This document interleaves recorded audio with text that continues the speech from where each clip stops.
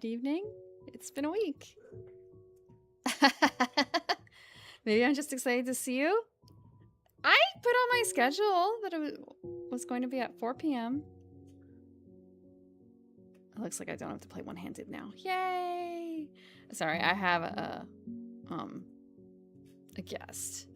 Let me... Thank you, Delson, for 12 months. Thank you for an entire week and a couple days of subscriptions. Oh, are you leaving me? You don't... Oh, okay, fine. The boy was here. The boy was here, now he's gone because I talk too much. He was cuddling. He was cuddling. He was in my arm. He was flopped in my arm. Very cute. And then he decided, no, she's talking. I must leave.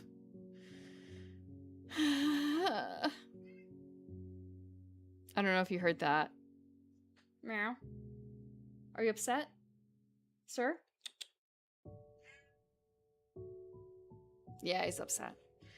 Give me a second. I'm going to go take care of him. Where? I know I have something for this. Thanks, buddy. That's the wrong button. Okay, fine. Here.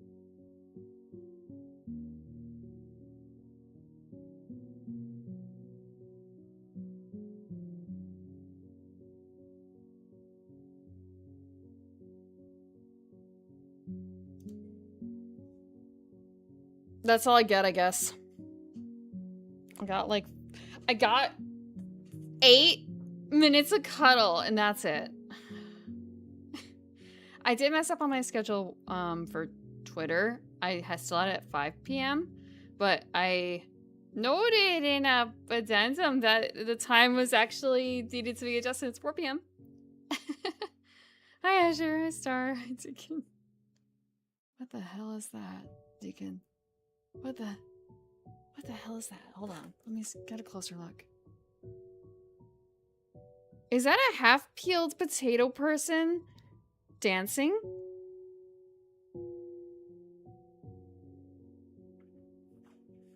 Okay. The image on the schedule is even pointing at the time. Is it? I haven't looked at it in like a week. I don't know what time I said it. Like, I know what time I had it at. Thank you for the welcome back. Some kind of newspaper comic type creature?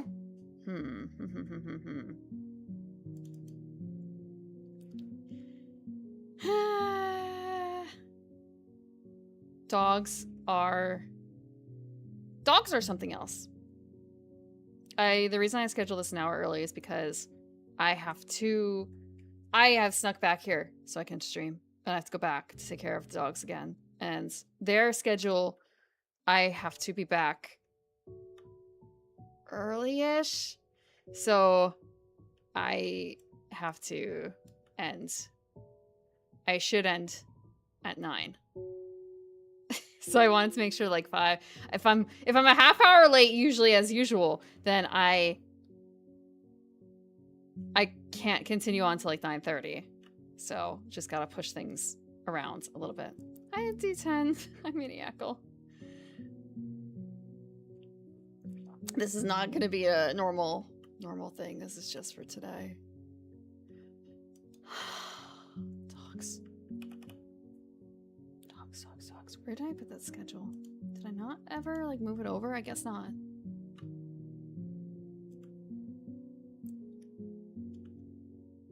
Rare. It shouldn't be super rare. I've streamed at odder hours.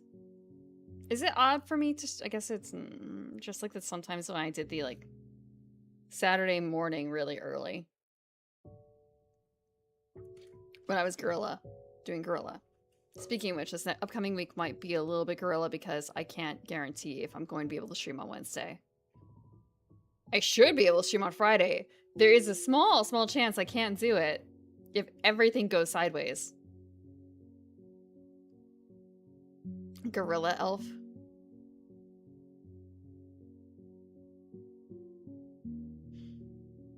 Wouldn't that just be like a wood elf? No? Okay.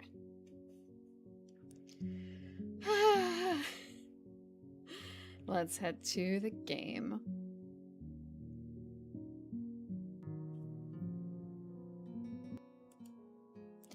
The nice thing about... I see like a benefit of streaming the same thing until the game is over, and that is you don't have to adjust anything in your settings whatsoever in between streams.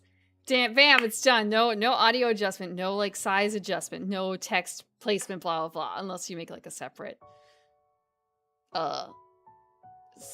thing for everything, but I don't do that. I reuse a lot. Thank you, Cool, for the lurk. Enjoy your number one. Yeah! Wait, no, but... I meant like the swinging from trees. Wait, do gorillas do that?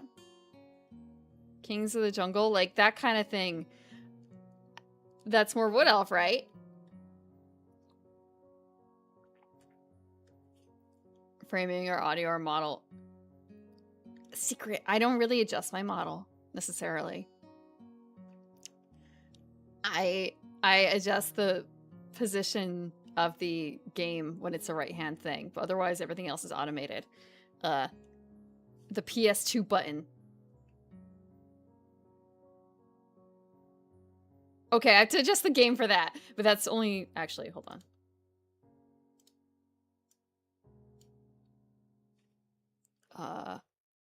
The Nintendo button? Hell yeah! With the Nintendo Enhance. NES. Oh, it didn't get rid of my, let me just put that down. Bunk.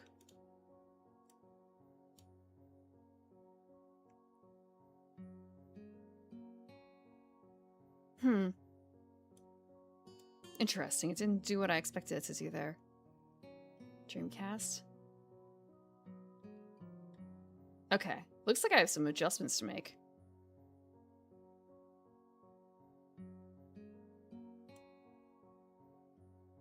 And back to the rest of it.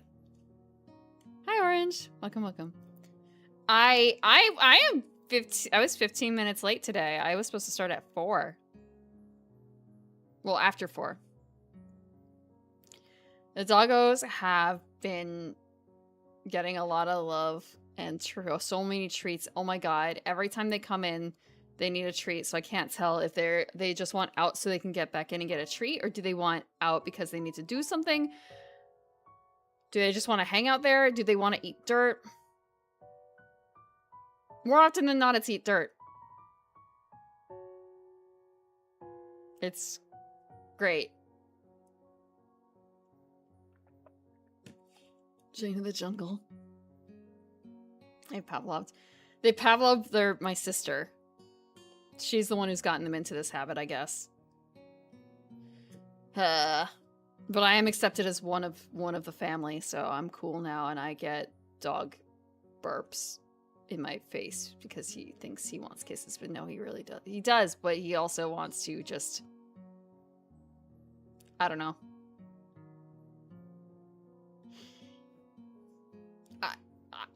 I dogs, man. I don't think I'm built for dogs anymore. No, they're eating dirt. They're eating dirt. My sister has a very nice garden. Very, very, very nice. And I guess the dirt there is tasty or something to the old girl.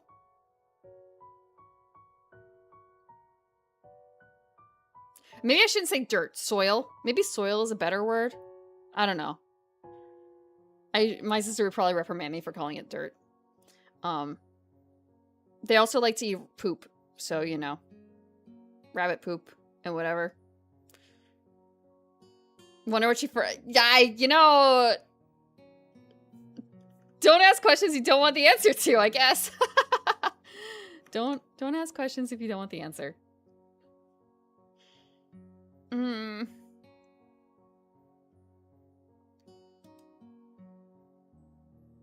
I'm thinking about what else about that. Is there anything else? No, it's just eat dirt and lie. Omni and omnivore. Yeah. I thought it's like I was really happy that I was able to eat tuna without having to deal with any, like, the cats beg for tuna water. They love tuna water. They cry. They're desperate. The dogs will beg for literally every piece of food. They're not barking at least when they do it, but they just stare until I'm done. It's kind of, you know, at least the cats will leave me alone with everything else, basically. Anxiety.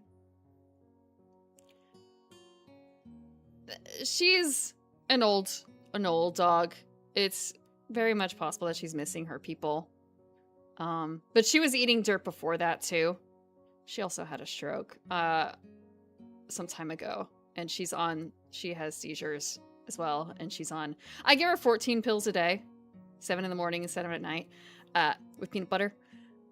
But that's also because she's a big dog, so like she's only taking 3 medications, but man, you know, she just needs more because she's a big dog. So, you know, that's one of the reasons why I'm like staying there instead of just like coming back and forth, because she needs like extra watch. No, I don't really watch any live action stuff, Epsilon, like ever, really. It just doesn't come into my mind to watch a lot of live action stuff.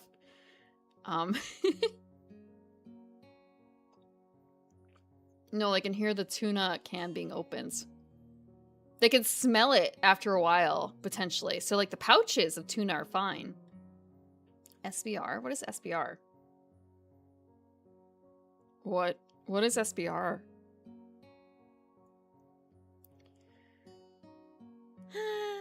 Steel, what the hell? What is a steel ball run? A Hufflepuff?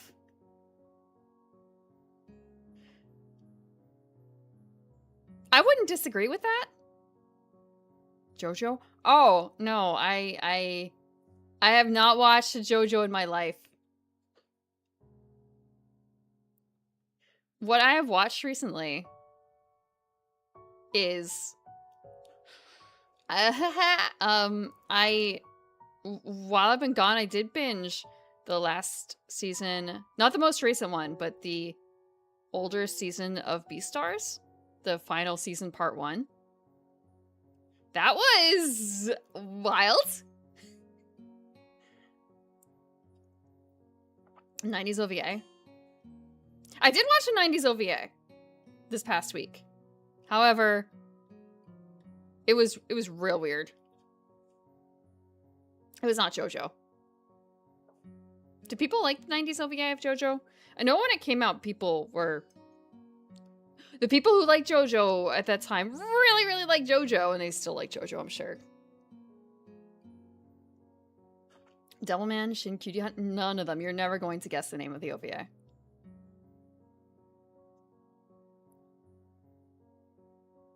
Maybe I shouldn't say it's an OVA. It's not an OVA. It's actually it feels like an OVA because it's just a bunch of shorts stitched together. They were part of a bigger TV show or something like that. They're interstitials, essentially. Bumpers, you might call them.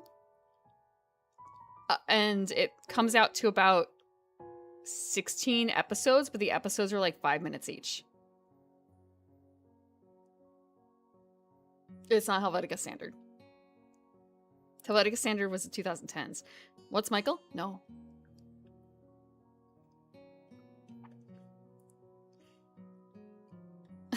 Hey, Michael on YouTube. Oh, YouTube is not having a good time.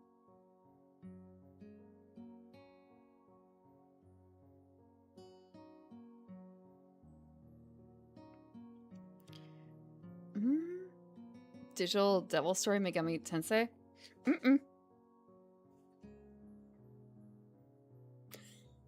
Yippee. Have you seen the thing about all the, like, Americans barbecuing? That's immediately now when I see Yippee, I think of Americans barbecuing. Oh, I want grilled meat. Summer can't come fast enough. The good weather can't come fast enough. Yesterday, literally, I wanted to go on a bike ride, but it was, you could see your own breath. It was that cold. Oh, I can't do that again. I can't do that again. Ah. King of the Hill. That's oh, I could be that person. I have a little girl. To go without a jacket? It doesn't matter if you go with a jacket or not. It's just freaking cold. I have a jacket. The problem is also, like, leggings. I don't have like long cycling leggings. All I got are the shorts. And it doesn't matter. It's just cold. It hurts the, like, lungs a little bit when it's that cold. Yeah, the wind rushing by makes it cold too. No, you don't go biking in sweatpants. Because then it gets stuck in places. I've done it with, like, I've done it. I have biked with, like, jeans and stuff, but it will get caught in the gears a little bit. Unless they, like, tighten up at the ends, but still, I don't know, it's... Mountain bike shorts are fine, though, but that's not, like, for warmth. Green leggings? No, I can't, no flesh-toned leggings, please. I'm never going to be a king of the hill, not around here. Prim American flag bikini art! You guys, is there a Mint piece? I feel like there's a Mint Costello piece where she's, like, grilling and no, she's not an American flag bikini, right? Huh. Someone biking fishnets? Fishnets? Could be fine, I guess. I don't know, because those are, like, they're so close to the skin they won't get caught. But if they get caught, they're gonna get ripped. That's bad. Like, you gotta tape it tighter. Yeah, I guess you could tape your pants down at the ends. I do actually, wait, no, I think I've seen that. Like, people with bands on the bottom of their pants when they're cycling. So they won't get caught. The ripped fishnets are hot.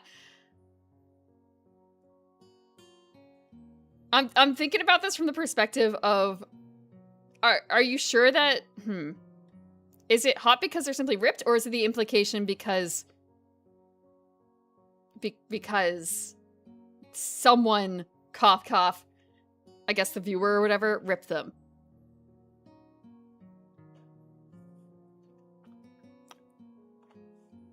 Because that's fashion? I guess? I guess if you're going for, like, the punk look. But that's different. That's different. Stuff them into your socks. My socks are not that long.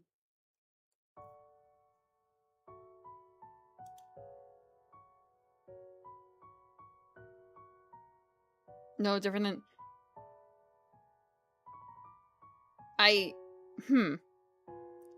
yeah. I don't, well, I guess, yeah, that's the fashion for ripped jeans. I don't know. I don't actually really have any that, the only jeans I've had that have been ripped are the ones that were ripped through use. So, and I don't think that the style of rips that I developed in those jeans are the kind that are very fashionable.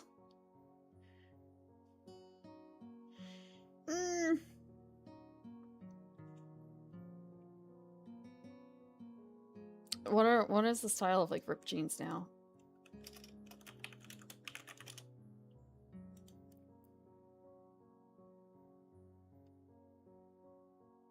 Huh. Those are very ripped. Rubber bands. Yeah.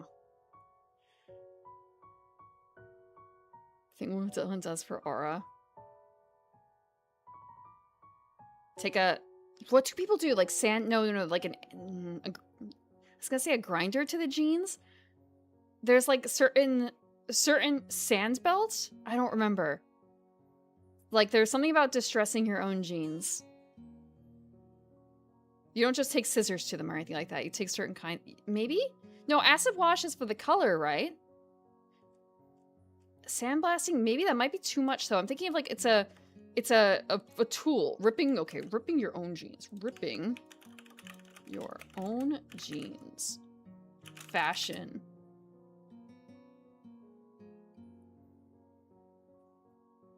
What do people do? Sandpaper or cheese grater for light fraying.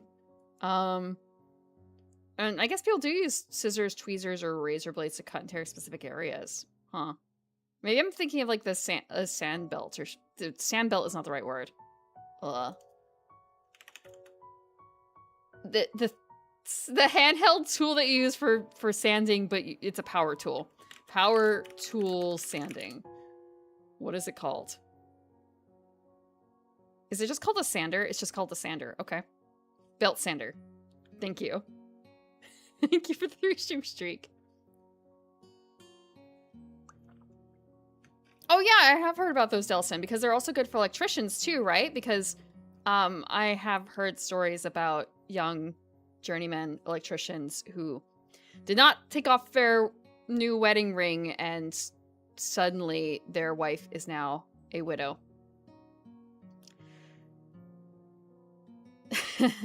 Don't play with electricity and wear your wedding ring. Yeah.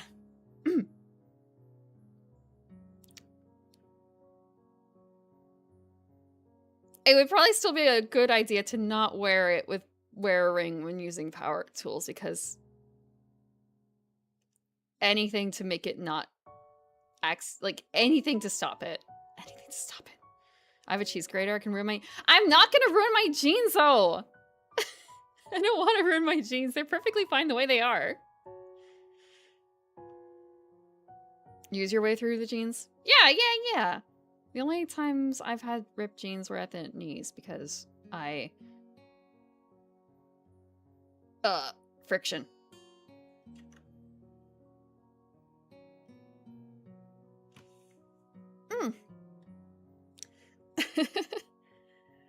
I spent a lot of time putting books away in a children's library. So, children's bookshelves are very low.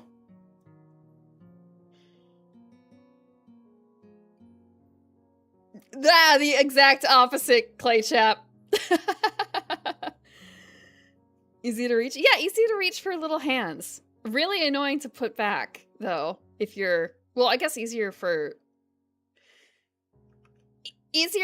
short people. Easier for short people. But you still have to get down on like a kid's level to do it.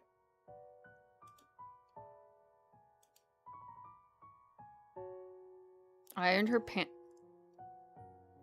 Ironing your pants while wearing them? Who?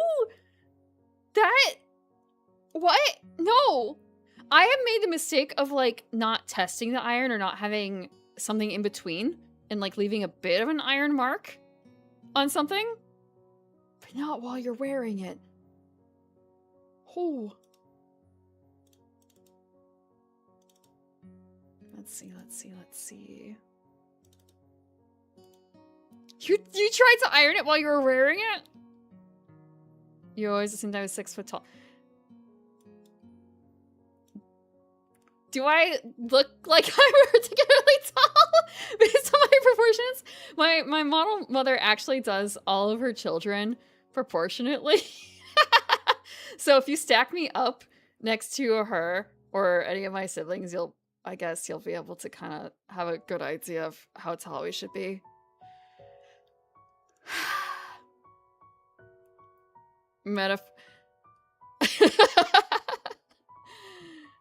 No, I'm not. I'm only like 5 foot. About 5'4".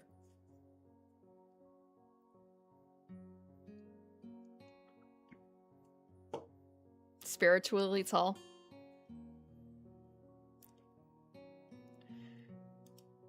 I wish.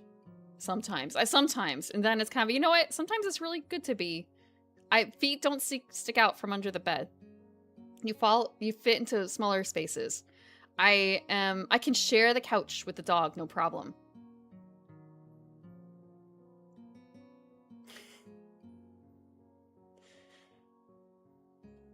Standard height for elves. Yeah, I think it depends on the variety. I think garden elves do tend to be a little on the shorter side. I think they do tend to be a little on the shorter side than other elves. Yeah. The boots don't have that much of a heel.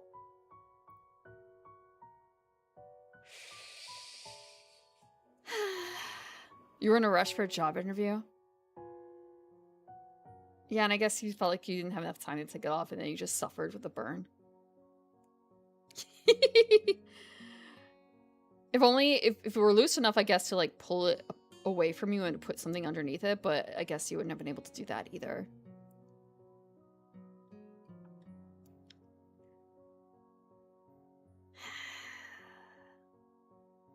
Okay.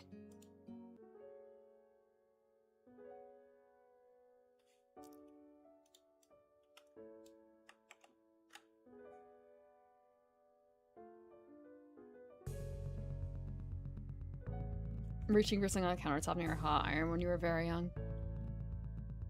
Everyone has to learn eventually. Iron hot. Same thing with the stove, right? Though actually that might depend on what kind of stove you had growing up. If you had gas or electric or I guess kids nowadays would be growing up with like induction stoves, potentially.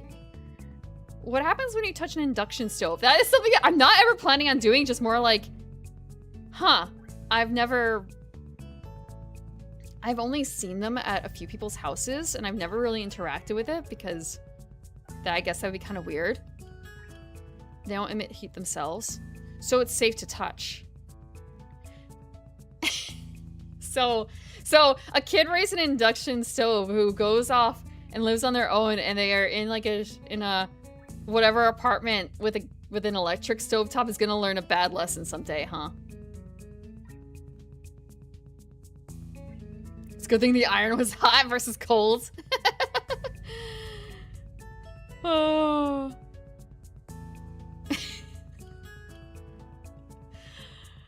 We had gas, so we didn't really have that kind of problem in our household.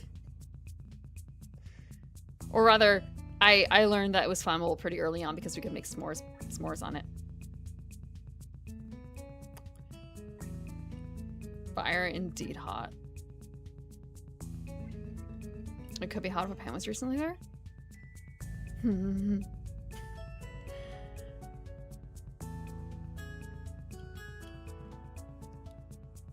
How will Sal get him out of this what hot mess? There's no hot mess yet. If there's no contact with the pan, it's cool. If there was a pan, it's hot. One's A. Now I think about it, actually, I wonder if my friend with... I'm wondering if I have a specific friend who might have an induction stovetop that I could ask her about. It's possible that he might be excited about what he teaches us. Sometimes he can display an awkward spark of passion for it, as if he's starting to get into the material. Most days, however, are like this one. What we're covering is fairly simple, so I find it increasingly difficult to keep my concentration on him.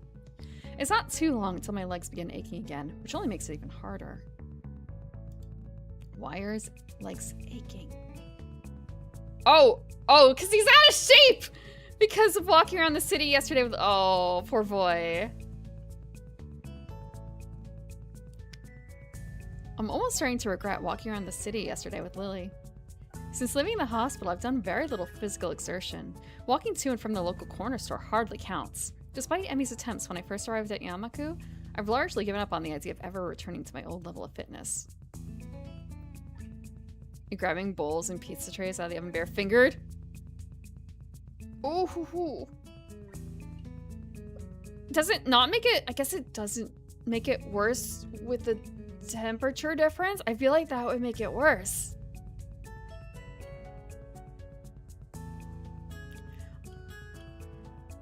I have little doubt, but that's why walking around town for so many hours has made me quite so sore. It's depressing, and it reminds me of one more thing I can't do since I had my heart attack. It makes me feel pathetic. You can fix it! You can fix it! Emmy's route! It's not too late! It is 100% too late. But you can still do it. No. Ikuzawa? It's odd for Muto to ask Hanako a question, but not unheard of. She quickly jumps to her feet, a little startled, and immediately pins her eyes onto him. She knows that Muto calling on her is rare, so all eyes in the classroom are going to be on her. This way, she doesn't run the risk of making eye contact with anyone else. Yes? In this particular example of a redox reaction, the combustion of methane reaction actually produces one more product than is listed. That product is... Even though it's a softball question, she timidly waits for a bit before answering, biting down slightly on her lower lip as if to keep her concentration.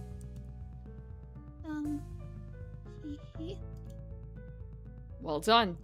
This is an exothermic reaction, with the reaction giving more heat than is put into it. Receiving a nod from Muto, Hanako takes her seat once again and gives a relieved sigh. She's becoming a normal member of the classroom! Minor exertion. You gotta stretch the muscles. He's anime stew pickles. Oh! When you put it that way, it's like, wait, anime stew pickles is Doctor Who? He's like the 9th Doctor?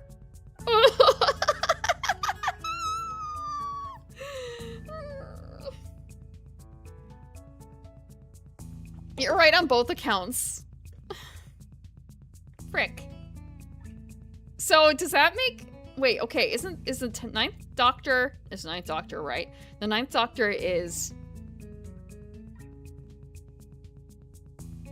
Tumblr... There's a word for this. Tumblr boys. Tumblr guys.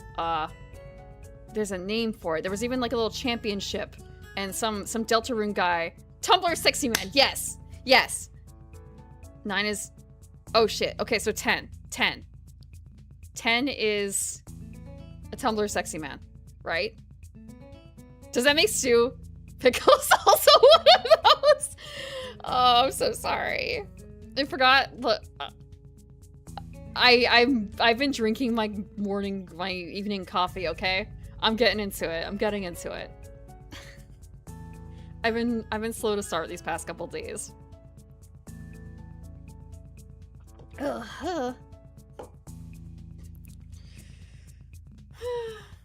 Most of Tumblr's into...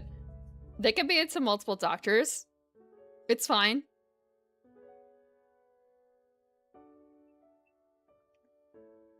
No!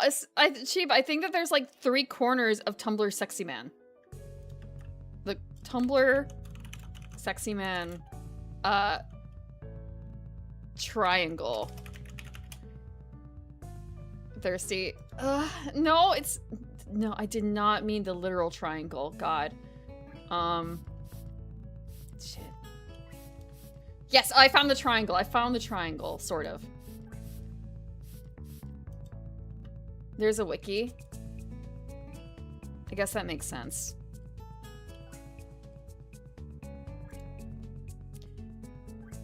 So...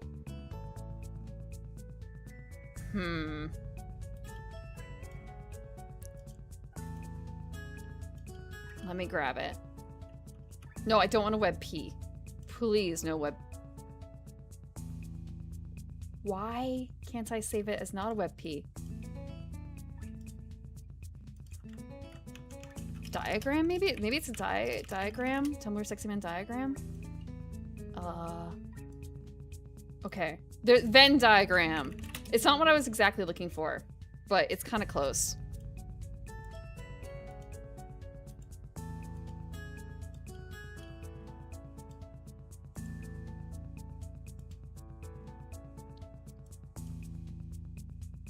I haven't gotten a good look at this because it's tiny screen.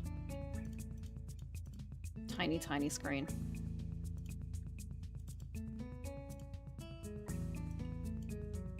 Let me bring this up so I can see it too. Is this accurate? The triangle. Yeah, yeah. I look up Tumblr Sexy Man Triangle and it comes up with the Gravity Falls Triangle. Bill Cipher, that's his name. Yeah. Okay. So yeah, I guess, shape does not necessarily matter. Shape does not necessarily matter. So tall murdery bastard who can destroy you and might be an eldritch horror. Short trash gremlin that can kick your ass. And then there's the asshole. Affectionate. Section. And then the technically sexy man but too wholesome to go in the diagram. I think he might, you know, Jack probably fits in the tall murdery, but he's not a bastard necessarily. He kind of a little, he's a, I can see he's like outside of the pink circle a bit, but he's closest to the pink circle. Wholesome. He's very self-centered though. He's extremely self-centered. Just business.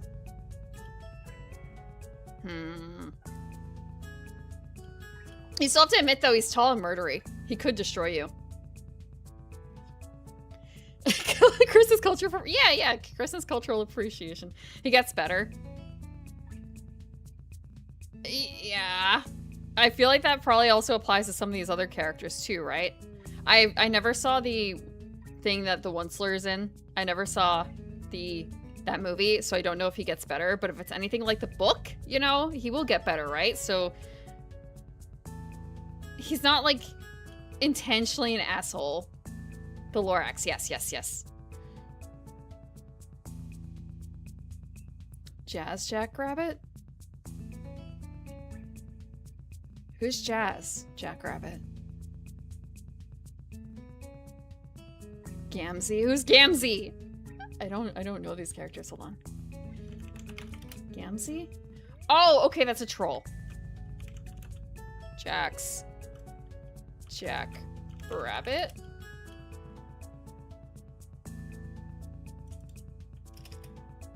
Okay, so it's coming up with two. No, I don't want AM. That was an accident. There's Jazz Jackrabbit, who's like a green rabbit from a video game, it looks like. And then there's the Amazing Digital Circus Rabbit, which I also haven't seen. Green Rabbit. Huh. I should take a look at that. Vanderman, no one to ship him with. Self-shipping. Not unheard of. Not unheard of.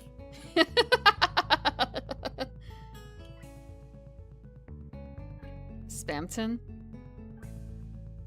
Fits both. Is that the one in the middle with the two colored glasses?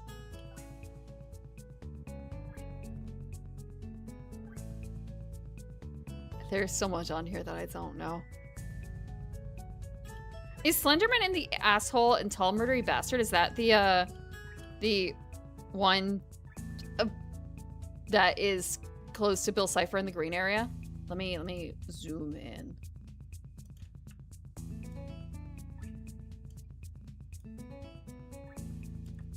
Is this supposed to be Slenderman? It kind of looks like it is.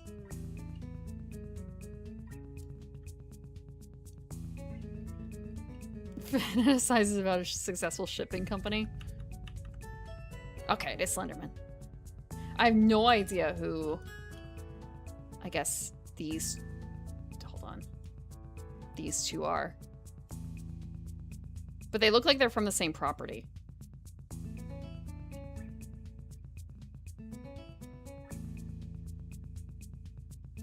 I guess maybe he's supposed to be, well, I guess he should just be in the tall murdery bastard who can destroy you bit.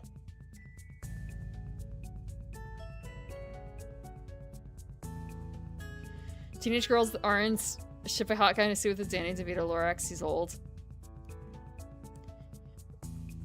All I can think of for that, Chief, is yeah, they need another old character to go along with the Lorax for the old man Yowie. That's more of an older. I think that's more of an older woman taste thing. Maybe. The old man Yowie. Large bean.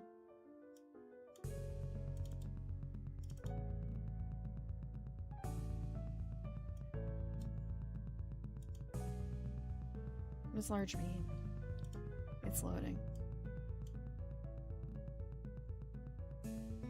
Oh, the hash from Villainous. What is Villainous?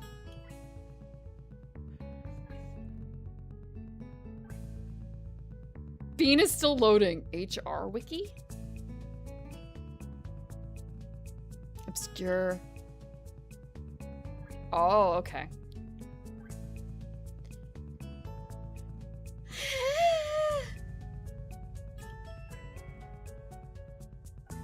Oh, he literally just says have a bean for a head.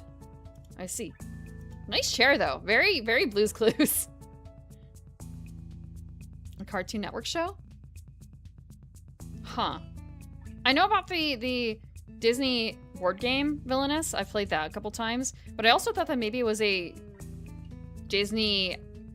It's high school and the villains are... Like, the teenagers in this high school are the villains. But maybe that has a different name.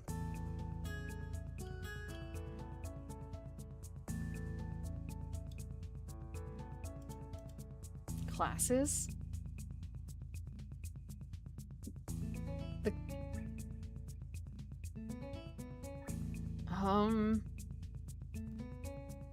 There are only 3 Apollyon sexy men to date. The One Slayer, Bill Cipher, and Sans.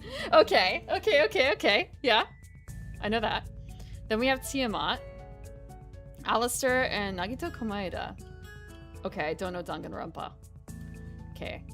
We have Beetlejuice. Baldy? Seriously, Baldy? Baldy from Baldy's Basics.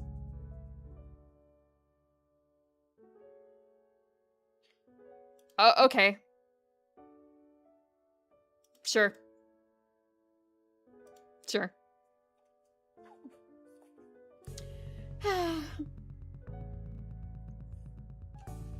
I've categorized them. So we have...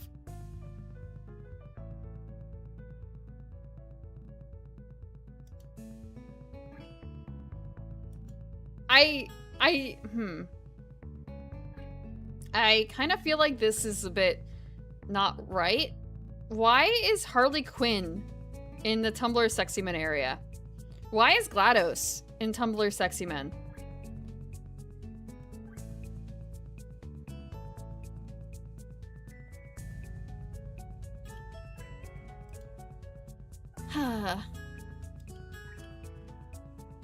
Actually, hold on, wait. I wonder if one of the characters I like. Let me see.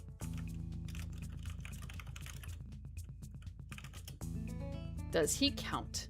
I just have to remember his full name because I never do. I just remember.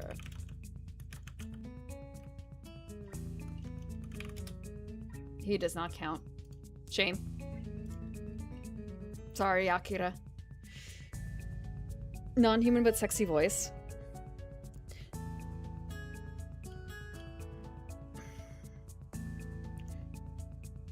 I guess it's more so like maybe I'm fooled by the feminine voice. It's just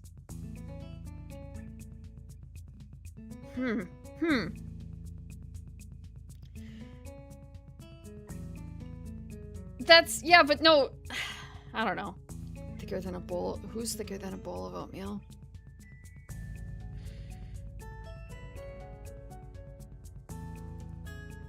And like Harley is just sexy. That's like, that's different. Like, look at Bill Cipher. I don't feel like Harley fits into any of the sections. And she's like more traditionally sexy. Actually traditionally sexy. So I feel like she can't be a Tumblr Sexy Man. Like, I also feel a little bit that way about like Sephiroth in here. Like, that's just Bishonen.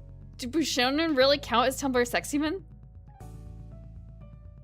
That's not really part of it. The Tumblr has no standards. Oatmeal is... Oh. Huh. A few women? Yeah, but I don't think Harley Quinn.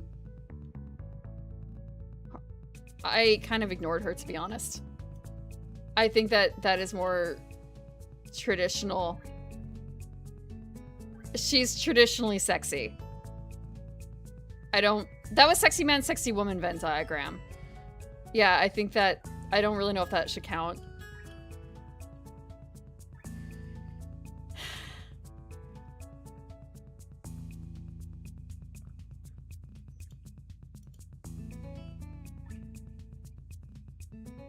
I'm thinking about, like, okay, if I had to define a Tumblr sexy woman, I'm trying to think of a character who would fit that, who is not very, you wouldn't traditionally look at it, but for some people it would be like, you know, hear me out.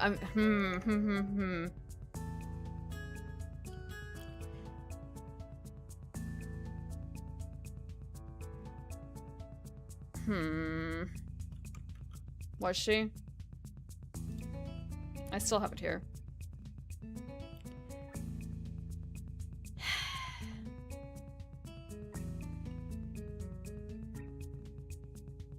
I guess that's like more okay. That's like, I don't know. It's okay.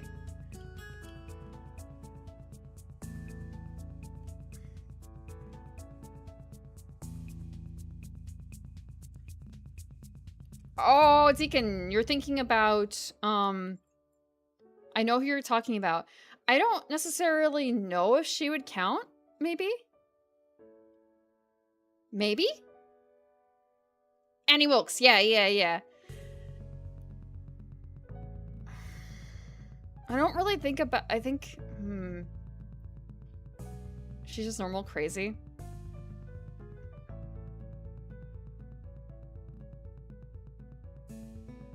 Yeah, Misery is the book. I was thinking about the person who portrayed her in the movie, Kathy Bates, I think? Yeah, Kathy Bates. Charlotte from Charlotte's Web.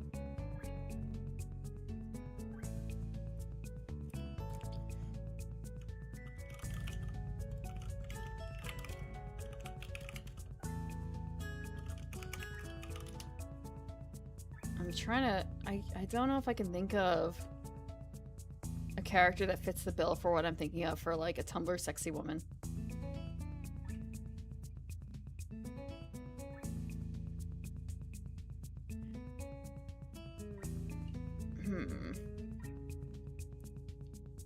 Because I guess what I want from a Tumblr sexy woman would pretty much just be like... I'm thinking of like tall, skinny, like probably rail thin. And with a knife. You know, the... some kind of weird gremlin woman. That also works too, but...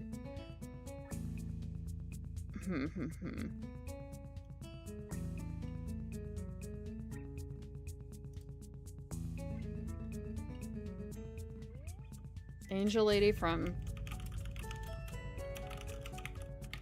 I don't know.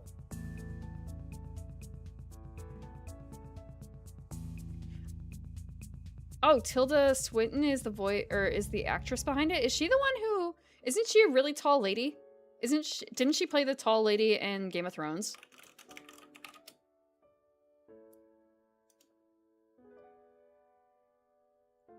Or am I thinking of someone else?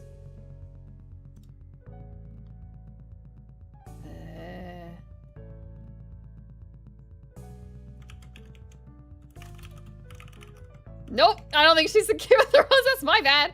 Oops. Is she? Is she? No. Frick.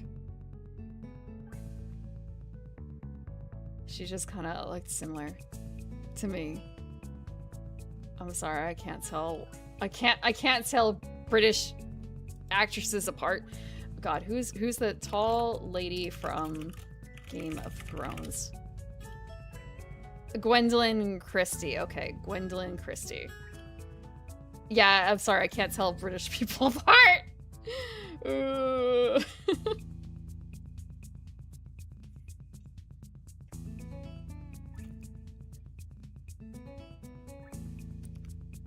Okay, Yzma, yes. Yzma could be a Tumblr sexy woman. That's a very good point. It does not appear, she would not traditionally attractive necessarily. Cruella could also work, yes. Yes. Excellent, thank you. They fall in the tall, well, maybe not tall, but like, they kind of give the appearance that they could be tall, right? Because proportions. Cadicarus? I'm sorry, Clay.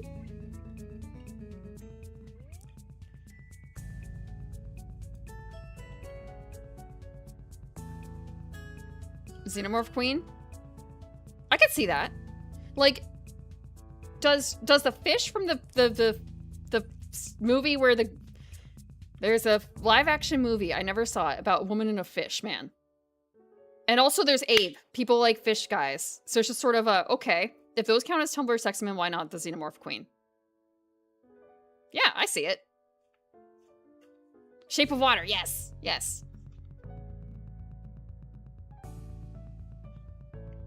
Coraline mom with butt.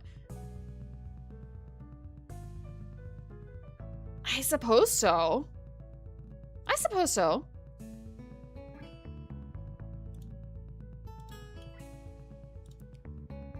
Who are these people and why?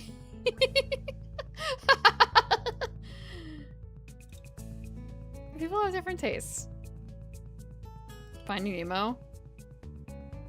I don't think he's a Tumblr sexy man, necessarily. Because I think that he's too upstanding and cool. I don't think he fits into any of the corners that we talked about previously. Like, if you made is the word Gajinka or something, like when you humanize something that is otherwise Gajinka. Yeah, if you humanize the scarred fish from Finding Nemo, is he an angelfish?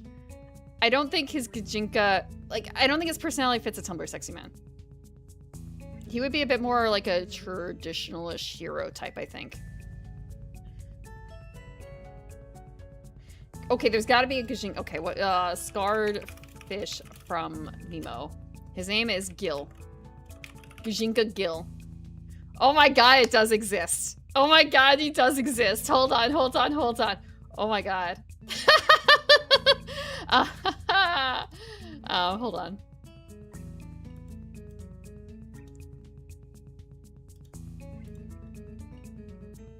Interesting. I don't know if I necessarily agree with this one.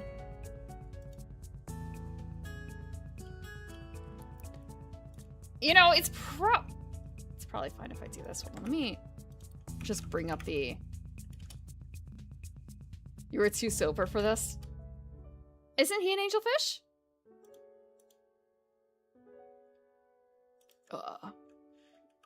Gil from Nemo is Gil an angelfish? Oh, oops, he's a Moorish idol, my bad.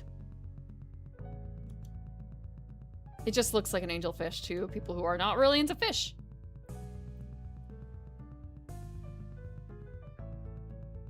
Surrogate father figure energy? Yeah, so like, okay, think of him like Leon, I guess, a bit, right? From the newer entities of Resident Evil, like the older Leon. Is that Leon a Tumblr sexy man?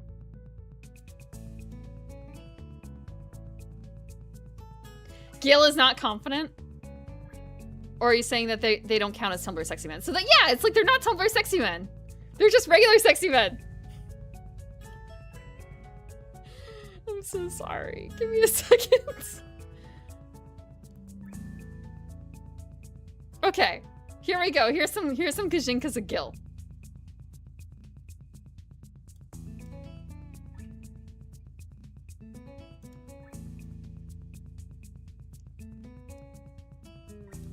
Like, this is just regular sexy men. This is not Tumblr sexy men.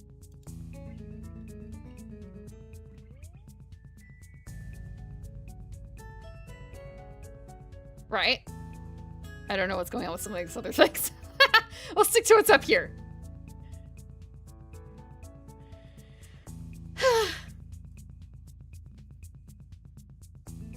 That is also true, Cheap. So I guess Gil kind of counts in that regard too. Also because, like, well, technically not a dad. In either case. However, they have strong surrogate dad energy, I guess. As you said. Gil for Street Fighter? Okay.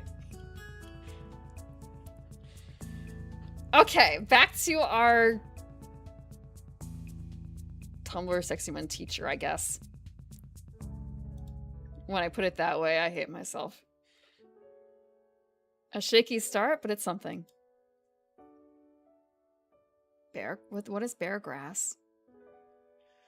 It'll be nice to take her out for her birthday, somewhere different from the usual isolation of her room in the tea room. With the progress she's made until now, I don't think she'll have much of a problem going into the city.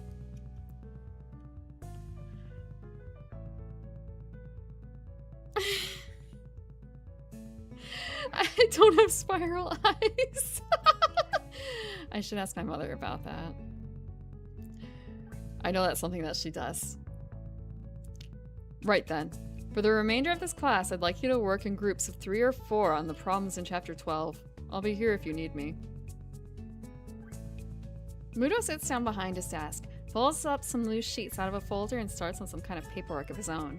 I thought teachers were supposed to do that kind of thing after class, not during it.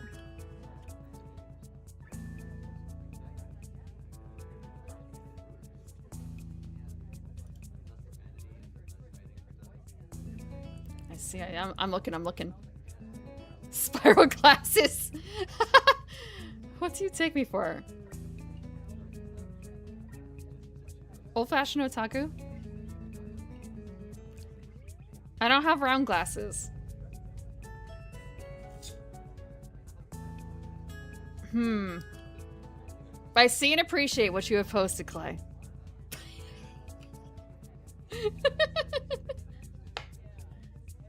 Oh, this is part of a set. I see. Okay.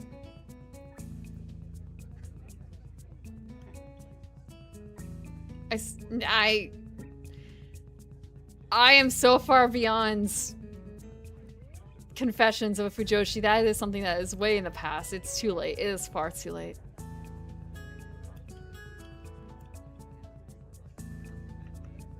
I don't know when that was, Azure. I don't have a memory that long. Regardless, I look to my right to pick out someone to form a group with. Given the 2 smiling faces hovering near mine, I don't think I'm going to get much say in the matter.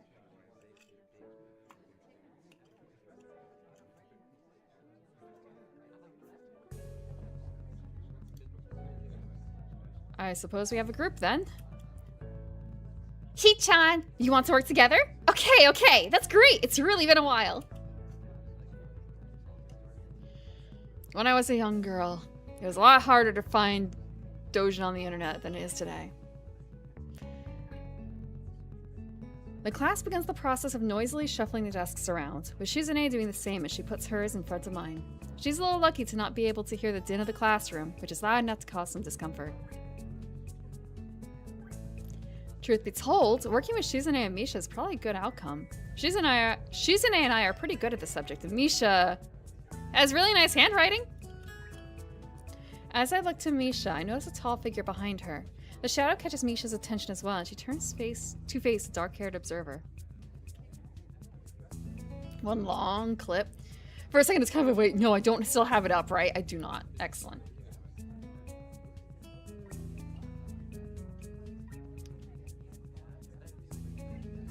Honeko is doing the rigging for a friend. How did you ruin it, Clay? I don't see anything in the, I'm guessing that's not something that's in Twitter public. Good afternoon, Hanako! Hello. Shizune finally notices Hanako, after looking up and following the gazes of Misha and I. In quick measure, she taps Misha on the shoulder to get our attention before signing away.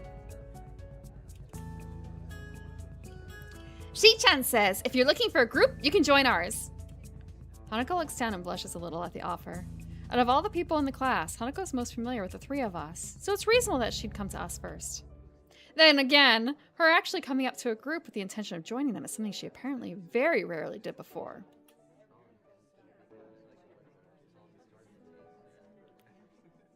She leaves briefly to drag her desk over, and Shizune and Misha wheel back to me as soon as her back is turned.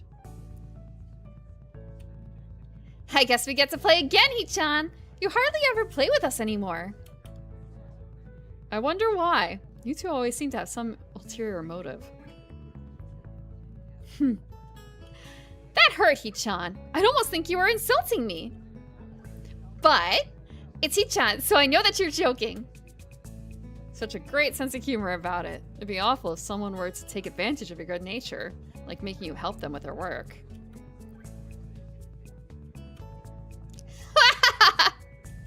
Shizune seems excited for a second, a little surprised I'm willing to challenge her. But when she sees Hanako coming back, she backs off with a smile. I guess the mind games are over early today. Hanako gently sits down at her desk in front of Misha's. Her eyes are locked downwards, and I'm left wondering why until I look around the class. Most are busy setting up their own groups, but a few are casting curious glances at her. At this range, it's hard to tell whether that is where their interest in her ends, or if they're talking about her as well.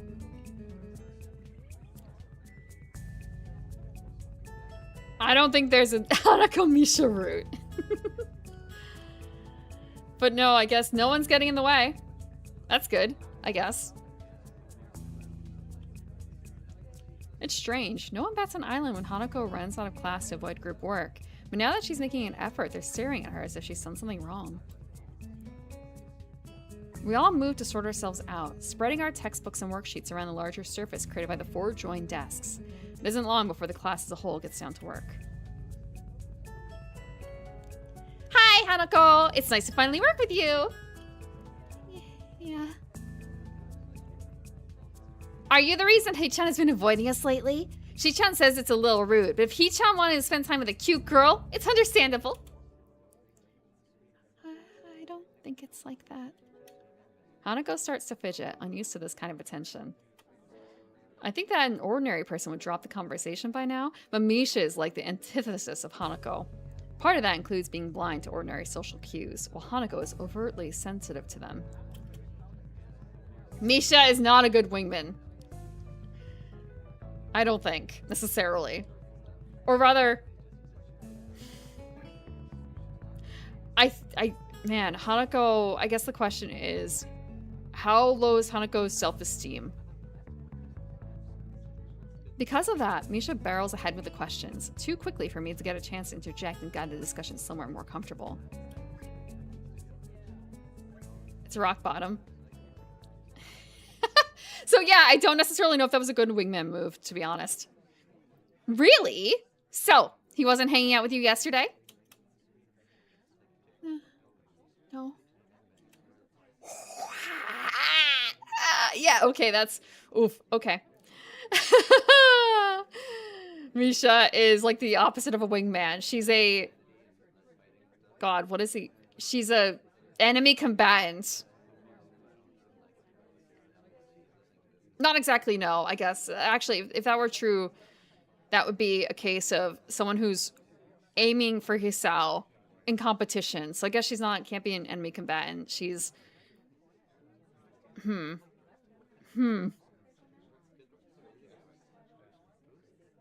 Hanako is totally prim, just let's green more red. No.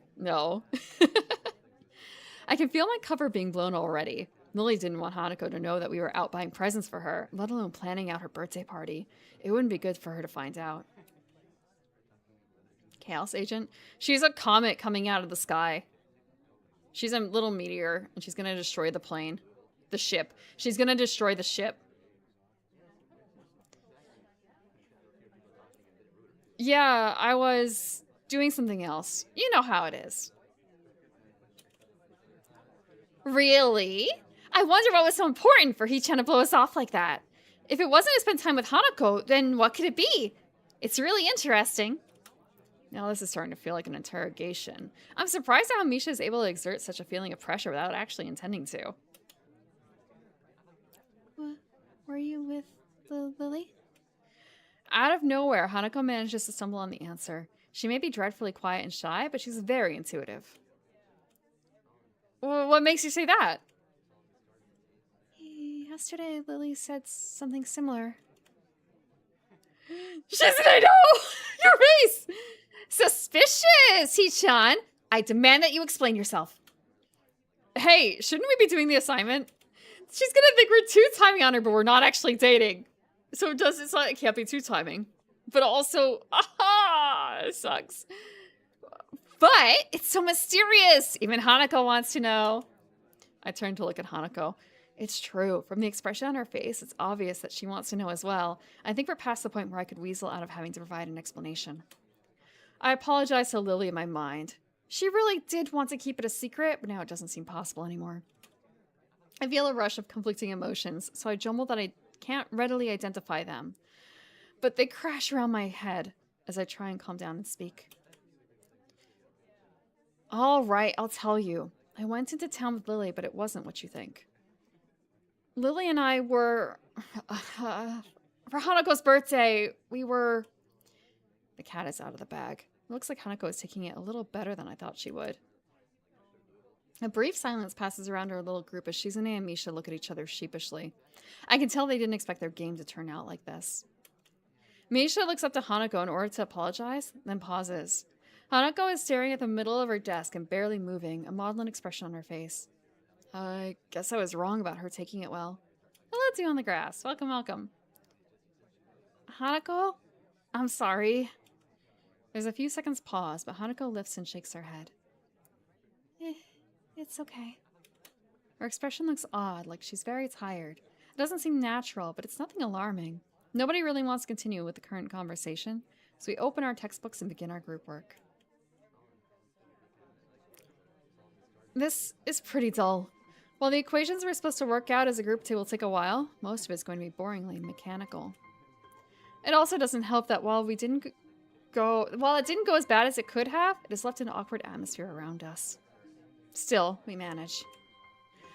Shizune's face betrays that she has about the same expectations of our work as I do, and the two of us begin to write our group's results. Misha, on the other hand, is scrunching up her lips and very visibly trying to make heads or tails of what we're doing. Her face, yeah, the eyebrows. Hanako is looking on quietly, absorbing what we write and what I say. She usually has the same expression when the teacher speaks. It's a shame her attendance is so unreliable. With the way she takes in information, I think she'd do quite well in class if she actually followed the lessons regularly. I wonder if this might be why Shizune seems so hard on her.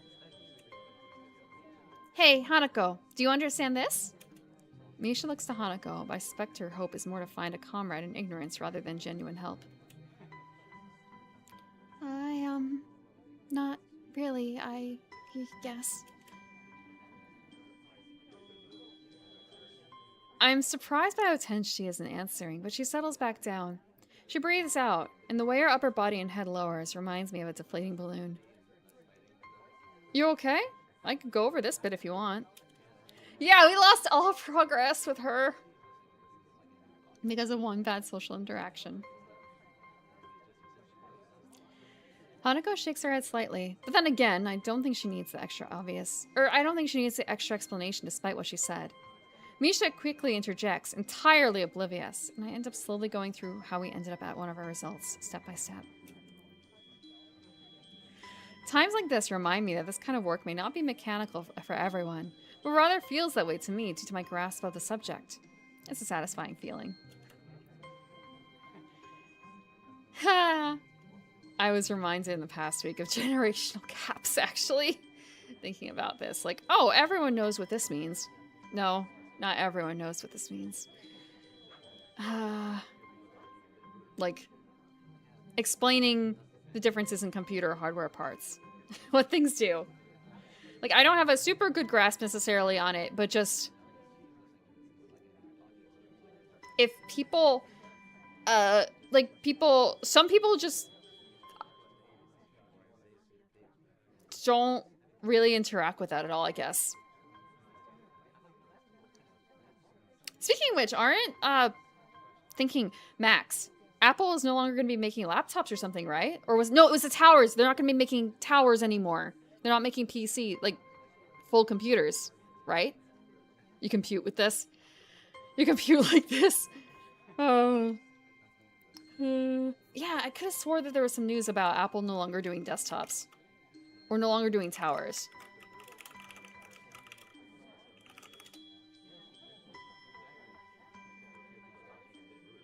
The Mac Pro. No more Mac Pros. What does Apple make? I think it might be more so that, like, people... What do they make? So they make Mac. Explore all Mac. Neo, Air, MacBook Pro, iMac. Mac Studio. What is an iMac? iMac has no tower. It's just like the stands, right? Is that it? Does it have a tower? It doesn't have a tower. It's literally just like a giant monitor PC. So I guess that might be it. Who wants to make space for a tower nowadays? That might be it. And then the mini is like a little tower, little thingy. Unless you,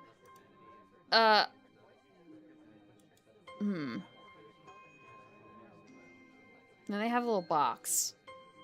The Mac Studio. But what, like, makes a Mac Studio? Oh my god, the parallax. I hate it. So...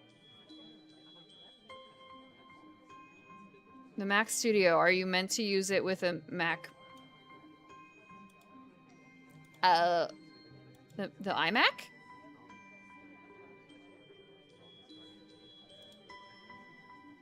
Or you have separate displays. Okay, you have separate displays. Ah, that's expensive.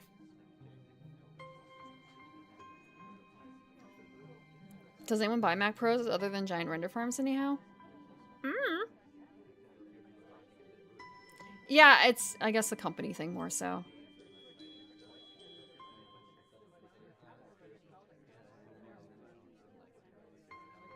As Misha brings her ball fist onto an open hand in realization, I discover another nice feeling.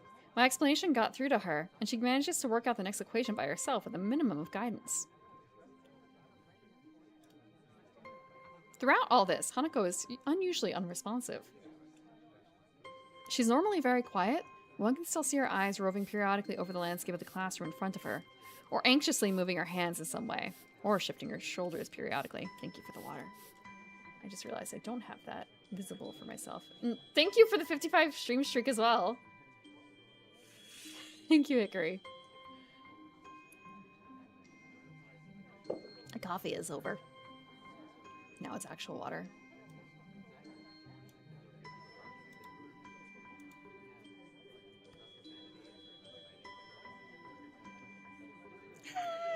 Right now, these small movements that I've gotten used to seeing are all missing. Someone not moving at all is definitely weird. Even Misha can tell there's something wrong. Hanako, are you sure you're okay? Yes. Are you sure? I'm fine. A little more strongly this time, but she turns away as she says it. It only makes me doubt her answer. Yet at the same time, I can tell she doesn't want to talk about it further. Having already had one very awkward conversation today that I'm still not fully over, I don't want to pursue the matter too much either. We settle back into our routine, debating over our answers whenever a doubt comes up. But as time goes on, I notice that Hanako isn't talking at all. It's frustrating. She had made so much progress. The girl that I'm rescuing, the girl I'm saving is... oh no. It makes me a little angry at Shizune and Misha for undoing the surprise Lily had wanted to keep secret so much. I know I'm at fault too. Maybe I could have kept it under wraps somehow. Shizune has noticed Hanako's silence as well, and is also getting antsy. I can see it on her face. It's strange that even though she's deaf, Shizune has perceived Hanako's unusual quietness sooner than Misha.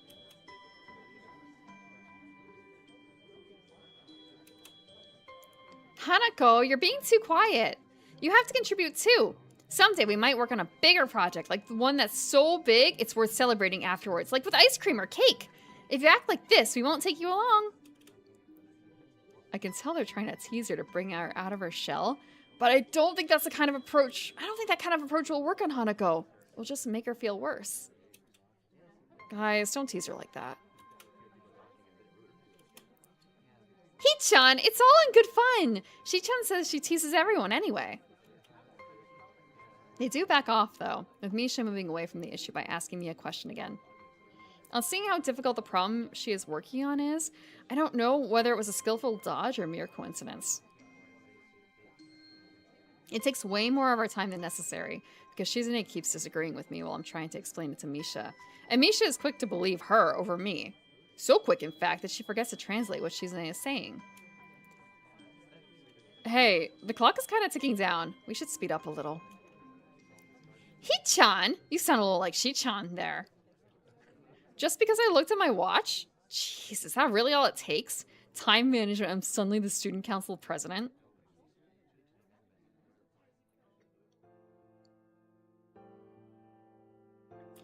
I look at Hanako's desk to see how she's doing and freeze. Our papers are covered in equations, but Hanako is only halfway there. It seems like she hasn't written anything the past 20 minutes. Oof. When I realize that, I want to kick myself for how dumb I've been. I should have known that someone as fragile as Hanako wasn't just going to brush off what happened so easily. But I've been too eager to move on from an awkward situation to notice.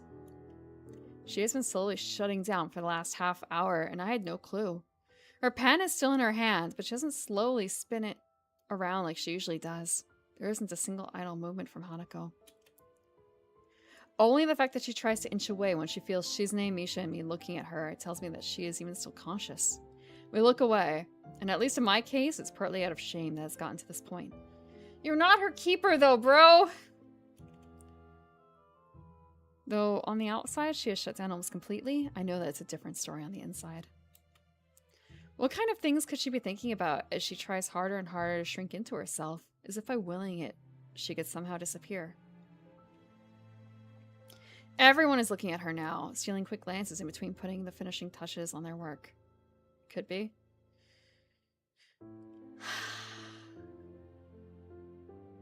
We can't fix her! We're not a therapist. Misha attempts to ask her what's wrong, but that only makes the problem worse. If she weren't frozen to her seat, she'd probably run out of the room right now. Misha's questions are loud enough to be heard throughout the entire classroom, and for a second I'm ready to snap at her, because I can only imagine how much worse it's making Hanako feel. Of course, if I were to do that, it would only make the situation worse. Look, we can... We can be her boyfriend, we can be her therapist, we can't be both. We cannot be both. I'd believe that Hanako had gotten stronger, and she has, but it wasn't enough, and I was too eager to believe it. Now she's terrified, alone in the middle of the classroom, and there's nothing that I can do without drawing more attention to her. It's infuriating. Misha's worried, and even Shizune is biting her lip. None of us know how to deal with this situation, so I decide to call Muto. His judgment would probably be better than ours. I look up and manage to catch his eye, silently motioning for him to come over. I want to make as little a fuss about this as possible, since if there's anything that would make this worse, it's more attention being focused on her. I know that Hanako can see everyone staring at our group, specifically at her, because I know if there's a problem, it has to be her. She just wants to disappear. I don't know necessarily if calling a teacher over is a good idea, sir. How often women fall for their therapist? I guess I would be surprised at that. I have no idea if we're on good end or bad ends. I know it's part of the rules because I have watched Clue. Well, he's not a therapist, but he's a doctor, and he did the one thing he's not supposed to do with his patients.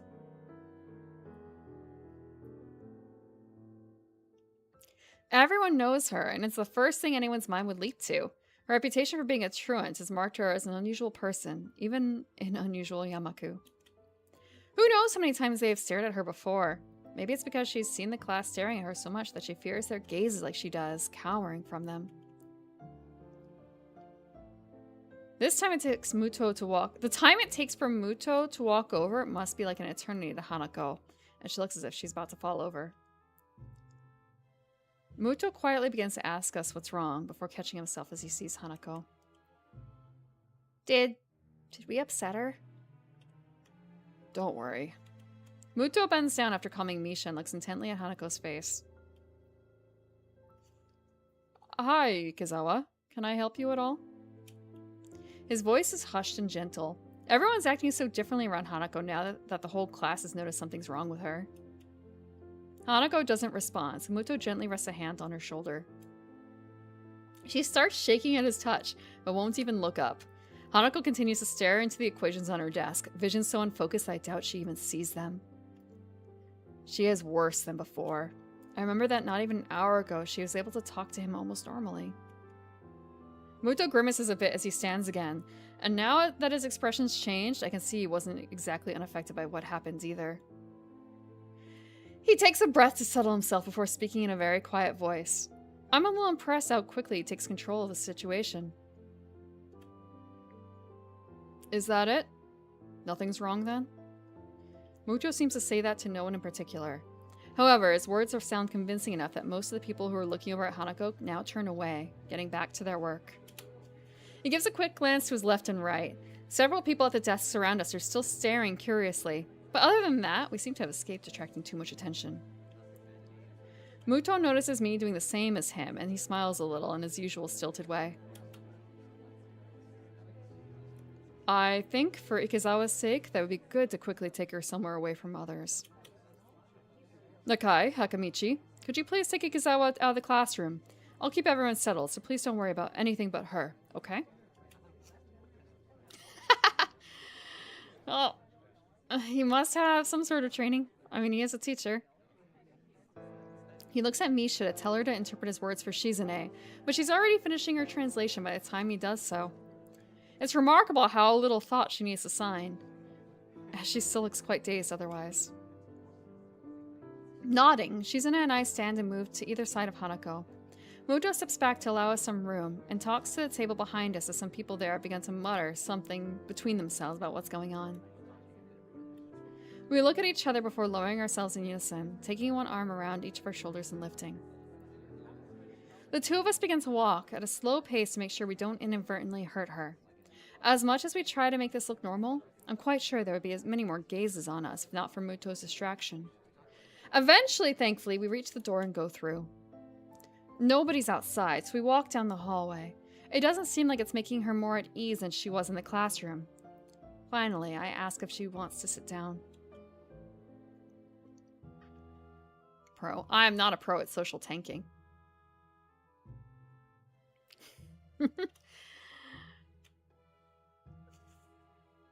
I'm not even a pro at healing.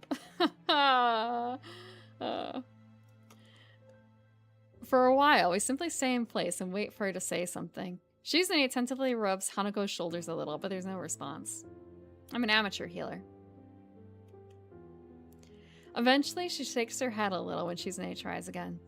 Both of us are looking at her, so we pick up on it immediately. Shizune's hand again comes to rest on Hanako's shoulder as she awakens, her face lifting to two very worried and anxious people looking at her. She looks at us silently for a while. I'm initially worried she might freak out or do something extreme, but those fears prove unwarranted as her expression slowly changes from an almost lifeless blank slate to a more normal withdrawn shyness. She wordlessly lowers her head, her eyes evasively moving to the side. She looks embarrassed, almost ashamed. I want to say something, anything to help. I can't, though. I don't really know what just happened or even what caused it. I feel helpless and ashamed of myself for not being of any use. Shizune sighs before looking at me. Even without words, I can tell what she's asking. I'll take Hanako to the nurse. Is that okay by you? The condition ran out. Yeah. I try to communicate my intentions through hand gestures, but I don't feel like I managed to get through to her very well.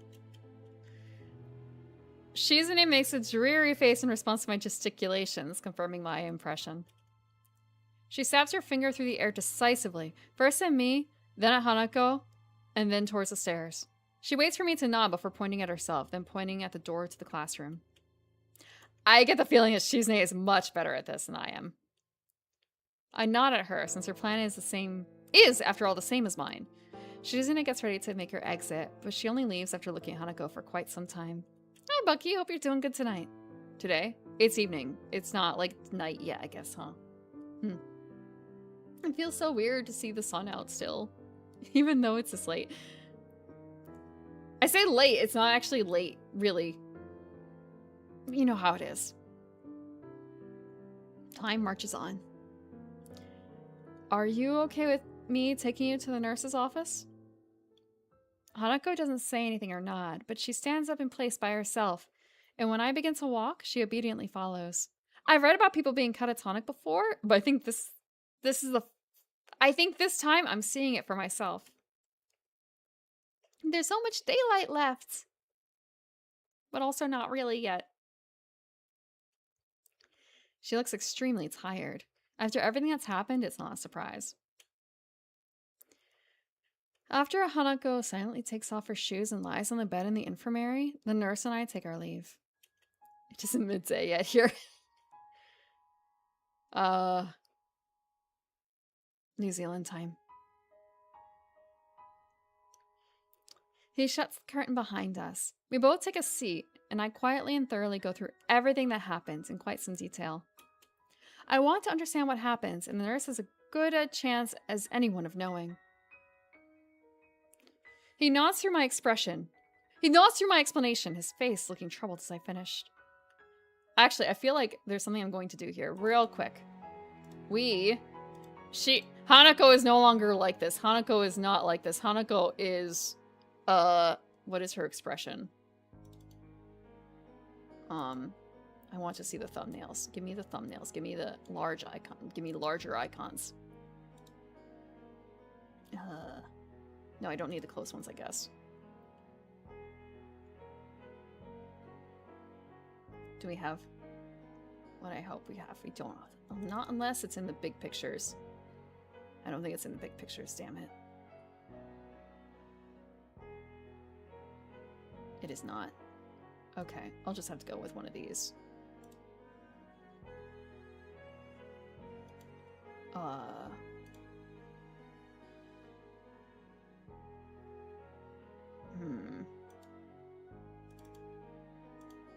This one. This is the Hanako we have right now, at best.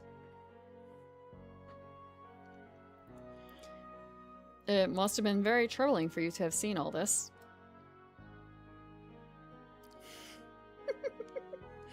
No, I think Brock has thicker eyes, right? Or maybe not? Pokemon Brock. Thank you for the stretch. I guess you're right, he doesn't have thicker eyes. Maybe it's just the eyebrows, like the eyebrow difference that I'm thinking of.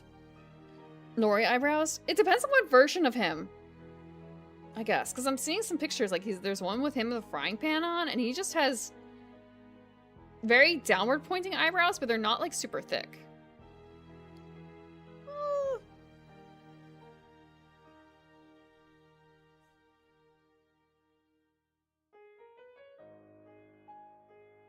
For a second, Zelson, I thought you were involving like Nurse Joy in here. It's kind of like what makes you think that he's gonna get Nurse Joy? The drying pan? Yeah, the drying pan.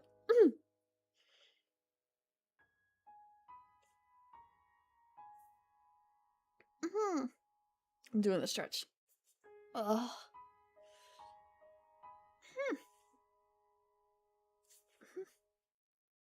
Okay. I got it. I'd be lying if I said I wasn't. I get that she fainted, but I don't really understand anything about why it happened or why she's acting like this. Out of the 100 Nurse Joys, one of them is probably willing to sell for Brock? You think? Was he?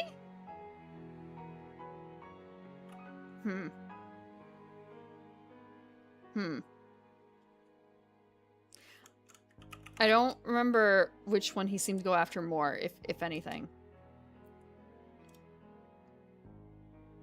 It's more economical to go for a Nurse Joy, though. In the long run. Yeah, he did. Well, who knows what happened with that professor, right?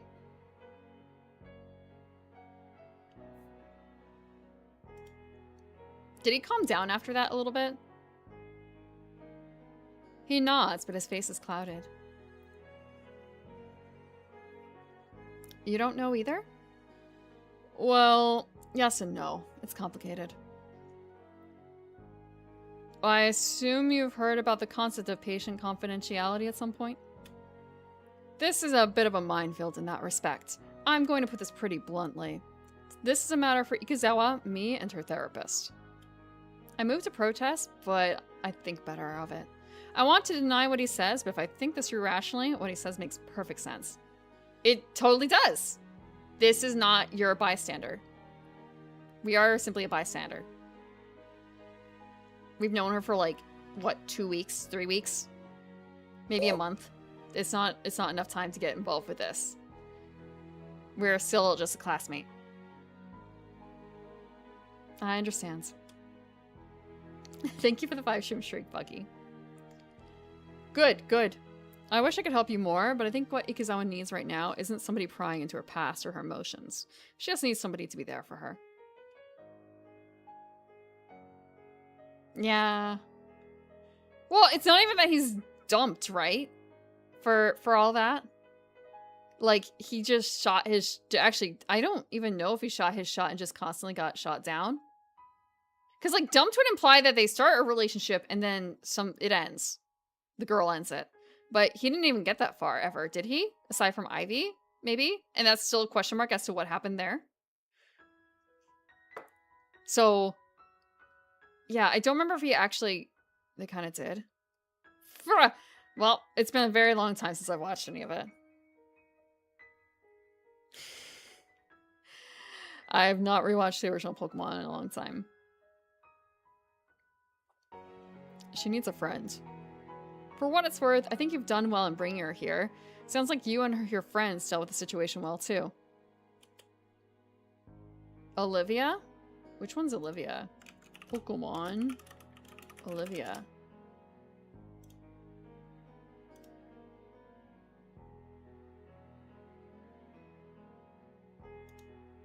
I guess, like, how do you know that they hooked up? I see, actually, no, I do see... I see, like, an image. Wait, I see, hold on. I need this bigger. I need to see this bigger to see more.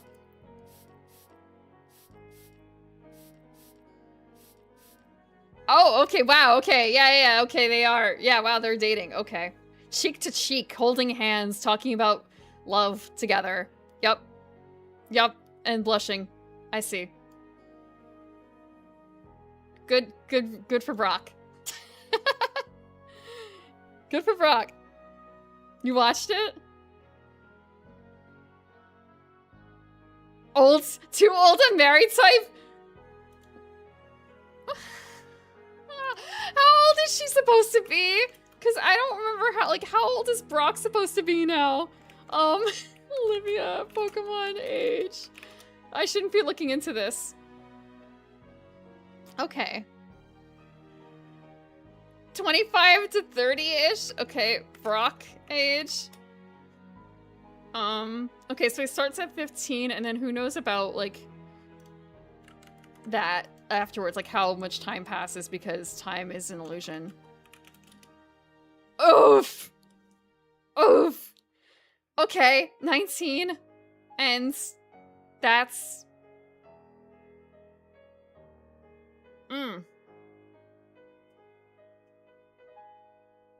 Okay. Okay. Brockback Mountain. Yes, I'm sure that there is.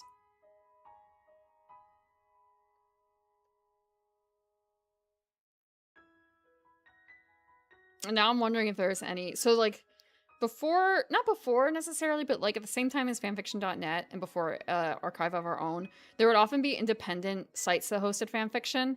So it's kind of like, if you can't find it on one of those two sites, it's probably, like, dead in a ditch somewhere in, like, some archived website that no longer properly exists. Gotta find the links through Anna Pike or something and look for the Pokemon Yaoi section.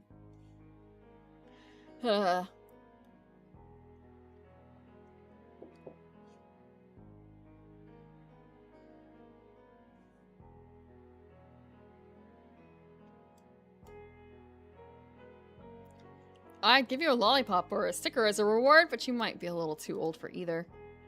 Then gives a cocky grin, obviously trying his best to lighten the atmosphere.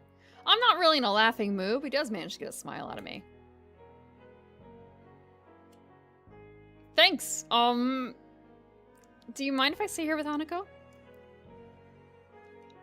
I appreciate the thought, but I think it would be better to let her rest for now. Being too old for a lollipop.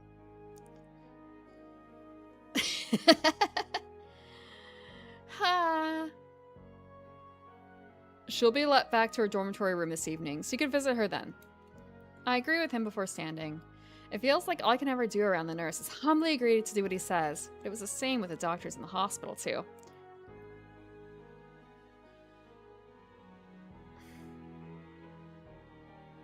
I'm thinking it's just like, man, you know what? Do you guys like the little dum-dum lollipops? Because if I had a choice of, like, getting one versus not getting one, I don't know if I would pick up one of those. If it's a Tootsie, like, one of the Tootsie Roll lollipops, though, all bets are off.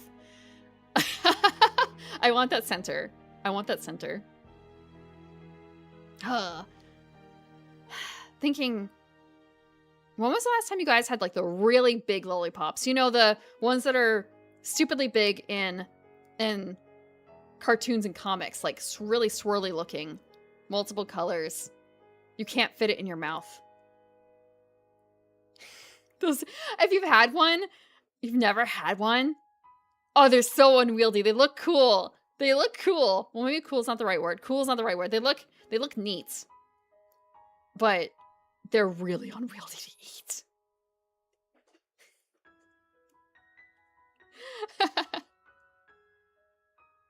At least half a decade.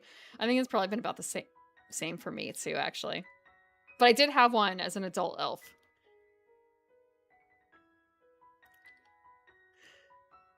And just thinking, like, never again am I gonna get one of these. It's not worth it. I will just go for something.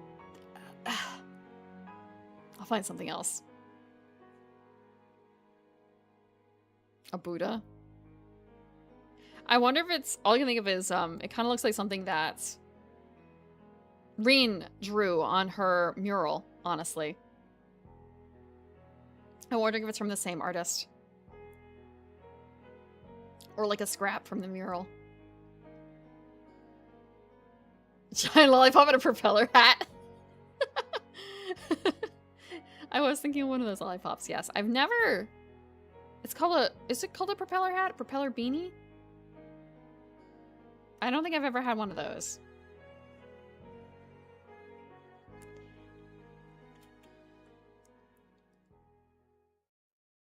A propeller beanie.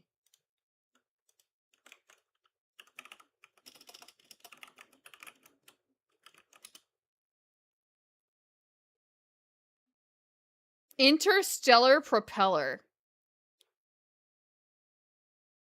is one possible name. Or propeller hat or propeller beanie. Propeller beanie hat.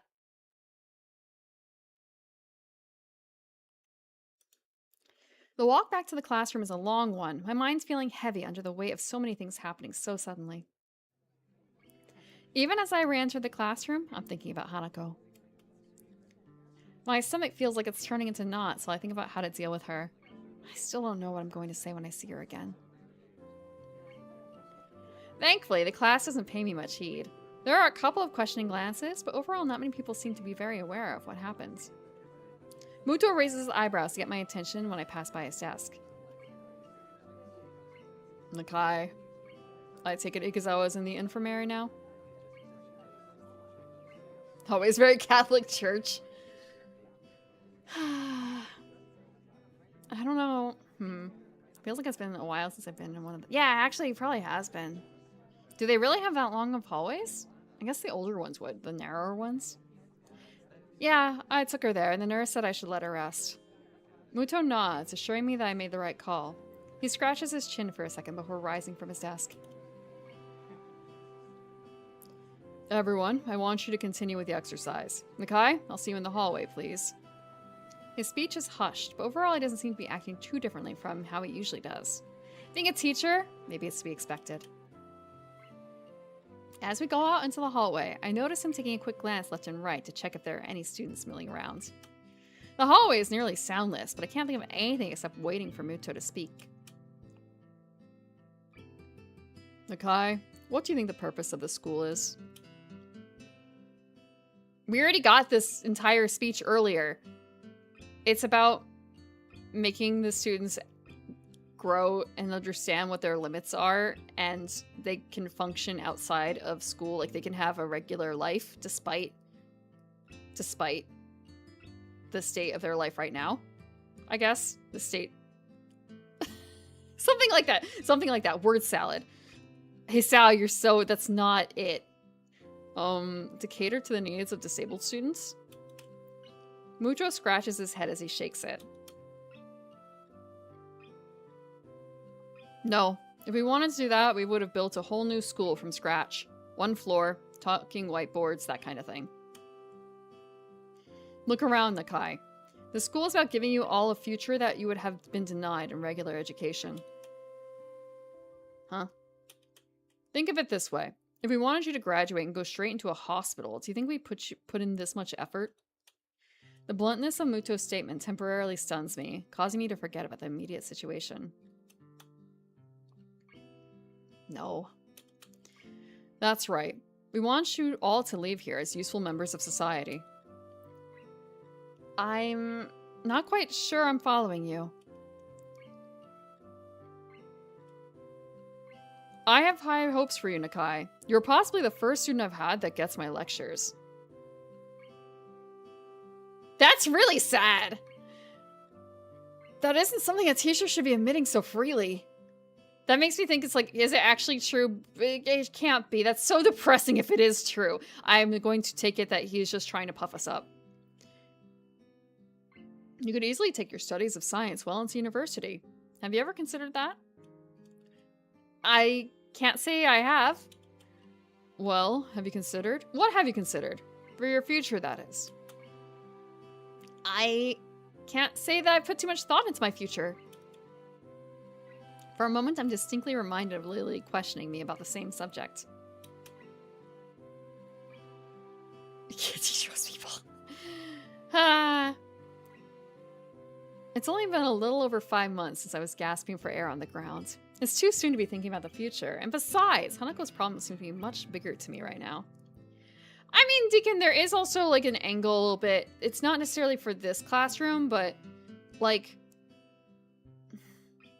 sometimes if you know specialty schools where everyone is focused on a particular thing. Let's say there's a specialty school for engineers. But everyone is required to take music class, let's say. The students are not necessarily going to be like super enthusiastic about taking music class, right? So I feel like it's a kind of like that in this situation, except it's not necessarily students who are focused especially on one topic who are being slapped into a class that they don't really care about. but it's adjacent to that.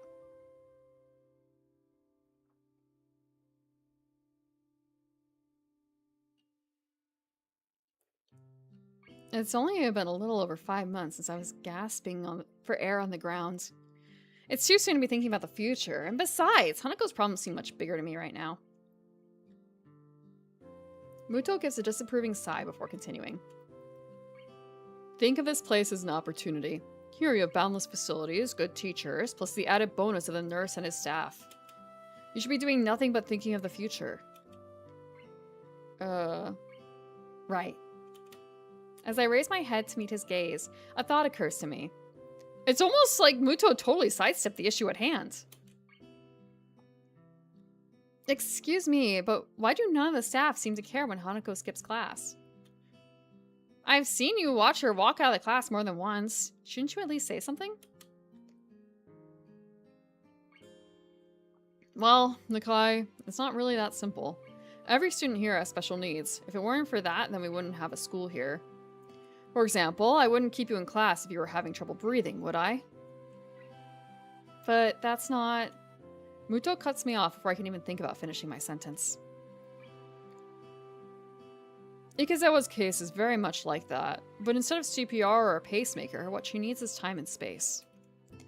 The faculty was made aware of this from the day she arrived here, thus whenever she feels the need to leave classes, we let her do so. And even though she isn't a star pupil, she seems to pass all her exams, so it hasn't affected her ability to study. Isn't that enough? I open my mouth to protest, but I can't find a fault in his argument. While her condition does at first seem to be wholly physiological, its worst effects have been on her psyche. It still puts me off, though. Isn't he just passing on the responsibility for her problem? Surely she can't go on like this for her entire life. I understand that you might not be used to this kind of thing yet. It's been a big change for you. That said, it's less than a year until graduation now. Maybe you won't have to get used to this school. If you keep your head down, I'm sure you'll do well enough in your exams. I numbly nod, more to simply acknowledge that I'm listening than out of agreement. I feel like I was getting used to this school, but it feels like it's just been thrown back in my face. But what about Hanako? I believe, well, I hope that she'll perform well enough to do what she wants to do. What that is, I don't know. Not all students leave school with an idea of what they want to do, unfortunately. He takes care to emphasize the last word, as if it wasn't quite clear enough already, and gives me a moment to mull his more words over. Today's been a troublesome day for you, and I doubt you'd be able to concentrate much anyway after all that's happened, so I'll allow you to take the rest of the day off. Your grades have been good in this class so far, which makes me think you won't have any trouble catching up on what we've been doing. He gives a small smile along with his praise, as if to make up for the seriousness of his lecture before now. Go collect your things and I'll see you tomorrow. Right. Thank you. Muto's roundabout speech has left my thoughts scattered. I'm still not any closer to working out what I can do to help Hanako, if anything, and my mind is all the more confused after what Muto said. I'm also still bothered by the fact that Hanako has helped at least as much by Shizune, her enemy by proxy, as by myself. I don't know whether that is just male bravado or a genuine concern.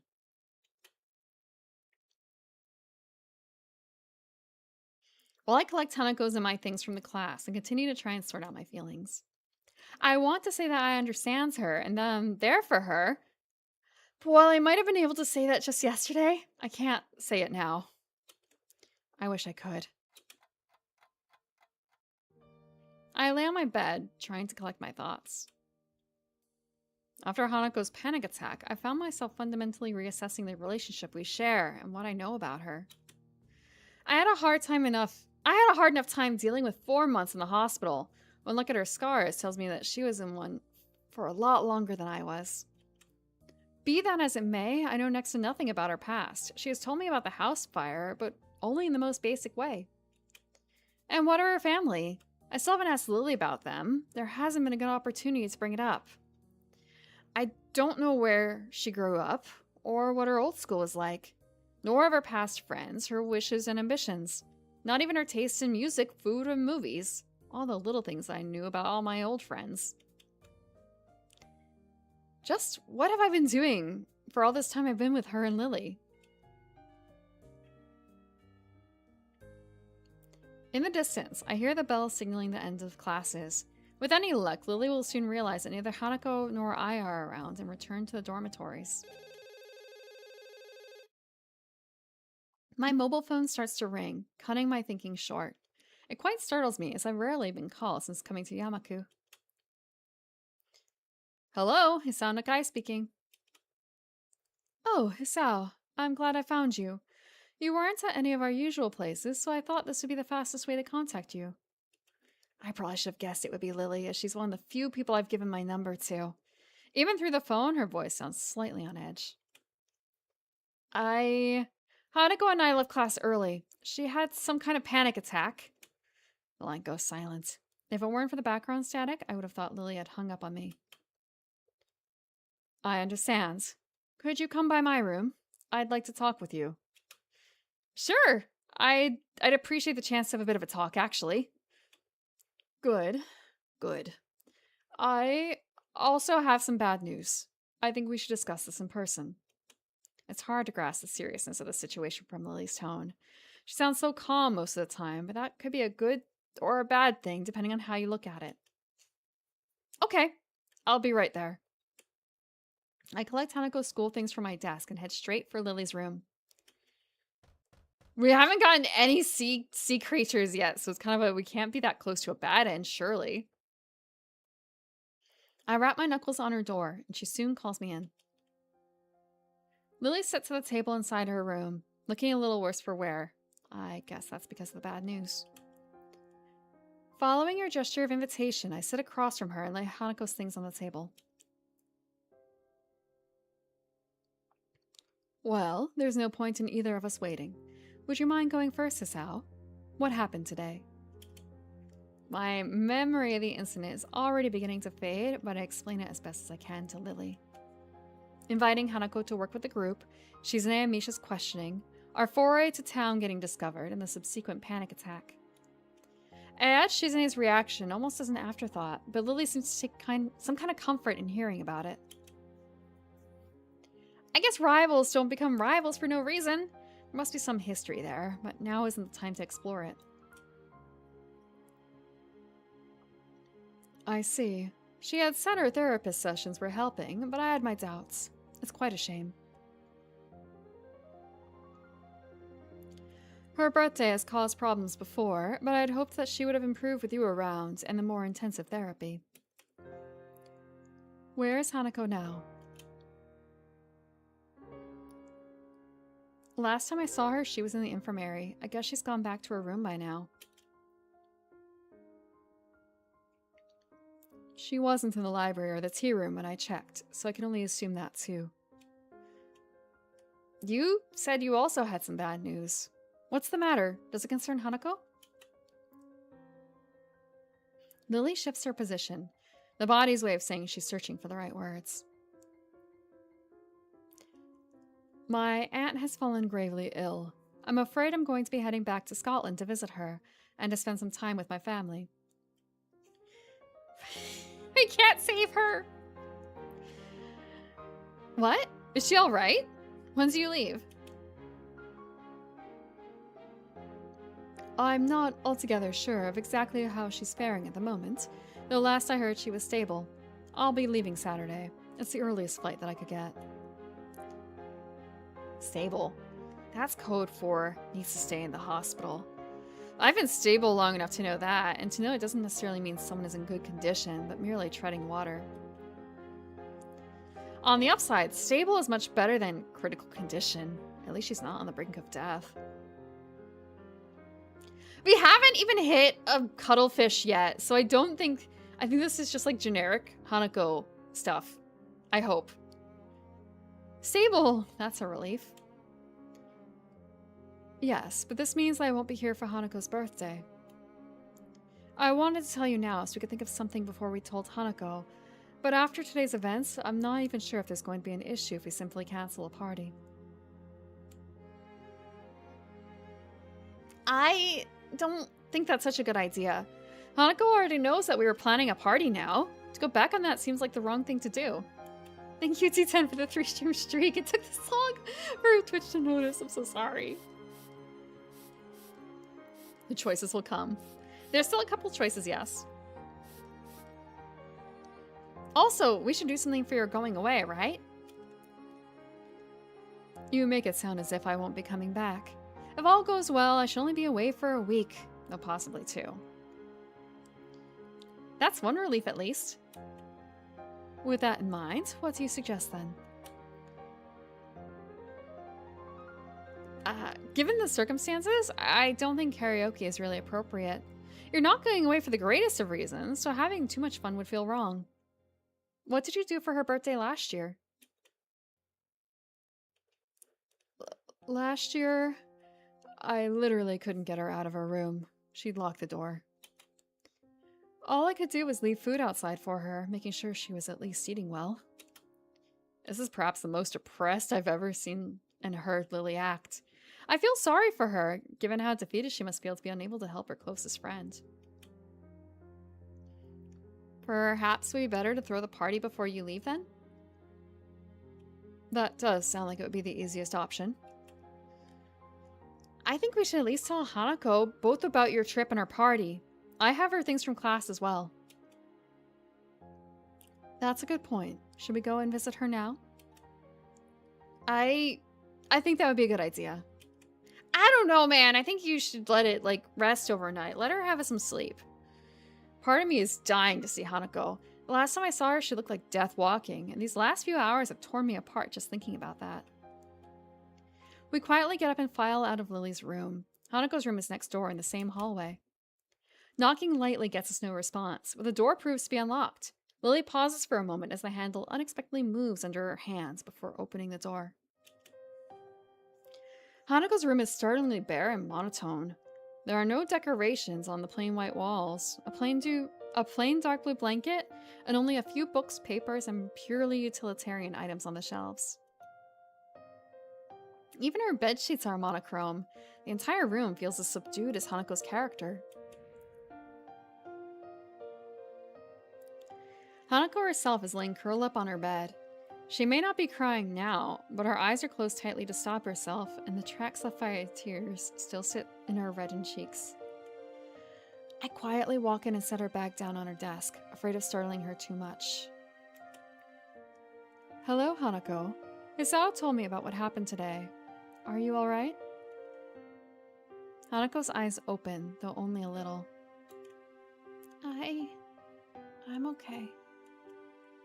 She tilts her head lightly to look at me, noticing my grimacing before I can hide it. Sorry for making you worry. Really, I am fine now. She really doesn't look nor sound okay, though at least she seems more calm than she was before. She still looks as if the slightest breath could emotionally break her. Making girls cry is our specialty. Ha ha ha. I said it before, right? You don't need to be sorry for this. Hisao's right. I shouldn't have hidden something like a birthday celebration from you. I see Hanako shiver at the word. Lily picks up the silence that follows and crouches down to Hanako's level. I'm the one who should be sorry, Hanako.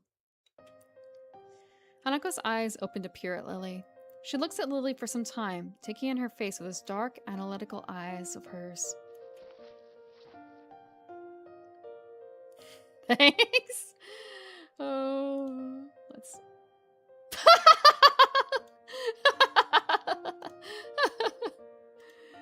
Oh, give me a second.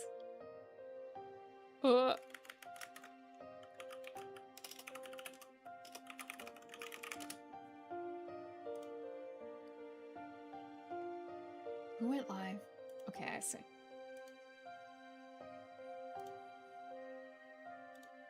Blank. Give me a second. This is the wrong folder.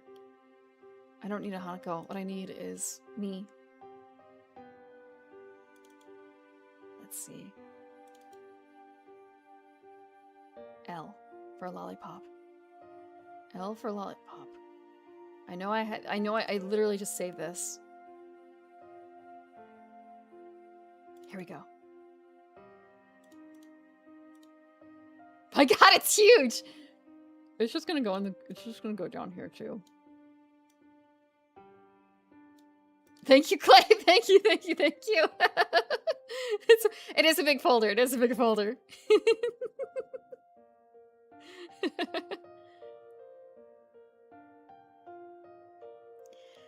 Lily must have made the right impression on her, as Hanako recovers enough to prop herself up on the bed and shift to sitting on its side. Hanako worries about many things, but troubling others is foremost among them.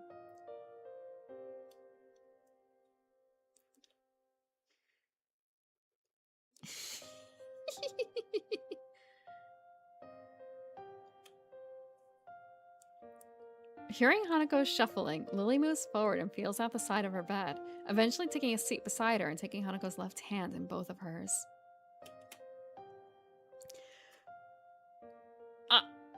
I could just imagine Hanako getting her hair stuck in the lollipop.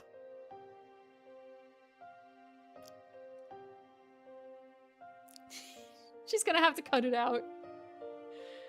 I suppose I could also have a similar problem though with my hair. With the bangs. Just get happy. Just become happy. You want some candy? Just smile.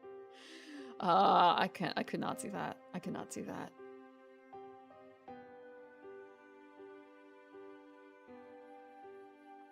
The feeling of me being out of place when the two are together has lessened in the time we've known each other, but it's still occasionally very much there.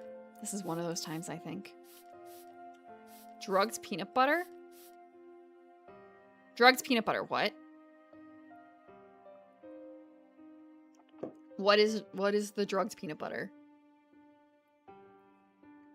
I feel like I'm going... Oh! Okay. My dog. Well, not the dog I'm taking care of. That, okay. It's actually like the peanut butter you put... She has a peanut butter knife. Like a very, like a butter knife type thing, but like not pointy at all. So you put some peanut butter on the knife. Then you put the pill, and then you put more peanut butter on top to make like a little peanut butter sandwich of pill. When I think drugged peanut butter, I'm thinking like, okay, we're just gonna like add all this powdered mixture, like make a suspension of peanut butter medication. Look, this pill is like the size of this dog's tooth. It's fine. And besides, it's delicious peanut butter.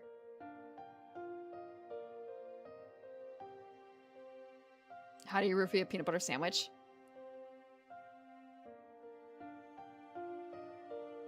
Easy? Easy? I mean, you mix it in the peanut butter, you mix it in the jelly. I guess in the peanut butter, though. Oh, you know what you do? Actually, now I think about it. Very light peanut butter, then the powder, or whatever. I guess, yeah, it has to be powder, right? And then more peanut butter, and then the jam, because, like, it would be visible in the jam. You could hide it in the peanut butter.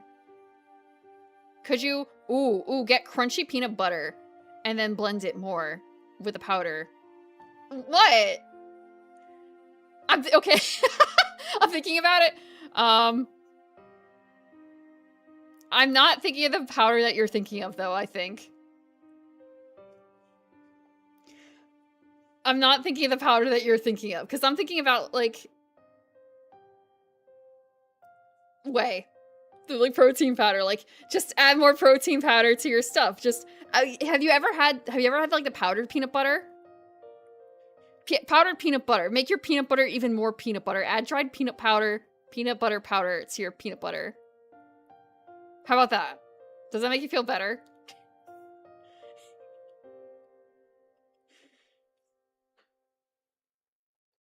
Candy apples at home? Peanut butter covered apple slices? I could see that. No, the dogs get creamy. The dogs get creamy peanut butter. I get crunchy though myself. That's how I know it's my peanut butter. It's crunchy. I used to like creamy, but I'll eat either, really. I'll eat either. Peanut butter and apples. It is pretty good. I like it better than the candied apples.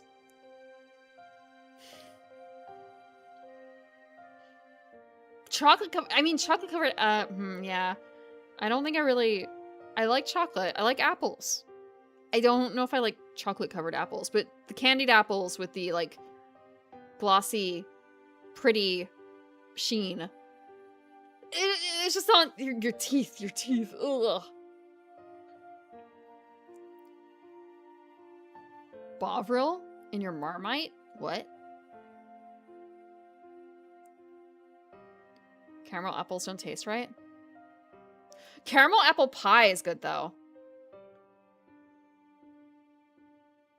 caramel apple. Yeah. Caramel apple pie.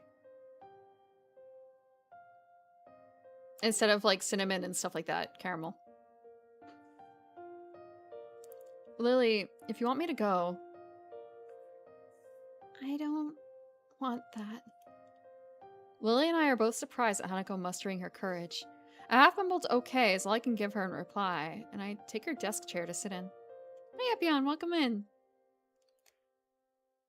Hanako, I'm afraid I have some bad news. So Lily's gonna break the news now. With Hanako having affirmed our relationship so clearly, perhaps Lily thought the timing was good, or at least as good as it will ever be. My aunt has fallen ill, so I need to return to my family for a time. Concern replaces Hanako's remorseful expression. Your family, you mean in Scotland, right? Powdered stock with a similar umami flavor to Marmite?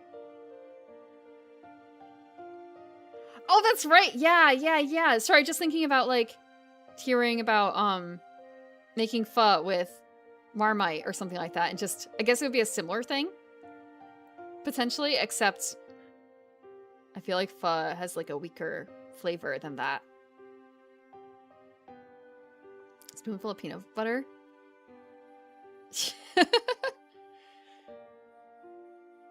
When you put it like that, I can think of the bird feeders that are like toilet paper roll covered in peanut butter, and then you roll it in bird feed. But a squirrel gets to instead.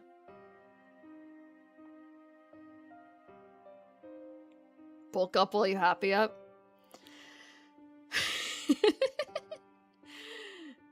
You put your other stuff in your peanut butter, in your whole milk. With a banana. What else do you put in there? I guess that might be it. No, I guess they wouldn't put the banana in. They wouldn't bother to put the banana in. You don't need that. You just need the protein.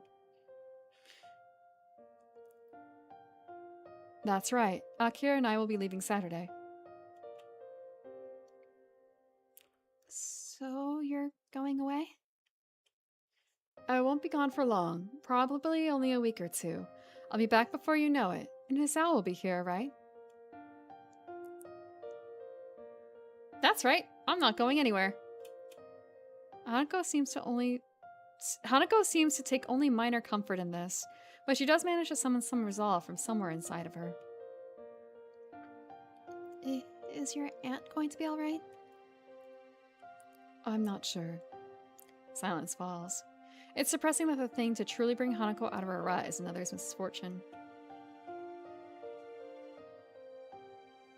I decide to bring up the other matter that brought us here, to distract at least in part from the dismal feeling permeating the room. Anyway, we were thinking that would be a good idea to have a going away party for Lily, and it could double as... Yeah.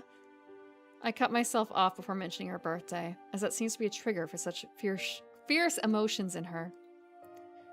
Lily gives Hanako's hand a gentle squeeze. Is it alright by you, Hanako? It won't be anything lavish or overdone, just something small in my room. In the description of the room, we didn't see anything about a doll, actually. So, just in the school? Just us? That's right, just the three of us. If you like, I could ask Akira to come as well. Oh, okay. You're only going for a week? 1 week or 2 weeks, yes. I promise you it won't be any longer. Oh, okay. Most people would be upset at hearing about a friend's family member falling ill, and happy at having a party. With Hanako, it seems that both events are on the same level. Alright then. You look like you need a rest, Hanako, so it might be best if we all went back to our rooms for now. You know that if you ever want anything, you can always talk to me or Hisao, right?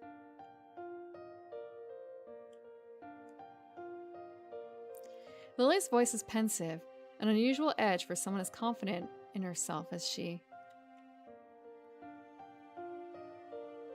YouTube is just having a weird day. What the hell, YouTube?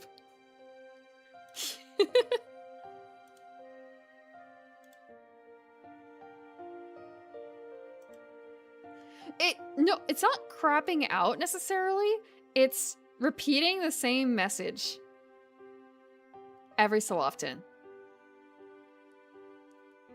Yeah, YouTube is like constantly, not constantly, but reconnecting to chat every like half hour or something like that.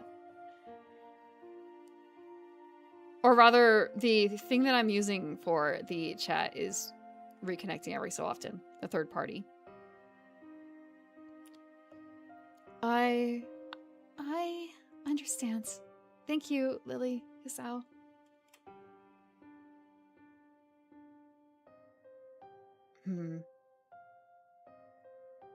Well then, good night, Hanako. Night.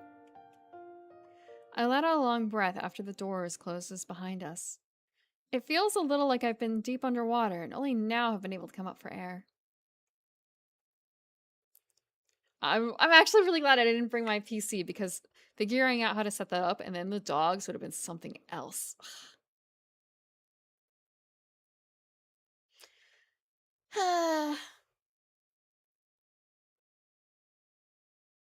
Much less any like technological issues of like, is it my computer that's crapping out? Or is it like the connection here because I don't know what they have? Or is it just Twitch being Twitch? Leaving things stable. Lily doesn't seem to be doing well either. She looks pale and drawn. Are you all right? I'm just a little tired. It's been hectic recently. Have you slept at all? A little tired sounds like an understatement, given how you look. I think I managed to get a couple hours of sleep before class. I'll be okay. I feel bad about pressing Lily right now. I think both of us are pretty tired from everything that's happened as well. I think you should get some rest. It's been a big day, and staying up isn't good for your complexion. Thank you for the concern, Hisao. Good night, then. Okay. Night, Lily. I leave Lily in the hallway as she opens the door to her room and begin to make my way to my own.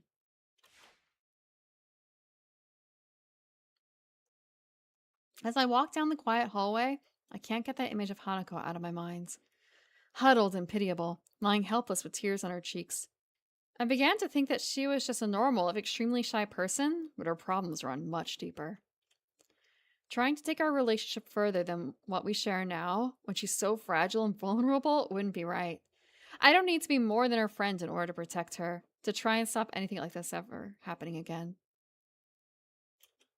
The possibility of my feelings for her going beyond that doesn't matter anymore. Hanako is precious to me, and that's why I can't take advantage of her. But even so, there's still that sting I feel when I think that way. For now, I need to sleep. Tomorrow, hopefully, will be a better day. I don't necessarily think that Hanako's going immediately to sleep. But also, this might just be a special case because, you know, it's a very difficult day for her. Have you never just, like, fallen into bed in the clothes that you wore and just slept? Hanako is more noticeable in her absence than when she is in the room. I feel her empty desk calling out for me. I find myself peering over my shoulder endlessly, hoping that I'm hallucinating, that Hanako will magically appear.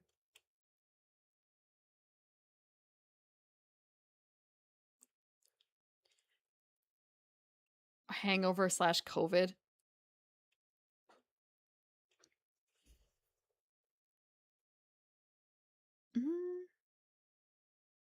Since it's a dorm, you don't want to sleep naked. Well, I mean, Hanako did lock herself in the room, but I'm sure that there's someone who has a master key for that sort of thing because, you know, of the way that... Well, of course someone has a master key, but also, like, if a medical emergency happens, you know. She makes sure she's as small a presence as possible when she attends class. And although she has been getting better recently, that fact never changed. Let them learn their lesson. No, but again, like, if a medical the medical professional's not really going to care, but still.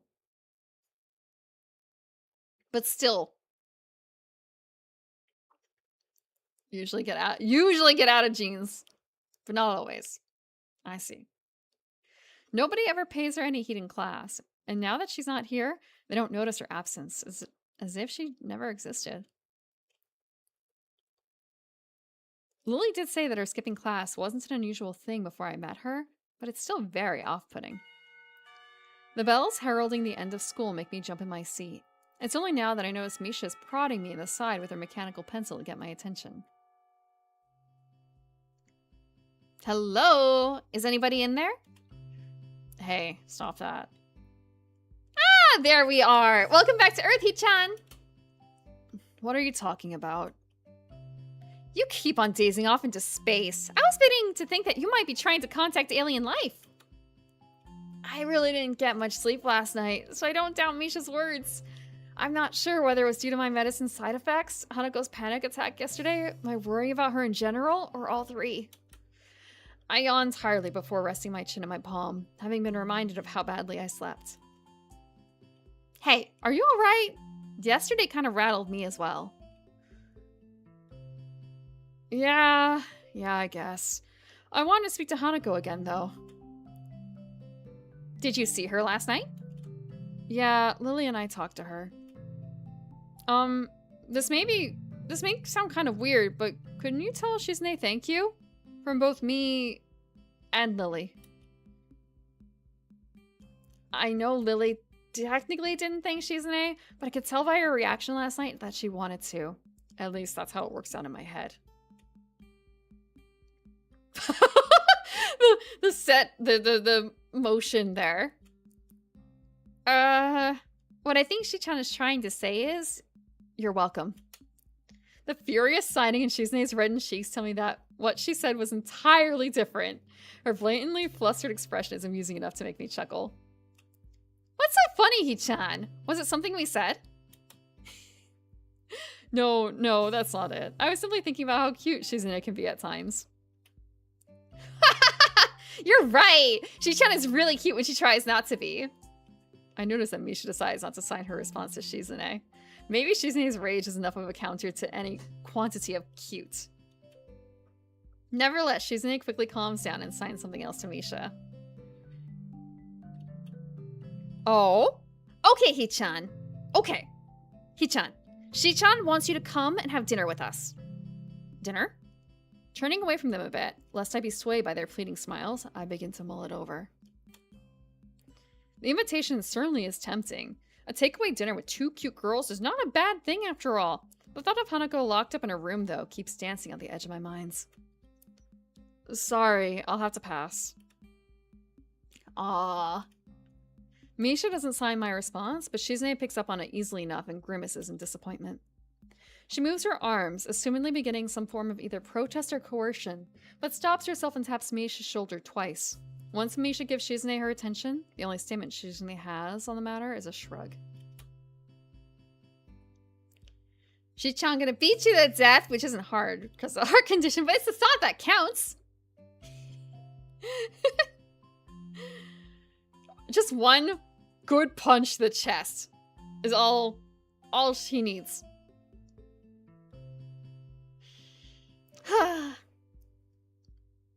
Oh well, it's your choice, Hee-chan. I promise I'll join you two another time if that helps. Misha perks up at this, but Shizune doesn't share her reaction. With a flick of the head to signal for Misha to follow her away, Shizune simply raises her hand to silently wave me a goodbye. A dim Mac? What is a dim Mac?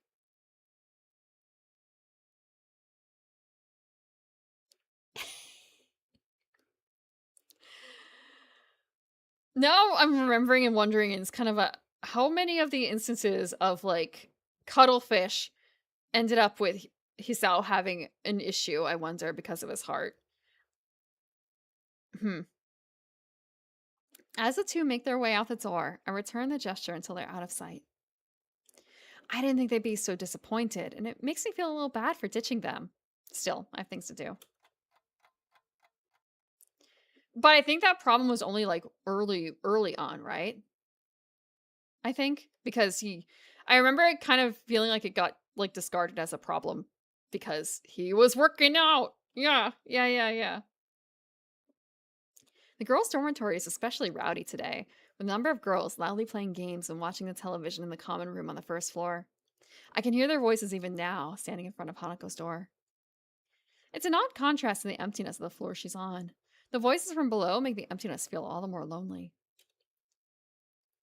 I had high hopes Hanako would be in class today, especially after the talk Lily and I had with her last night, but I feel like I shouldn't hold it against her. It was a pretty awful episode, and to have experienced it firsthand must be all the worse. Not knowing what state she's in, I take a small breath before giving a few sharp knocks on her brown door. All I can do is stand and wait, doing my best not to feel anxious. As the seconds wear on, I begin to think she might be asleep and didn't hear me knocking. The door handle rattles a little before I can raise my hand to knock again, though. Hisao, there's something else you should have done. You should have announced who you are. She's probably anxious. Like, who could be knocking on my door? Who do I have to answer to? Ah! She's probably freaking out about that.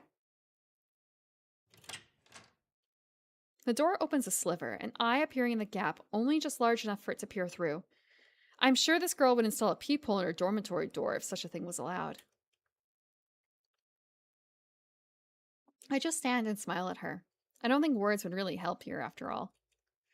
The actors returned in kind, with Hanako wordlessly looking at me. The gap's not wide enough to see her expression, and I can only guess what she's thinking. She looks really cute here, though.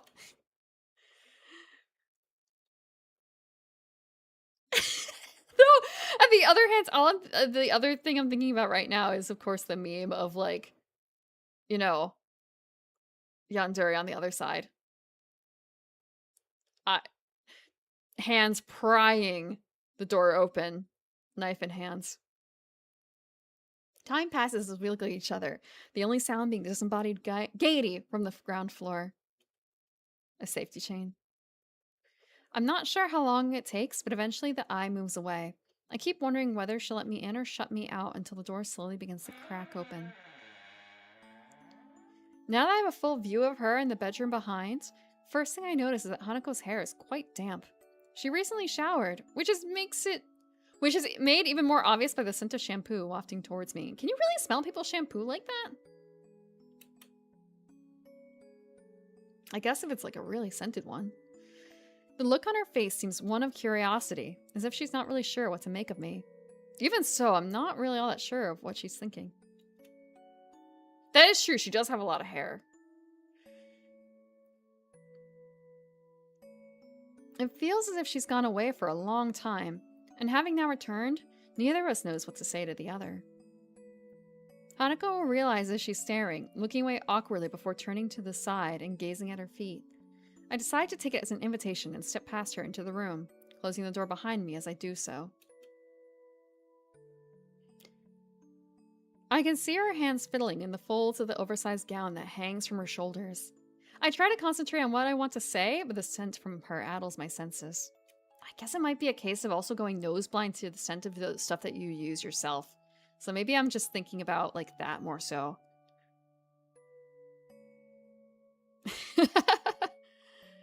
That might be it more so, because I feel like I've noticed, when you swap up, I guess, when you swap your shampoo and conditioner and like all that stuff, you will notice a smell.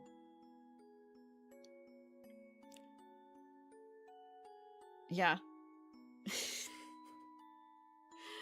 To my surprise, it's not me, but Hanako that breaks the silence. Why? Because, why did I come here? I was worried about Hanako, so I came to her room. She let me in, as I'd hoped, and then... What? What did I mean to do? What did I mean to say? Thank you for the water.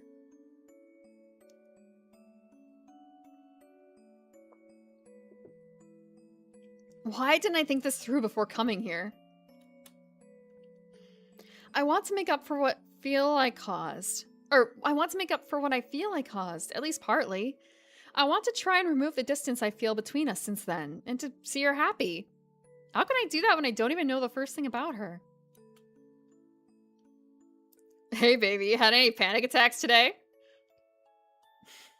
Well, do you want to?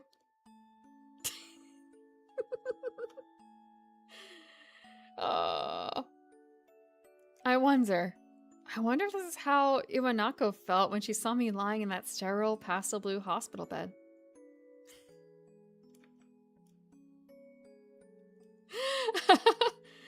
Yeah. I'm so sorry. I'm thinking. How do you say that? Yaranaika? Yaranaika.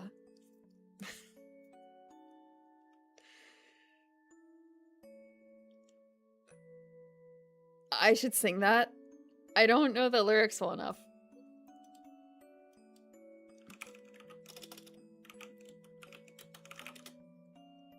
Where are the lyrics? Yaranaika song.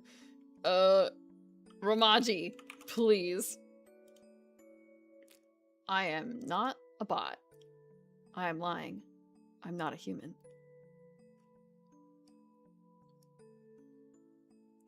Ooh, huh? No, but there's more to it. I have to say the version I'm most familiar with is not Yaranaika, but balalaika, a speed trance remix of the song. And I guess the original, I've never really heard the original, but doesn't it have like a girl singing it in like a pretty high-pitched voice? But the one I'm familiar with, it does have like a deep male voice singing, but they're not saying Yaranaika. Yaranaika, yurari, yurate iru, otoko kokoro pinshi, kanari, yabai no sa, tasukete darin, kurarin. Like that. Yeah, it's balalaika normally. She did a hybrid. I have seen that.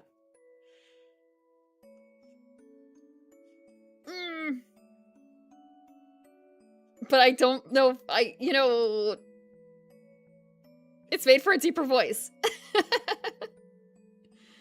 I wonder, though. Maybe I should learn it. I am going to be joining some friends at karaoke in like 2 weeks. And maybe they will have this. Not Yaranaika, but balalaika. But no one else is gonna know it, though, I feel like. Well, maybe I shouldn't say no one else, but just like... most of them are not, like, weebs. So, it's kind of a... I don't really think so. Perfect? I don't know about that one. Yeah. A woman out. Yeah. Lyrics on hands. No, well, the lyrics will be on the, well, I guess, yeah, actually, lyrics will be on the screen. But the lyrics will be on the screen and here in kanji and hiragana, so I have to be really snappy with it.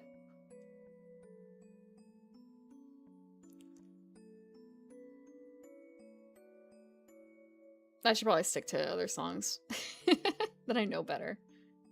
Oh, They probably won't have Yaranaika.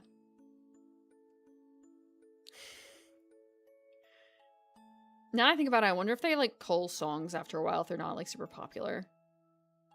Just because last time I remember going, like a decade ago, it feels like, it probably wasn't actually a decade. Well, actually, it may have been like about 9 years ago.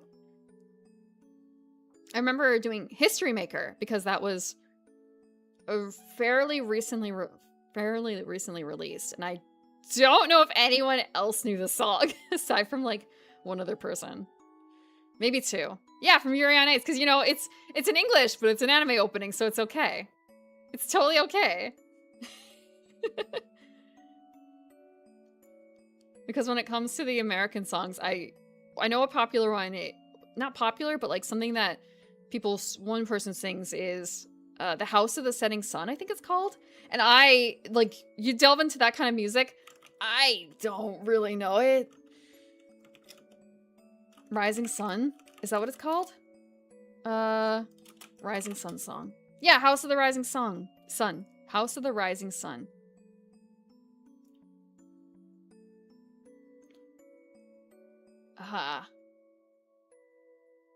But I don't like other popular Western karaoke songs, I don't necessarily know them.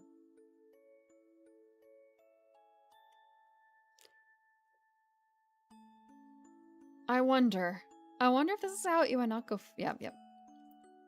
Gilligan's Islands, if you know what you're doing. You can sing House of the Rising Sun that way. I don't remember the tune to Gilligan's Island. A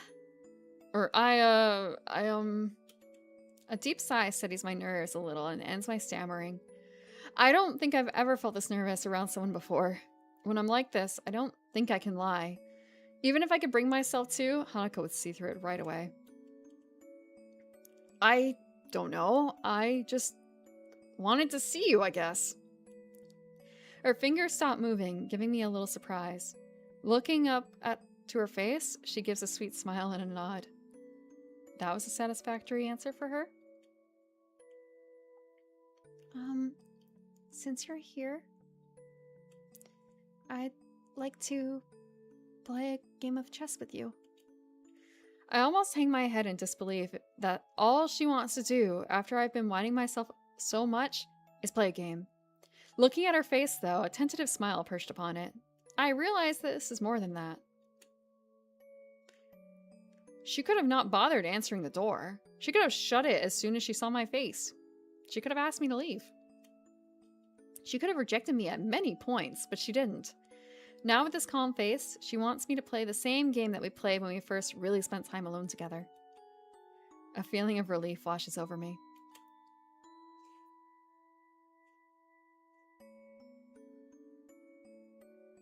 Tetrameter and trimeter? Oh, Actually, that reminds me of one song I could probably brush up on before. That will almost certainly be at the karaoke place. Mother Knows Best. Yeah, I could probably see that. Yeah, from the Disney movie.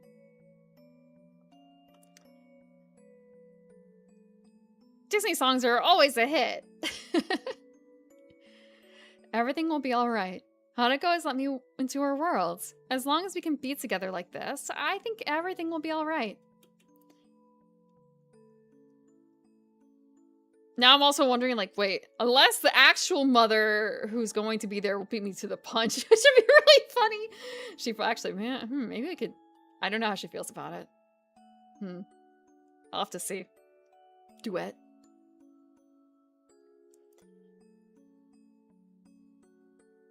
You collectively ignore the ones that weren't a hit? When it comes to that, I guess... When you say weren't a hit, you mean like this ones...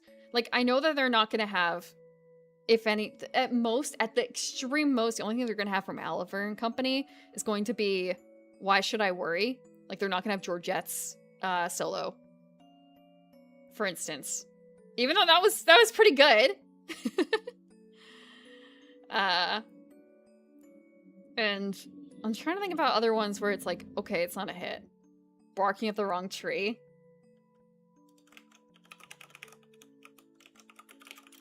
And then there's Streets of Gold, and it's kind of like, whatever. Georgette's song is...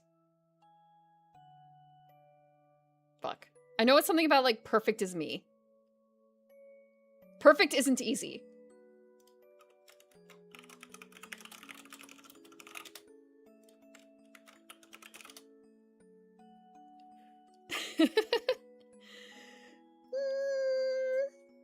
But yeah, there's a section about barking up the wrong tree. I'm pretty certain. Let me check. Let me see the lyrics. Yeah. A guy like you. Yeah, oh, yeah, that's true, yeah. Well, I mean, I think a lot of people try to forget the gargoyles exist. Ooh. It's kind of weird. They have Hellfire. I can't do Hellfire. However... That would be a fun duet, too.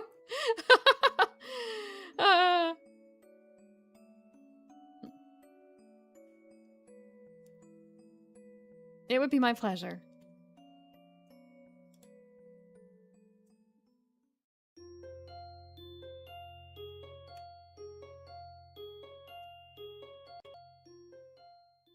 Oh, I think I skipped some stuff. The day of Hanako's birthday party is finally here. I'm gonna save. It's been a while.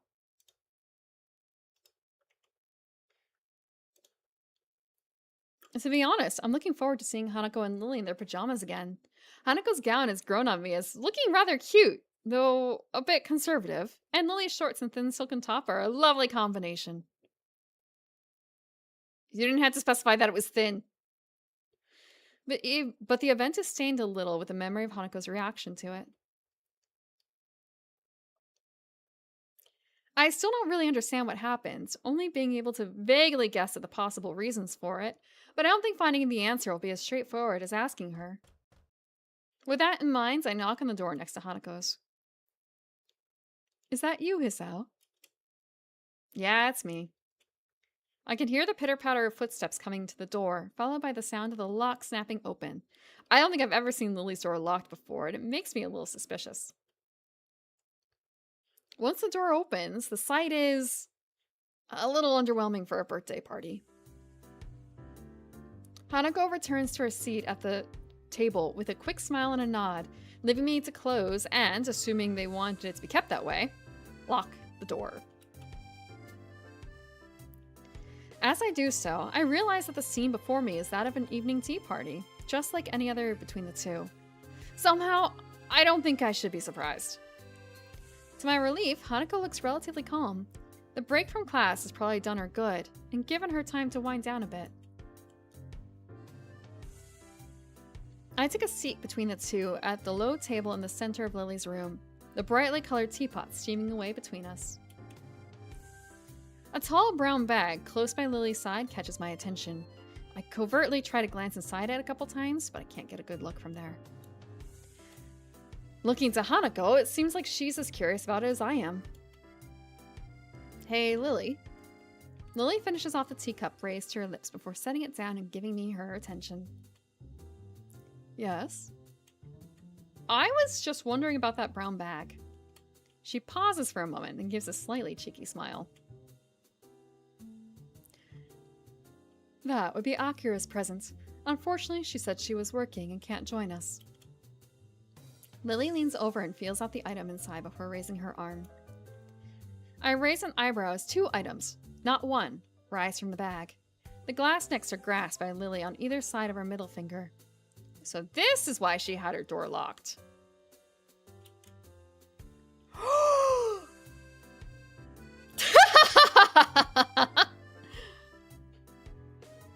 Fine. There are two small thuds as the bottles are brought to rest on the table. One red, one white. I want to believe that it's fake, non-alcoholic wine, but if it was, there wouldn't be any need to be this circumspect. Oh no, underage drinking, never do this. Never. Alcohol? Seriously? Are you sure this is a good idea? Great vintage. Surely. Surely. Lily smiles politely and giggles. I'm not really convinced that she is. It's splitting two bottles between three teens. One with a heart condition. It's absolutely a terrible idea. It is not going to go well. If they finish the bottles. But, of course, it's going to be... I want to say, if it's... I don't think it's Lily's first time having it. I'm sure she's had some before. But I feel like... Usually... First time wine drinking, not necessarily very... tasty to teens. These would be the present from my sister. I know it's a bit questionable, but a little shouldn't hurt. If Lily took serious issue with it, I don't think she'd have agreed quite so easily. That aside, I had Akira squared as a serious and responsible type, maybe like an older Lily, but it looks like I was wrong. We aren't even legally able to drink yet. Well, in that case, I won't complain. They don't look bad either. I'm no connoisseur, but at least the bottles look nice. Apart from a surreptitious glass of wine or two given for my father at family dinners, I haven't really had enough to know what's what. That, and I can't really say that I'm a total straight edge. Going by Hanako's expression, she's thinking the same. And it's her birthday anyway. Shall I open one? Shall I open one?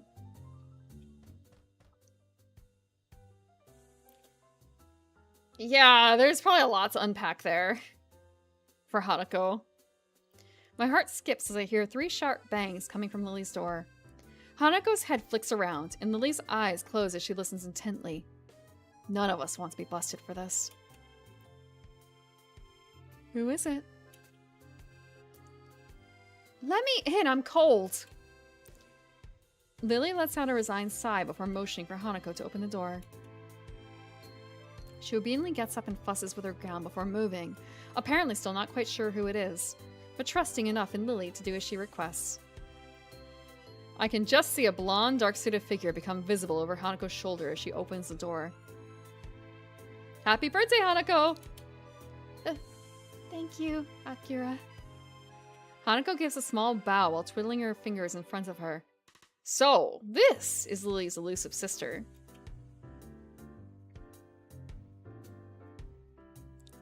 Akira follows Hanako to the table after shutting the door behind her, giving me plenty of time to have a good look at her. Very Jack Skellington. She looks to be about the same height as Hanako, and has short blonde hair that's quite roughly cut. That, in addition to her rather modest breasts, masculine suit, and deep voice, give her quite an androgynous effect. Oh, so I should deepen my voice. Without further ado, she plops herself down to the side of the table across from me. It's nice to have your company after all, Akira. Did work let you off?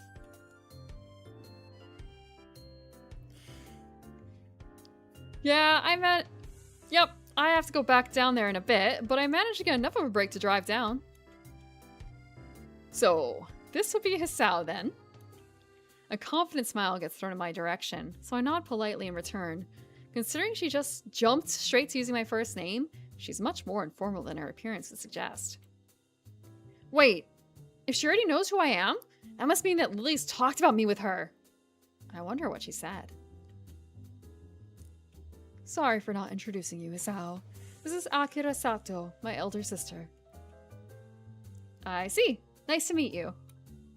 The person in question loudly claps her hands together, making Hanako jump a little bit. Akira notices this, and looks uneasy for a fraction of a section before getting back into her stride.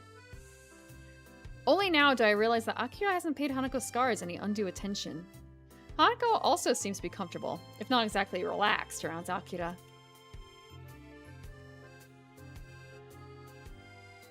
She does kind of look like...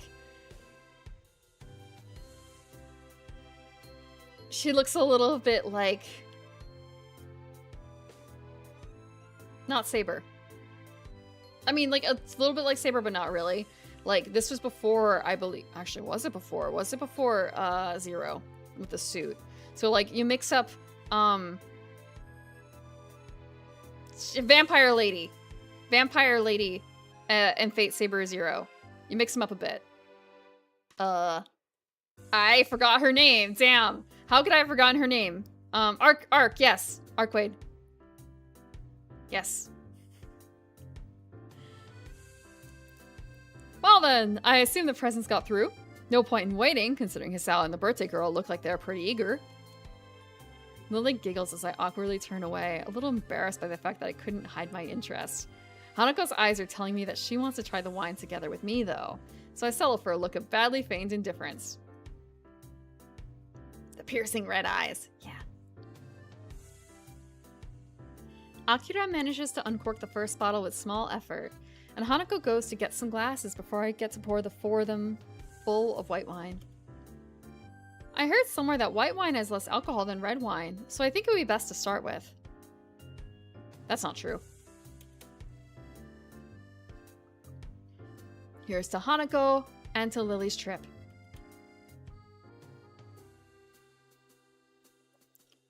The Zero anime and Kickstarter? Oh, Katawa Shoujo, right. Released around the same time. Could have been inspired by the manga, though. I mean, the original 2009 was when they released the first demo. I don't know if Akira was fleshed out by then. Cheers. Cheers. Cheers. Cheers. Cheers. Cheers. After the traditional raising of the glasses, we all take sips of the pale yellow liquid. It's nothing like the stuff I have had with my parents, and with the fruitiness of the flavor almost entirely hiding a taste of alcohol. Maybe this is what proper wine is supposed to taste like. Then again, it's possible that Akira just chose a wine which would be suited to our tastes, since none of us are used to alcohol yet. Akira totally chose an easy one for you guys. Or at least, I hope none of us are.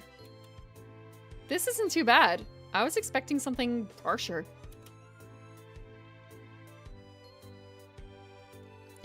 If you hadn't liked it, I have a few other varieties you could have chosen from. You sound like you know your stuff when it comes to wines. Yeah, you gotta ease them in gently.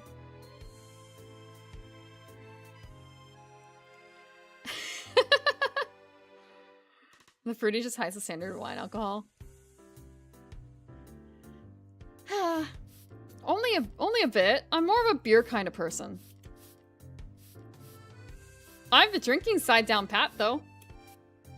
As if to prove her point, she refills her glass before bringing it to her lips and flicking her head back.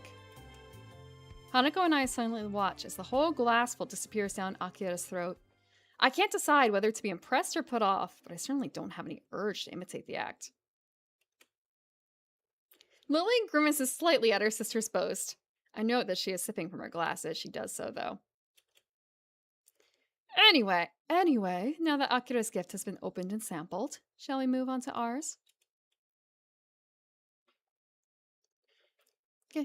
Gifts? That's right, we got you presents. It's your birthday, after all. This is from me. Lily pulls out the carefully wrapped doll from under the table and passes it to Hanako. Hanako handles the present as if it was glassware, carefully turning it over to remove the tape that binds the wrapping. Eventually, the paper falls from the doll, revealing the emerald green of the doll's dress. It's beautiful. I'm not sure what reaction I was expecting from Hanako. The near total lack of dolls in her room made me think that she didn't care about them. The look in her eyes is now something different. What do you say you be like that, like barbecued meat? No, we can't do that in front of... I can't talk about that. She turns the doll around with the same delicacy she afforded the wrapping, as if she was expecting it to fall apart in her hands. Thanks, SW. I'm only back... Well, I can't say if I'm going to be streaming Wednesday yet. I need more information. I'm in someone else's hands for that. But I should definitely be back next Sunday, 100%. I'm glad that you like it. Hisao picked it out, to be honest. Hanako suddenly remembers that she is not alone in the room and shifts her focus from the doll. Yes, I like it. Thank you, Lily and Hisao. Actually, I got you something else. I reach into my bag and remove the wrapped chess set. Thanks. Thank you, SW. Here, happy birthday. Hanako carefully sits Lily's doll next to her and opens my present with the same care that she showed Lily's. Before long, the checkered squares of the chessboard are visible, and Hanako gently runs her fingers across the carved surfaces. Yes, this is, well, not my first route, but from this playthrough, it's my first route. And it's my first time doing any Hanako routes. Oh. Almost by accident, she triggers the catch to the lid, startling herself in the process. She opens it and retrieves one of the gray pieces. She seems as absorbed in the chess pieces as she was in the doll before. I've done all the other girls' routes. On a PC a very long time ago.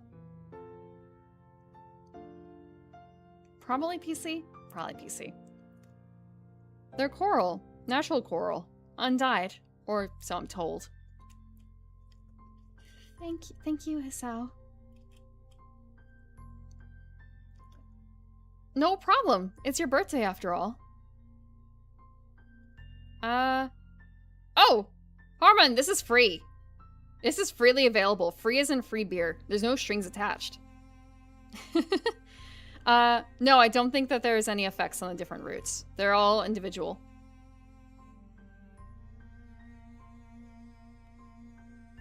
That would have probably been too much for the team to handle, honestly, considering it was a absolutely free project put together by volunteers.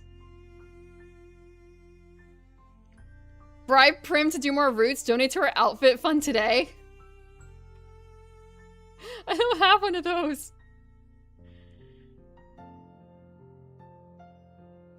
No problem. It's your birthday after all. That's right.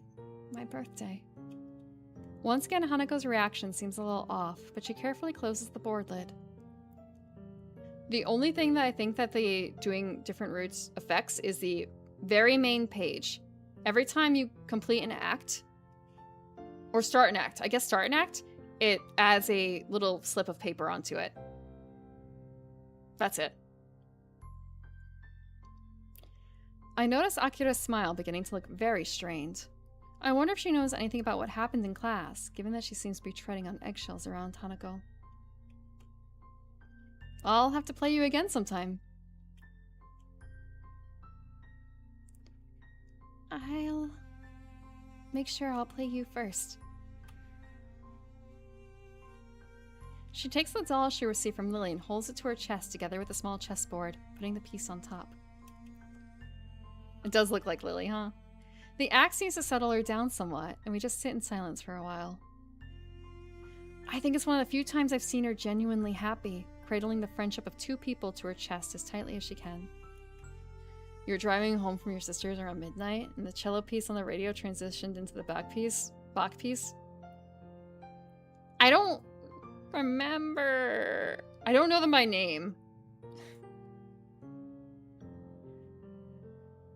I have been surprised, like, by some anime using classical music, but I'm not familiar with the classical music. I'm just like, wait, that's anime music. Why are they playing anime music? Why are they playing music from Katakano and Eva in here? And it turns out it's a very classical piece. Oops, it's the anime that's using it.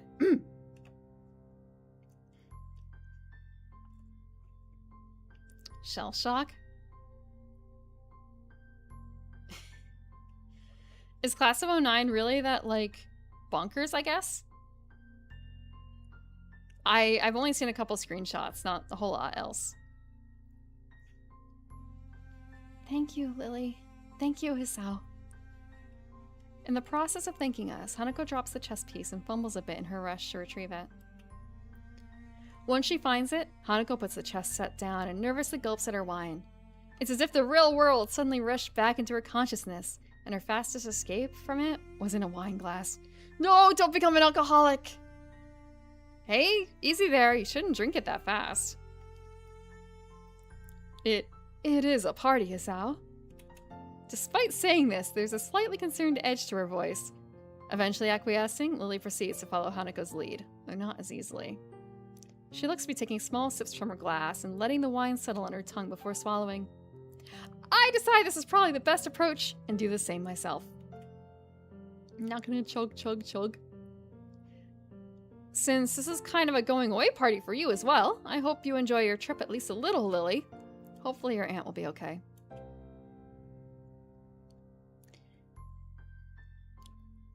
I hope your aunt is okay too, Lily.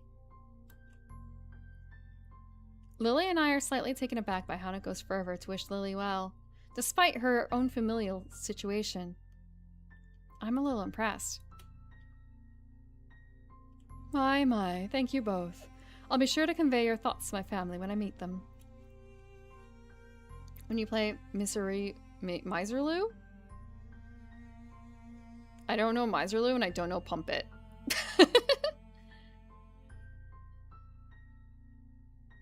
BWV 1010?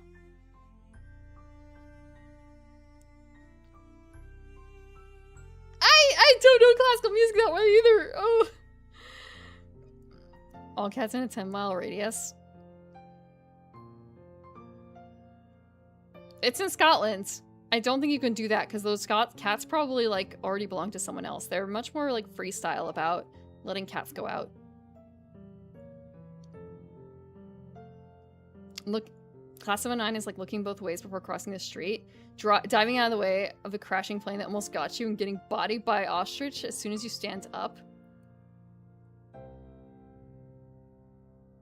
Did Class of 09 have some like animated pieces too? Or was that something that a fan did or a completely different show? I thought I saw something...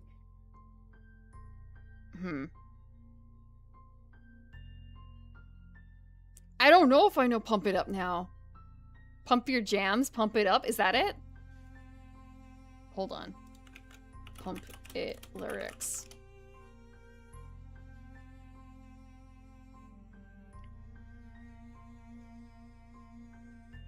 No, I don't think I know this song.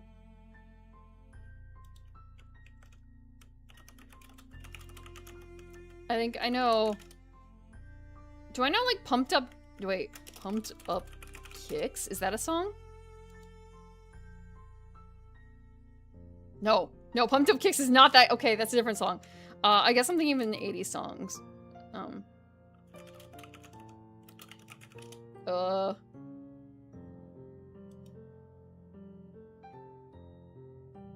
Maybe I know the Technotronic song?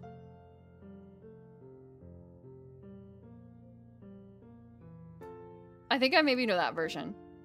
Yeah, I think that's the only one I know.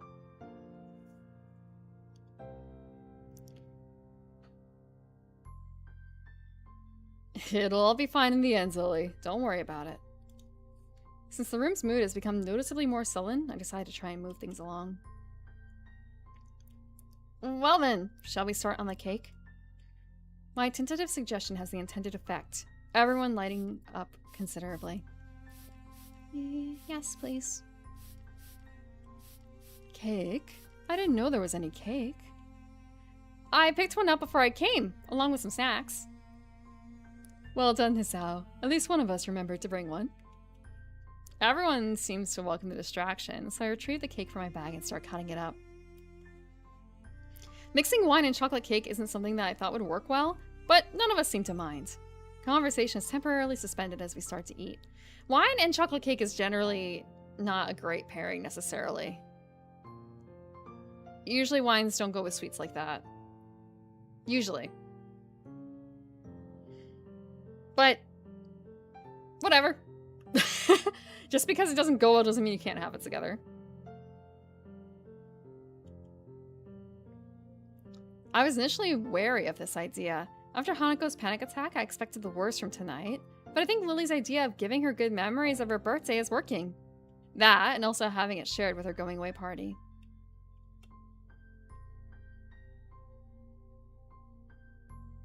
From Hanako's reaction to her gifts, I can tell she was really appreciative.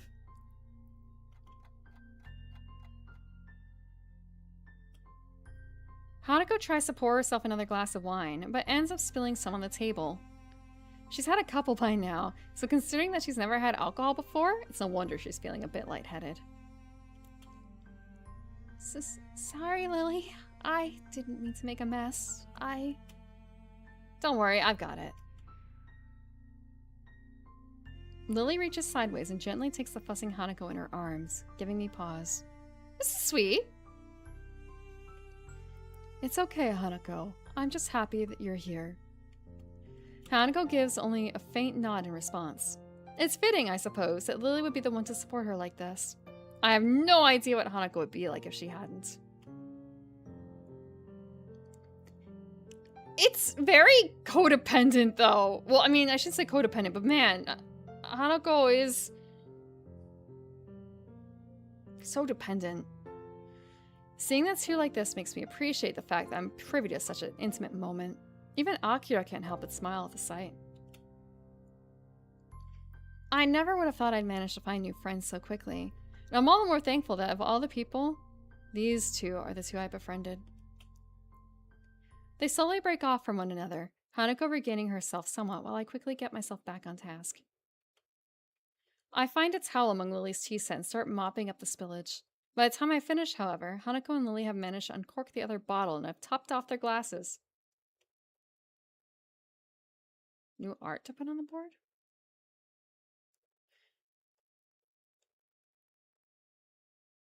Looks like you're enjoying the wine then. Just don't go too crazy with it after this, minds.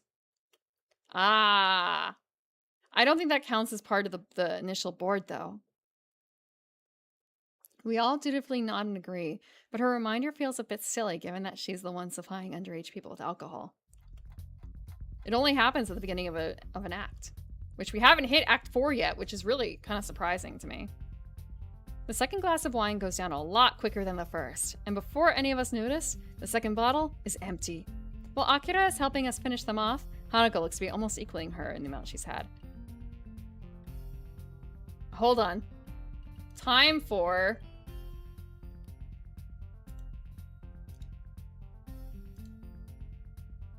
Where is it? Where is it? Give me huge... Actually, this is already extra large. Pajama?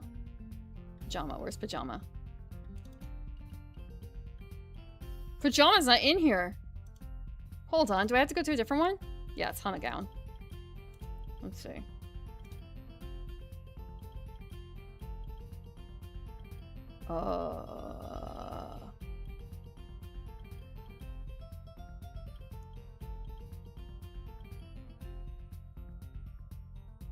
What the hell? What the absolute hell? Did I fuck up? Hold on. Hold on. Did I fuck up? I'm looking in the right. Hold on. I need to make sure of something. Whose footprints are these? I'm gonna take like 5 minutes. I just want to make sure of something. I'm flipping through the sprites. I'm like, wait, these are not the sprites. They do not look right. They do not look correct. I'm really glad that we haven't hit any certain points because yeah,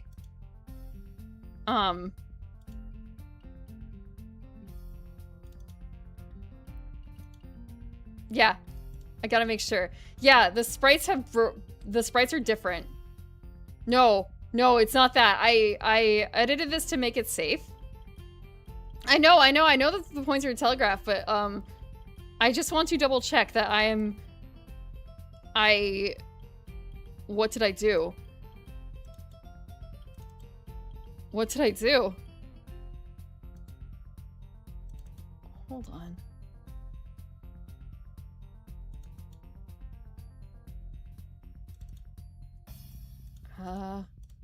Am I in the right folder?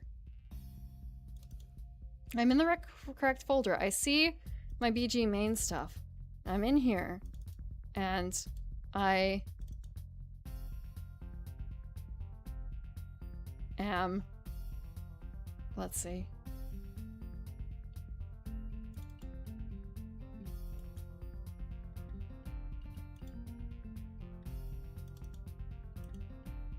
Okay. I am really... Wait, is this the right folder? Am I just looking in the wrong folder when I look in here?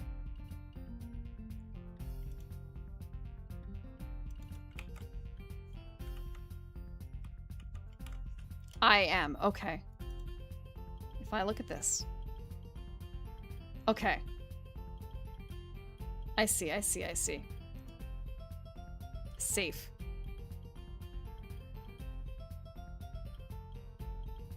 I am safe.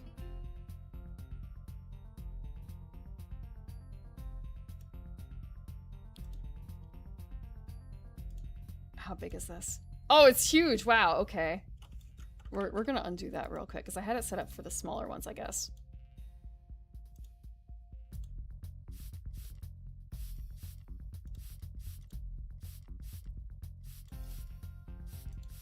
Okay.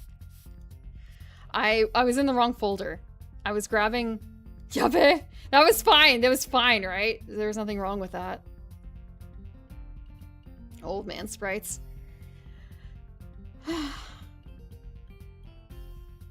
Act 2 is really short, though.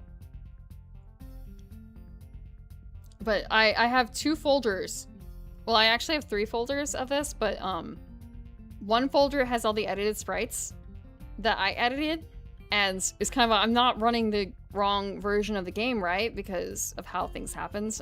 No, it should be the good one. Act 1 took like 3 streams, basically. Act 2 is attached to Act 3.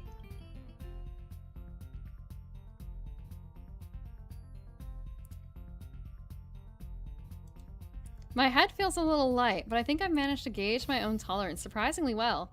Hanako smiles lazily, toying with her doll's hair. I think it's a pretty safe bet that she hasn't moderated herself as well as I. I don't think it was Hanako's intention to get this drunk, but it seems like the alcohol hit her all at once. She has a very light frame, something which wouldn't help her handle her booze well either. Lily cradles her glass, running a finger around the rim. Her cheeks are rosy, but she's managing to avoid looking woefully drunk.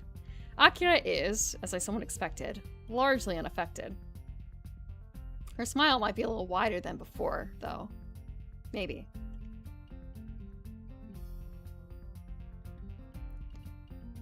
No, it's... they're in, like, completely separate folders. Or should I say that? They're completely out of it.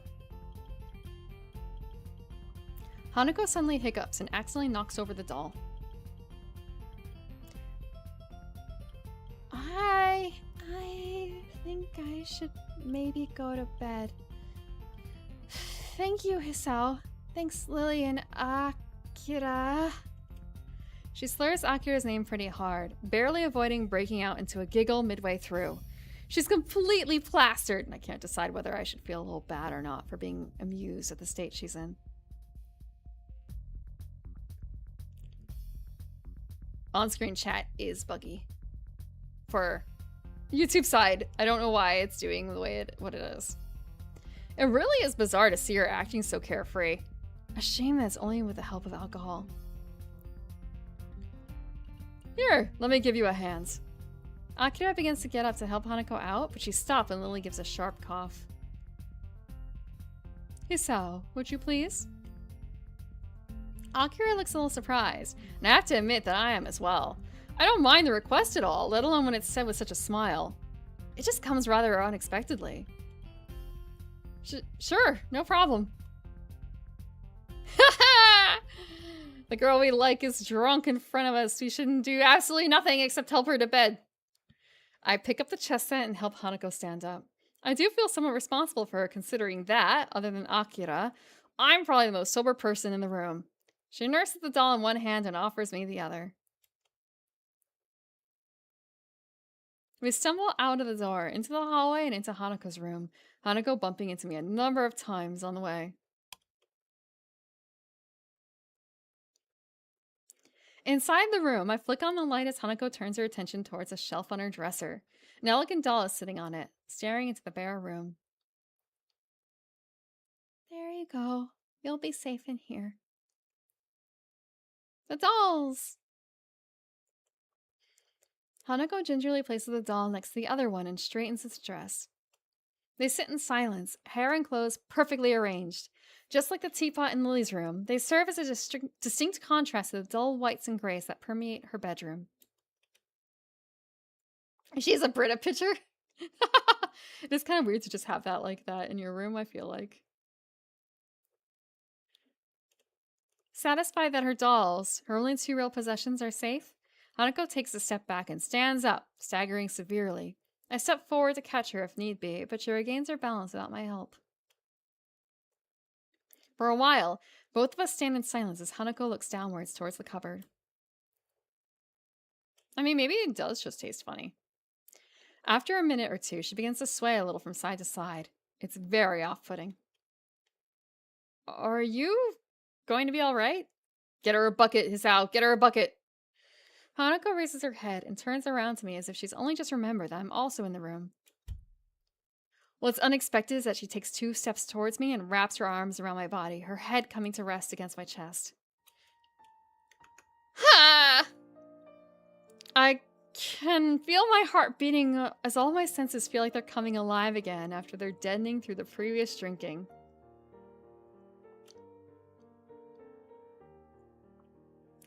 The smell of wine on her breath, the feeling of her fingers through my clothing, the scent of her hair underneath my chin. My hands remain out in front of me, not daring to touch her. The temptation is there to hug her, to embrace her, to tell her everything will be fine. But this feels wrong. Really, really wrong. Hanako. But I want to stay with you and Lily. You are now our prey. Wait, that is weird. Sorry, I'm looking at, like... I see it in one chat, but I don't see it in another chat. What the frick?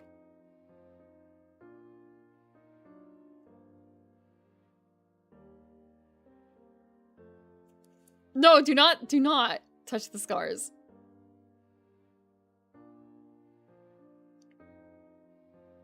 Oh, I see, okay. YouTube being YouTube? YouTube, like, browser-based being weird. Like, I didn't see it there, but I saw it on the... I have chat. I can see chat, like, 3 times. I see individual Twitch, individual YouTube, and then I see my stream one because I basically have the game running. I'm not playing through OBS, but it kind of is like I'm playing through OBS. I thought I had live chat, but maybe it was stuck or something, or it was on top chat. I do try and switch to live chat. Hanako's trying to kill him with another heart attack. Only a keeper would hold her hair over the toilet. It's a shared bathroom. I don't know how the other... I mean, Lily will be fine. I don't know about the others.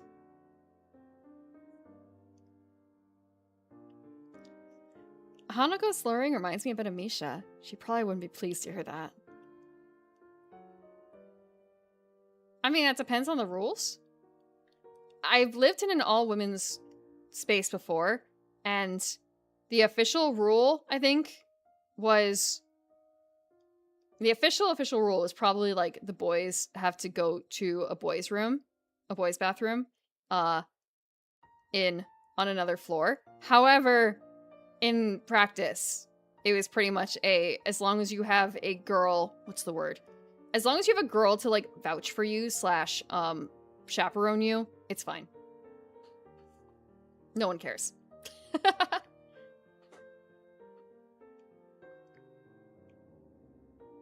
So they might follow the same kind of rules here, honestly. You know I can't. You're a girl and I'm a guy after all, and Lily needs to sleep.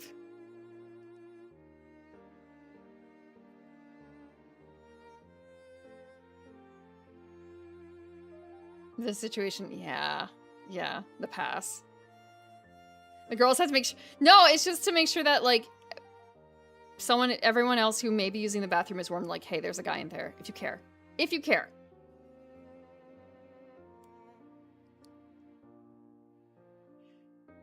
Being escorted to the toilet by a lady.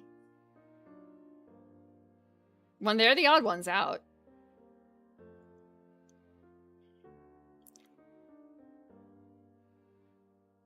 You know, yeah.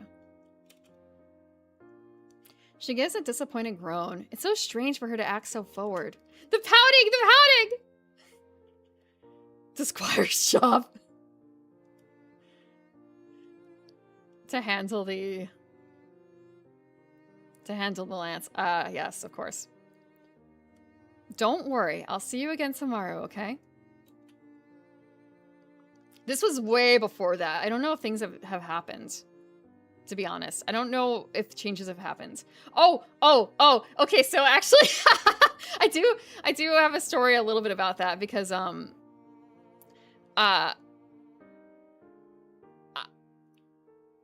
there was an incident where, I say an incident. Incident is not, like, the right word for it, but, someone being surprised, like, the manager, the women manager of the space, walked into the bathroom, and the very first thing I think she saw was a guy holding up a camera in the bathroom, pointed away from her. So it was kind of, I think, like, initially, like, what the hell is going on? But it turns out, the rest of us in the bathroom, there was, like, I don't know, like 10 of us or so, dyeing our hair. And the guy was a photo student, because there were a lot of photo students there. taking photos of the process, basically, for class or whatever. So it was just kind of a shock for her initially, like, what the, oh, everyone here, you're just suffering because you're doing hair, and like, carry on, whatever.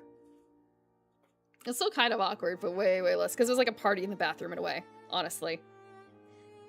Party in the bathroom.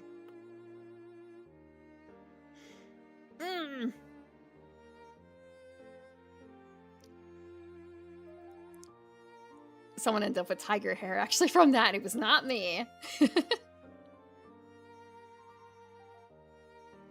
I decide to rest a hand on her head to reassure her, deciding that this is as far as I'll allow myself to go in terms of physical contact with her while she's in this state. Hanako's head nuzzles against my chest. It makes me feel all the more uneasy with the situation, and as her arms tighten around my back, I quickly decide to bail out. I rest my hands on her shoulders and give a firm but gentle push. Her grip tightens a little as I do so, and she eventually breaks off. I don't want you to go. Hanako, please. Akira and Lily are going to start thinking weird stuff if I take too long here. It's perfectly true, too. I really don't want to take any chances, and I feel very uncomfortable right now. Are we gonna drunkenly admit our crushes or whatever, and then it's gonna start Act 4? I shouldn't try to read anything into the way she's acting right now. I read that aside from alcohol lowering inhibitions, people can react to getting drunk in many different ways that don't necessarily reflect reality. And even without that, there are plenty of ways to interpret what she's saying. As long as she's safe, I'm gonna try and get out of her room as soon as possible. Hanako hiccups again, looking a right mess as she stands and looks downcast in the center of the room. Her personality changed as she drank more and more, and now, all alone in her room with me, her previous brightness seems to have left her. Was she just acting upbeat to make sure we didn't worry? Even if she was, what could I possibly do for her, since I do exactly the same thing in regards to my own condition?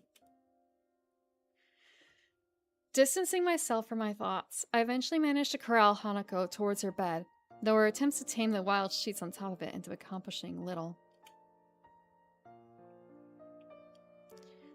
Sorry about tonight, Hanako. I know you probably won't remember any of this, but happy birthday.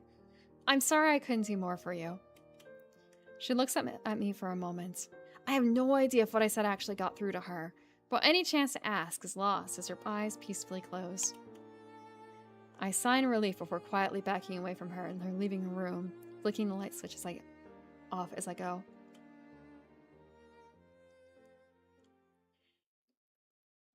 That might depend, honestly. I don't know.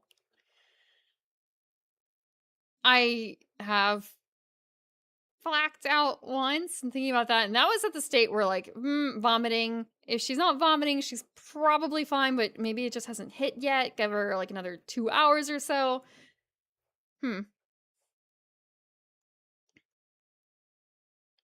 I hesitate a little before opening the door to Lily's room again, quickly rehearsing what I should say if I get questioned about Hanako.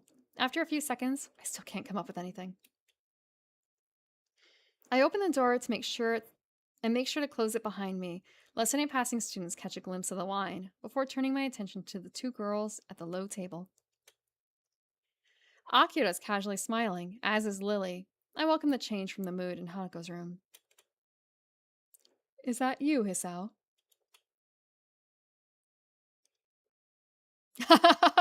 Yeah, that is very, very true.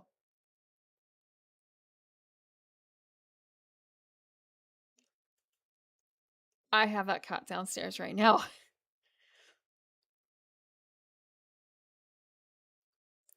Yeah, I got Hanako to her bed. She's sleeping now. That's good. I have to admit I hadn't thought that she'd drink quite so much.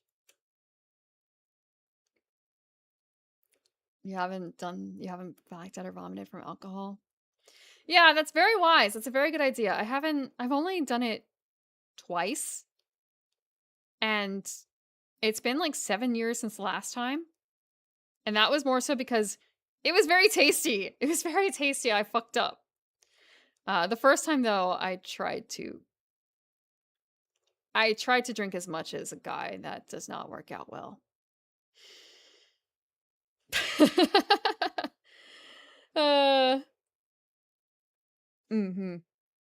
I mean, the worst thing that happened was I vomited. And blacked out, but nothing else bad happens. Hey, it's fine. She's all safe and tucked up in bed now, with the way she is. It was whiskey. It was whiskey the first time. The second time was okolehau, Hawaiian alcohol. She awkwardly trails off, though Lily and I would hardly protest. For someone so anxious and fearful, drinking would give an easy out from those constant feelings. Not enough. No, I have enough levels in Wine Ant to not let myself get like that. That is the wise Wine Ant choice. You do not want... Black... Vomiting it up is bad. Vomiting up is bad. Unless you mean, like, historically me, I didn't have enough levels in Wine Ant. And, like, yeah, that was a long time ago. I would not have... I mean, I've been an ant for a very long time, so, like, I guess technically Wine Ant. However,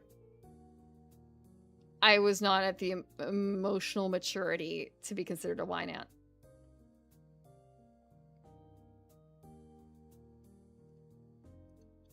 Failure gives experience. True. I wish I could do more for her. I feel useless. Looking at Lily, I think back to what I asked myself in town. My relationship with her is that of a friend, and has only ever felt that way. And now I think I know why. Lily's been there for both Hanako and me since I first met her, but she's like that for everyone, trying to do her best to make them feel better. With that in mind, then what's the bond between me and Hanako? After rescuing our relationship following the panic attack I inadvertently triggered during class, I feel like we're back to being friends, but she's on my mind more and more. I can't say I view any other girl in quite the same way, but maybe it's just a normal reaction to someone acting like this. Say, Akira. She yawns before looking at me. It is getting pretty late. You know about what happened with Hanako, don't you? Yeah, Lily told me. I negotiated pretty hard for a break so I could come down and help make her birthday a bit brighter. We get along pretty well. It's surprising to hear that from someone as extroverted as her, but if Hanako came to know her through Lily, maybe she had time to get used to Akira. And on that note, I'd better get going. I'm already going to be a bit late as it is. But it's already so late. Sorry, we got a bunch of work dropped on us, so overtime it is. She levers herself up with a grunt and heads past me towards the door. Just before she leaves, she turns back towards us. She's a financial whatever person, the kind where they work like 60 hours of overtime. You haven't forgotten about the time for the flight and all the rest. Don't worry, I have everything ready. It's just a matter of packing when it gets closer to the time to leave. Atta girl. I'll see you guys later then. And with that, she disappears through the door with her hand held high in farewell. Your sister is something, alright. I probably should have thought that comment through before saying it. Regardless, Liz seems quite amused at my appraisal. Business Lily stay. She doesn't look like Lily that much, though. They're just both blonde.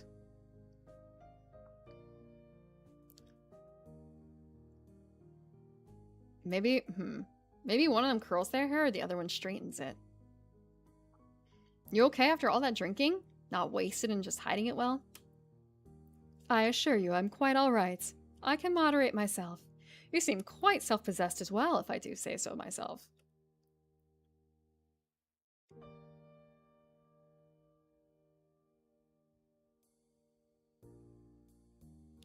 On the Lily route, she just says use protection no matter what you hear. Akira. Well, you kids go do, well, do what you're gonna. Yeah, well, I guess your moderation applies to me as well. With a little hesitation, I take a seat at the table in front of Lily. I want to address this directly, if for no other reason than to settle my own thoughts. Remember to wear a hard hat. OSHA in the bedroom. I've been meaning to ask this, but it took me a while to make up my mind. Do you have any idea about what triggered that panic attack? I gathered it was something to do with her birthday, but I don't know anything more. Even Akira was being really careful around here, so I assume she knows as well. Lily's smile drops, and the gaiety of the birthday party now well and truly over. We're not Mormons. There's no Mormons here, right? To be honest, I'm not sure of all the details myself. Hanako told you that she was in a house fire. She told me as much after we met and spent a lot of time together. Other than that, she quite simply never told me. She never told you. Assuming the worst, what does she have to look back upon? A life of isolation and possibly even the death of her family? Maybe even going as far as blaming her existence for their deaths? Even thinking about what little I know of Hanako's past is bleak. To have lived through all that and to live on with those memories must be infinitely worse. Lily looks similarly depressed, but I can see her rebuild at least some of her composure before my eyes. PPE.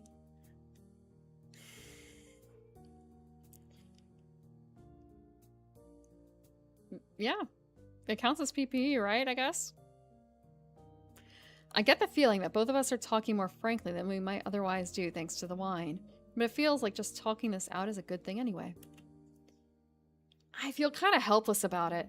When it's put like that, what can I possibly do for her?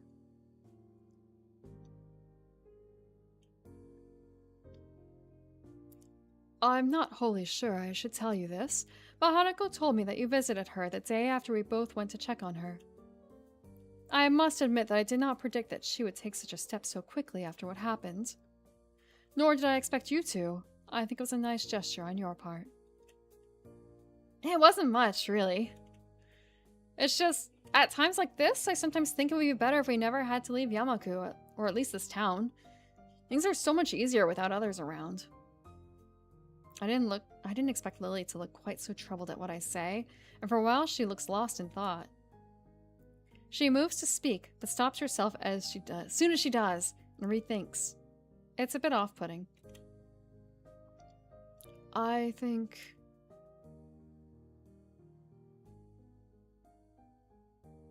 Tell me, do you have anything planned for Friday evening?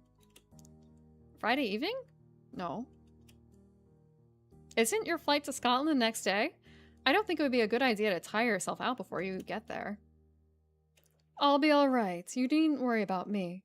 I do this tomorrow evening, but I imagine Hanako will be feeling rather off for a while.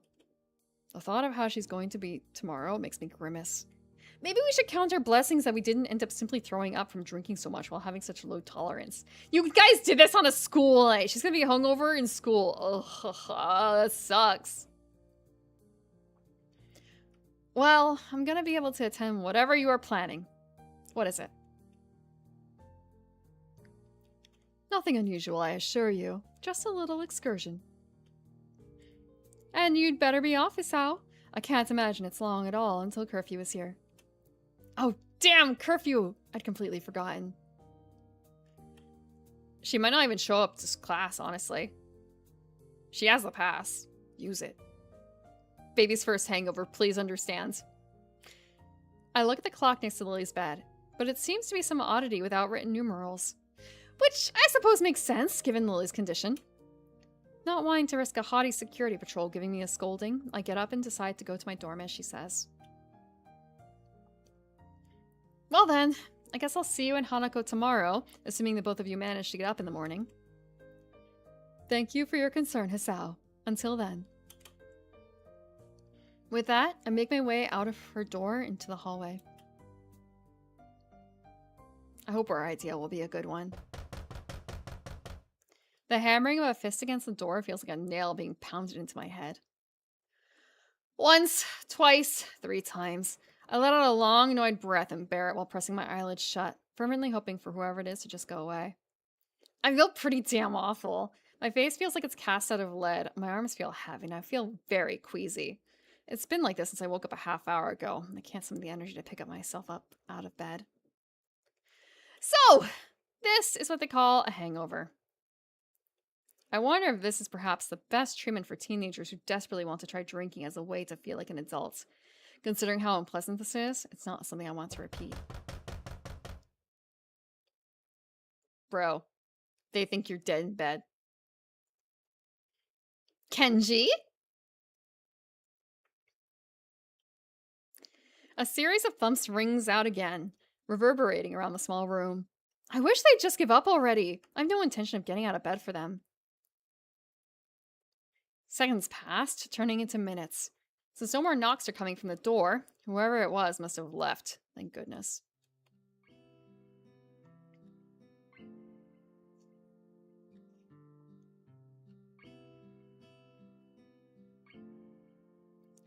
Looking to my clock, the time when I really should think about getting dressed and ready for class is approaching. I don't think I can manage it, though. I hate cutting class, but I don't think I'm going to be able to get much done at this rate. I can tell I look like a mess without needing to look in the mirror to confirm it, too. The morning rush is giving me enough time to stand outside the classroom for a little while without looking too suspicious. I hope that Muto doesn't ask any awkward questions about my not attending school today. I was sick, that much is true. It's just the reasons for it I have to hide. Confident I can get by with a tactical omission of certain truths, I stride into the classroom doing my best to appear normal. The instant I open the door and take a single step in, I can feel a dozen eyes looking at me. There's no way I'm imagining this. They're not even making any attempt to hide it.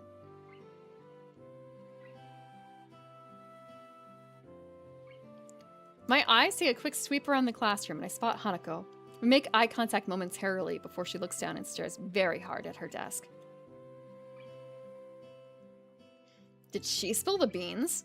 Muto may be okay as far as teachers go, but underage drinking on campus is not exactly something that would be taken lightly. I look to him with some trepidation. Feeling better today? Yeah, thank you. He motions for me to take my seat, my legs feeling like sticks as they carry me there. This is gonna be a long day. As soon as the lunch bell rings, I'm on my way to Hanako's desk to ask her what's going on. Hanako? Did you tell... She looks up at me and shakes her head. That's a big relief. It's just... Well there, Hee-chan! It's nice to see you again today! I grimace and turn towards the unmistakable voice coming from behind me. That was way too upbeat a tone of voice to feel comfortable, even for Misha. Misha's happy smile is nothing out of the usual. Shizune's, though, is a very bad sign. The one she wears has become notched into my brain as her "I have got you 7 ways to Sunday" smile.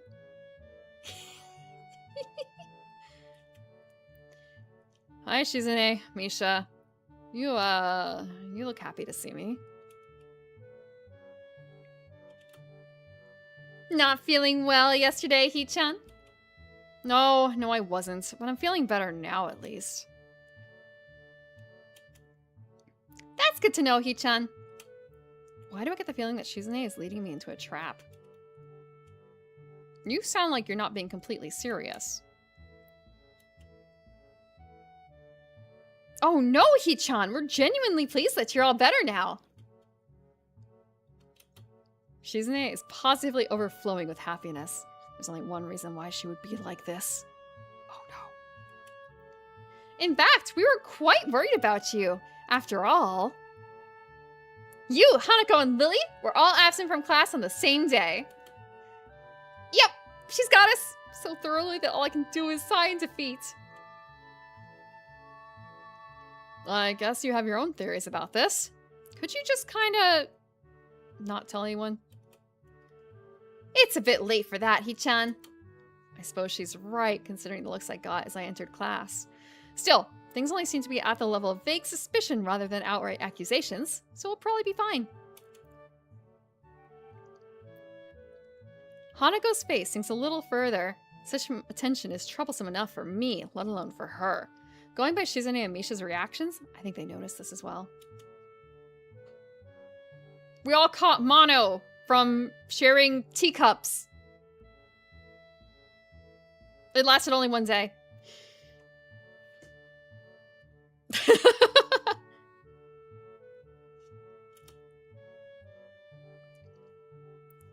The only reason why we're giving you such a hard time is that you ignored us yesterday morning. Yesterday morning? It takes a while to recollect what happened then, given the haze induced by the generally awful state I was in at the time. Oh, food poisoning! Yeah, that's excellent! Food poisoning. Yeah, we, shared a cake, and, it had way too much baking soda in it, and it really upset my stomach. Oh, right. The knocking. That was you two? When in doubt, food poisoning. It was! And you left us there for ages after we'd taken all the effort of coming to your dormitory early in the morning.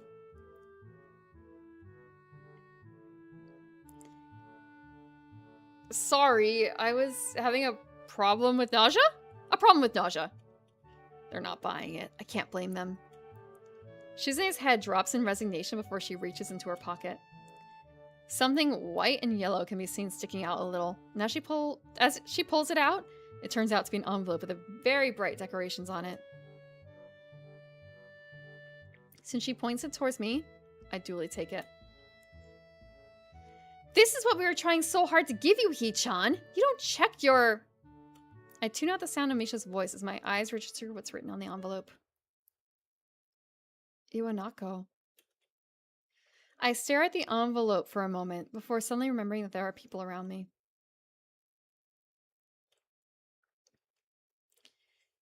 Yeah, don't make your own tartare with steaks from the sale section of the discount grocery store.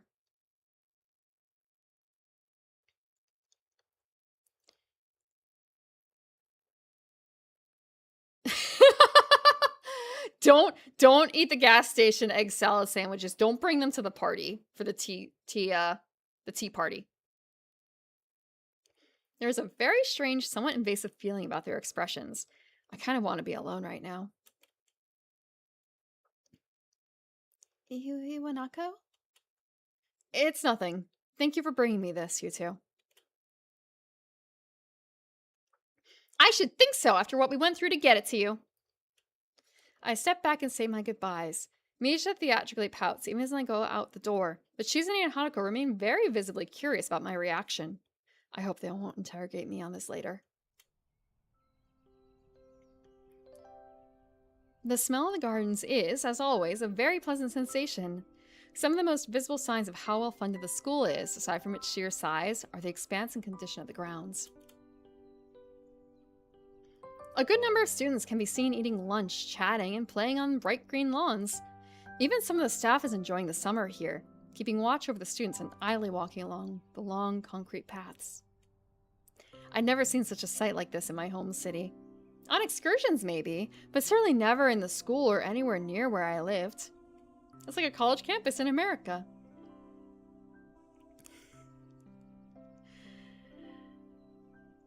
Even the bench I sit on to read is warmer thanks to the summertime sun, reminding me of why I haven't worn the school blazer even once yet. That's a lot of text. Considering this, the sunflowers and splashes of vibrant yellow coloring adorning the paper are quite appropriate for the time. If only the words written on it were as well. Here I was, thinking I managed to get over her, when this troublesome thing shows up. A couple months later. Her handwriting looks vaguely familiar at best, and only now that I see it again, I remember that she used to write in pink pen a lot. She was always very girly, for lack of a better term. but she was also quite fragile.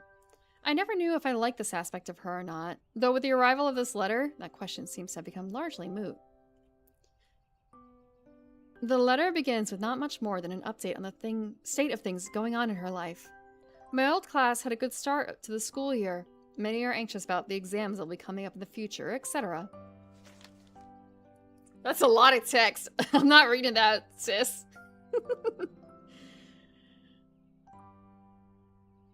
But it ends on a very personal and brief note. It feels a bit like she wrote most of the letter just to try and soften the blow of the ending.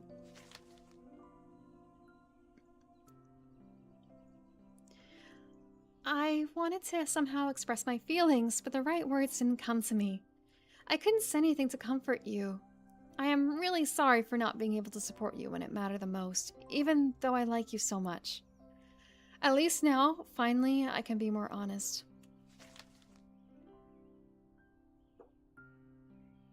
I'm happy for you, or sorry it happened. If I could go back to those quiet days in February and March, I'd tell you to not give up on yourself. That's what I would say. Maybe you wouldn't have drifted so far away if I had just said something. I hope you've managed to get back on your feet on your own. Now the distance between us is also physical. It also feels more final somehow. I wonder if we will meet again. Perhaps it's for the best if we don't. Still, if you would like to correspond with me, by all means write me back. I'd very much like to hear about your new school and how you are doing. I wish you all the best. Sincerely, Iwanako.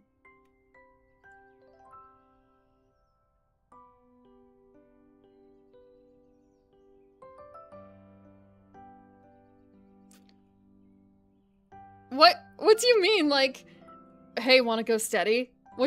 What is the context? Huh? Is that a letter I would send?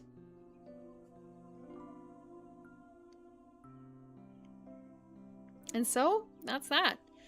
Our relationship is over. Nice, neat, and tidy, with no ambiguity. You know, it says...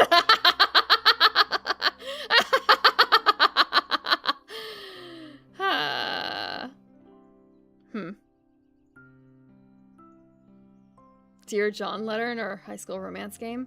I guess to make sure it was completely clear that it's over on both sides.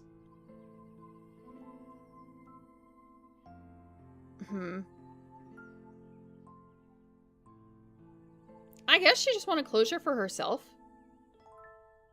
And having sent this off does that. I would send that to a day elf person.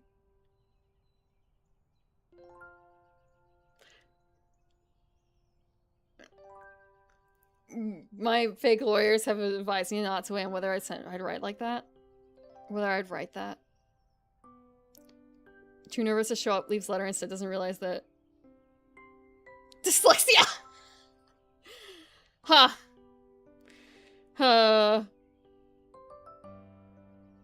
So they can't read? Yeah, she wanted to say she liked him. He shut down. She felt like she couldn't tell him. Shut down for... Yeah. Yeah, she did like him. But it's too late. It is simply too late, and too much bad stuff has happened at the very beginning of the relationship, so it's kind of like, might as well start over, I guess, basically. We can't do long distance.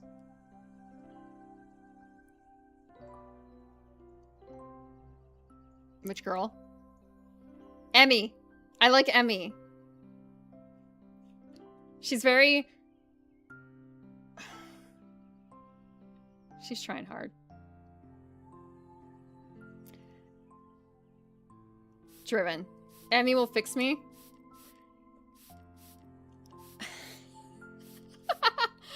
I mean... The Hisao on the Emmy path tries to fix himself. Emmy does help, but he already has the spark. I think.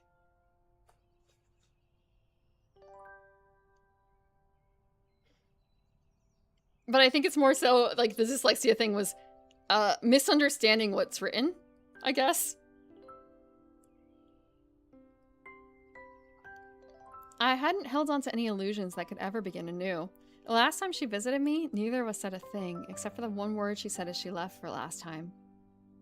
Goodbye. Yeah, she wanted to give herself closure. And I guess him more closure. Be that as it may, this feels more final. A capstone on an experiment that both of us tried and failed at. A loud shout draws my eyes away from the letter. It's just some students horsing around, with one of the teachers standing nearby coming over to talk to them.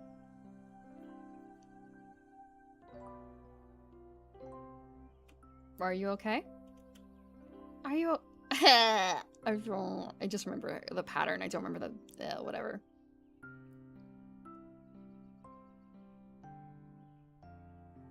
Oh boy, a letter from a girl. I can't read it, but I'm sure it's full of nice things. Look at the cheery paper it's on. She's breaking up with your bro. Sorry. A tentative voice coming from my side. For a moment I assume it to be Hanako, but it's actually Yuko. Oh, hello Yuko. I thought you'd be in the library. She gives a cheerful smile, one quite fitting the atmosphere, and flourishes the empty wrapper of a roll in her hands. She must have someone else covering for her while she grabs something to eat.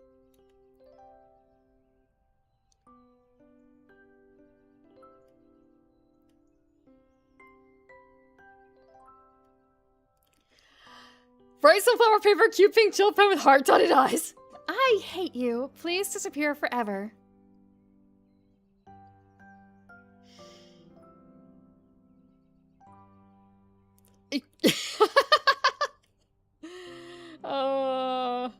It would be more fitting if it was in more destructive words, but that's not for here.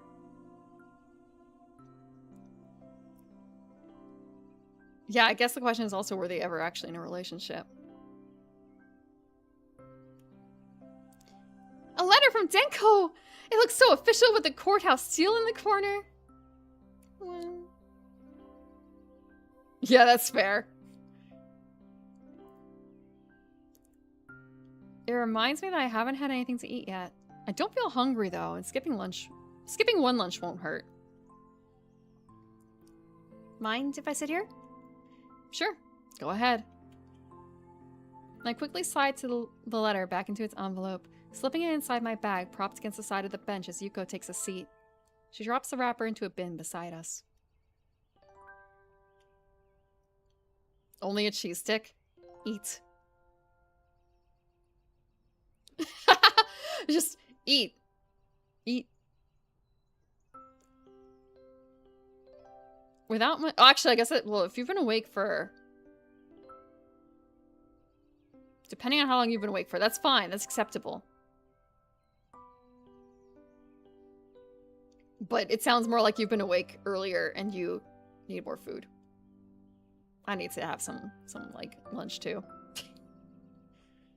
I had my coffee. That was about it. Nearest thing can eat it? What if that's a cat? What if that's a dog? What if that's a rabbit? What if that's a bird? Am I winning the hearts of dainty fair maidens? No, we just kind of got closure about the first girl that we confessed to.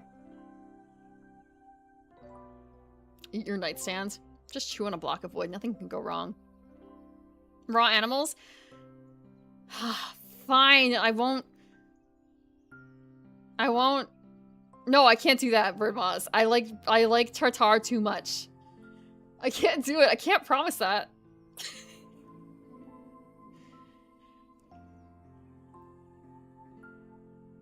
Without much else to do, I lean back and take what enjoyment I can from the sun, silently reflecting on the letter. Carpaccio too, yeah! Horse, not really. But, and, fish. Fish is animal. Ceviche, yes! Oh, Toro sushi. One day, I will have you again. The lush lawns, the clear blue skies. Everything looks so different from the way it did back then. Even the school surroundings, from the hill it's on to the woods around it, are completely opposite to the urban scenery I remember. Clean, conscious. He was already doing that, though. Because he thought the goodbye was the actual, I guess, like, end of everything. You said nay to the horse. Was it meatballs? Was it IKEA?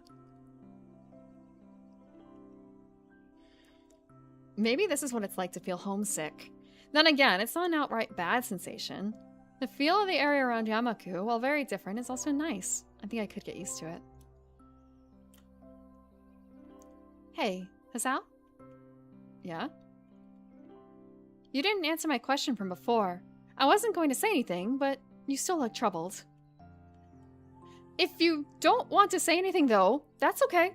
I don't mind at all. Sorry for asking something strange like that.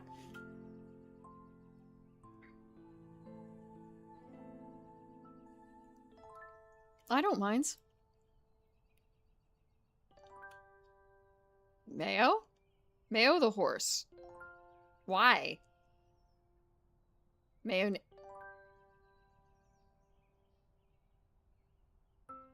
I see. I see. I see. I fell for it. It's just... I got a letter from someone I knew before I came to Yamaku. It made me think about some things. Yeah. From you, Clay? From you? From Jamesy and I expected, but from you, Clay.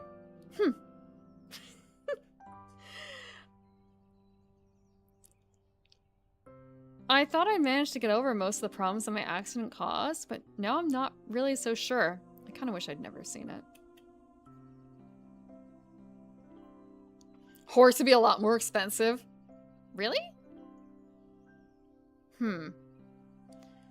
I don't think that's good, Hisao. When my boyfriend left me, he did so very suddenly, and never let me know why.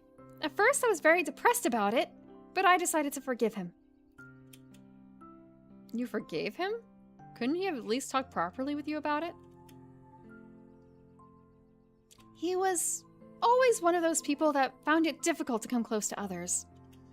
In the end, I decided that I fell in love with him for a reason. He was a good person, and I think that if I had been in his position, I probably would have found it just as hard to try and talk to him. I don't really see the connection to the letter I got. I mean, that's, how should I put this? It must have been very hard for that person to send that letter, and if they did, I think they must have thought very hard about exactly what to say. Iwanako managed to write this letter and bring a final close to our relationship, something that I'd never managed to do. Whereas here I am, trying to protect and help Hanako as best I can, especially with Lily leaving for a while, and I'm not even able to deal with my own problems. Does that make sense? She's taken my non-response and furrowed brow as doubt. She really reads faces too much, just like a certain other person. Yeah, that makes sense. The letter was just kind of a shock, really. I think I tried to fool myself into thinking that my life reset when I came to Yamaku, but now it's suddenly aware that it didn't. I'm at a bit of a loss about how to deal with these feelings. I think that's something I can't really help you with. Sorry. It's fine. I think being able to talk to you with you helped get things sorted out a bit better in my head, so thank you anyway. She nods and smiles sweetly. Yuko is a nice girl, so it's a shame she's so highly strung so often. The school bell ringing out startles us both. Ah! I was supposed to be back before the bell. Oops. Oops. She jumps off the bench and almost races off without a second word, but turns on her heel as she remembers she was talking to me just now. I'll see you later, Hisao. Cheer up, okay? I'll try. Thanks, Yuko.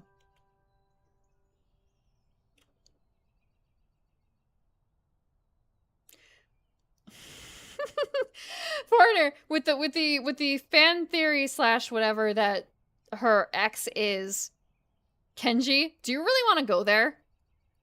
Do you really want to go there? Do you want to... Can you take over that position?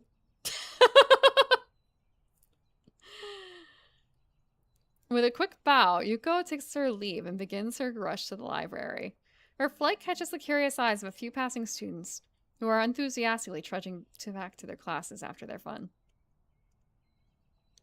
Reluctantly standing from the bench, I dust myself off and join them. Even while I walk through the gardens back into the main building, the thought of the letter in my bag doesn't stray far from my mind.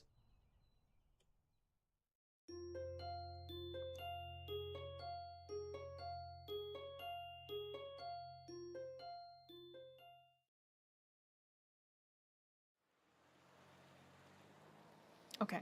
I'm actually going to take like a 5-minute-ish break, if that's okay. It is fine. It's my stream. I can do what I want. I'm going to take a 5-minute break. Let's see. I want to stuff my face in a cat. He left me. I'm going to make him pay. The snuggles. Okay. 5 minutes. Once I remember which button it is.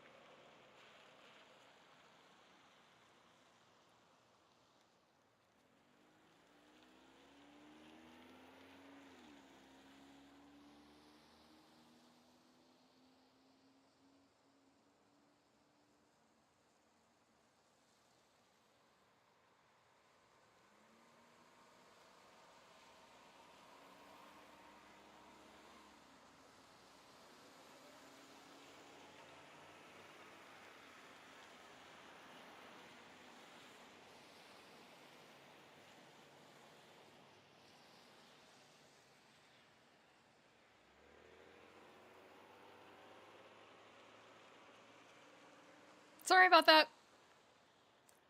Like double the time expected. Good, good, good.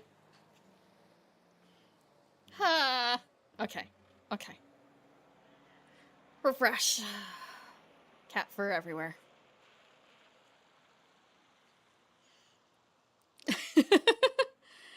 I can't. Like, I think he missed me. I think he missed me. Just sometimes a little hard to tell.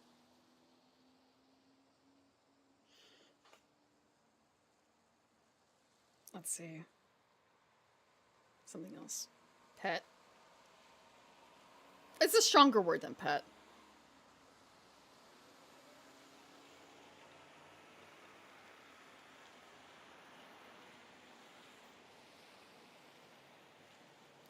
It's a stronger word than pet. Doritos.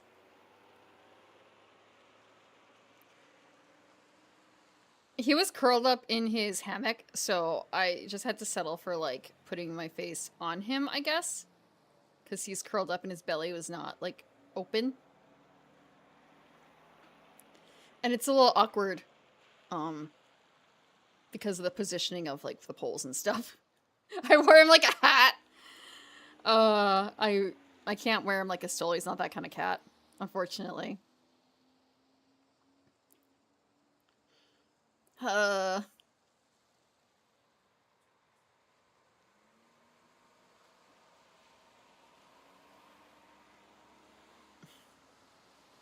gonna miss him. Just thinking about, like, I have to go back to the dogs after this.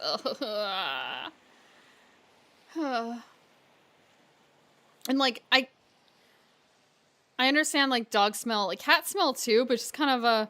I'm smelling the cats. I'm smelling the cats. And, like, they do have a smell, but it's just kind of a man. The parasite is gone to me. It smells like home. Yeah, because I am home. The feeling of walking through the streets is one of very deep nostalgia. While Yamaku may be like the reverse of where I've lived in the past, the city at night is amazingly familiar. My eyes are moving constantly from the bright electronic screens glowing high in the night sky, to the street lamps piercing the darkness with their light, to the businessmen enjoying themselves after work, and the busily talking couples on dates. Oh my god, YouTube is super behind. It's like YouTube doesn't play unless I have the window open.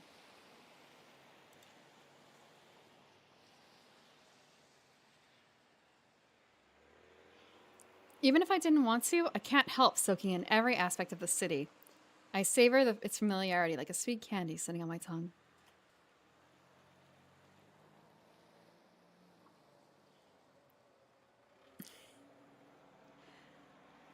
Gets to pet doggos? The dogs demanded of me. Thanks, SW. Oh, YouTube is working fine now.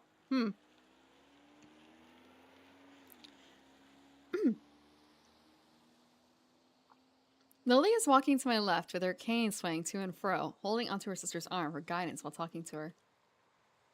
Compared to traveling by taxi or bus, being driven by Akira in a rather nice car was a much more enjoyable experience.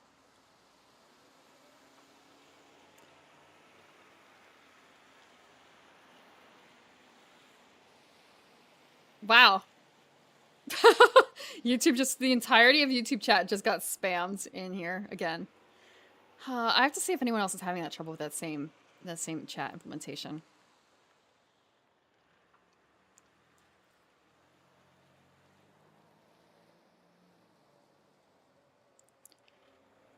Maybe not for the person on my right, though. Well, Lily was used to her sister's driving style, and I quite liked a bit of excitement. Hanako was holding very tightly to the door for most of the trip. You've done that right.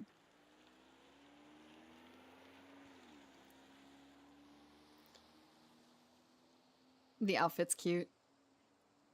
Everything looks so pretty at night. Hanako quickly looks down yet again as she accidentally catches someone's gaze. Yeah, it does. My answer isn't very thoughtful since I'm distracted by so many thoughts, so I find it hard to keep up on small talk. One of those distractions, aside from the city sights, is how Hanako looks. This is the first time I've seen her in something other than her school uniform or her pajamas. It gave me a pause when I first saw her outfit, we met up at the school gate. Considering how much her head is lowered when people walk near us, I imagine that the hat she wears is more than a fashion statement. While initially I was wary of Lily's plan to take us out into the city, when night fell, it became obvious that she had thought about this. Not many people have paid Hanako much heed, since the darkness hides her scarring well. So, we're in the city. Any ideas on what to do? Akira beams a smile. Something tells me that she's the one who is making this particular decision, even if her sister may have proposed the outing in the first place. You'll see. Just follow us. Have a good night, too, on the grass. The VOD will be there. Check 4 hours and 20 minutes in. I nod and try my best to stifle a grimace. After what happened during Hanako's birthday party, I don't trust Akira's judgment all that much.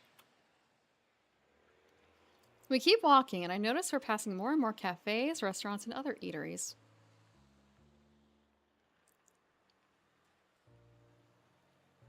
Mario hat? I don't know if you call it a Mario hat. Every once in a while, a drunken man in a suit comes out of a bar, usually being supported by another. But for the most part, the customers around this part of the city look young and fashionable. Different kinds of music come and go as we pass by each business. The discord created by the overlap should be grating, but it reminds me so strongly of the times I spent in the city with my old friends that I don't mind. Hanako and I have started to drift a little apart from Lily and Akira. That comes to a stop when I hear a soft thud from beside me. Sorry.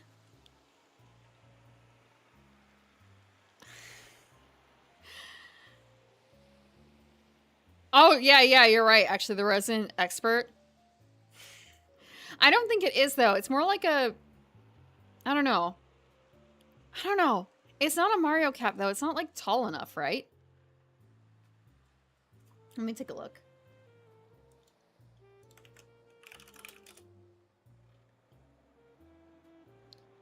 Like, it's too floppy, I feel like. A flat cap? I don't think it's that either, because I think that there's too much of the cap showing for it to be a flat cap. I think I've had a hat like this before, actually. Let me see. But I don't know how to describe it. No, I don't think it's a flat cap.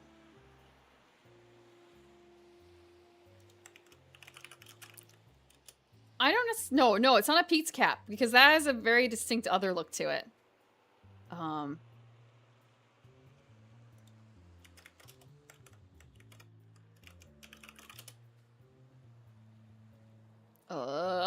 There's got to be another name. I haven't worn hats in a long time. That requires going more outside.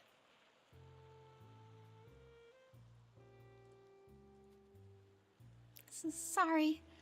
By the time she rights herself from her apologetic bow, the middle-aged businessman she bumped into is walking away after mumbling a half-hearted apology. Old man hat. That's a flat cap. I actually do have one or two of those.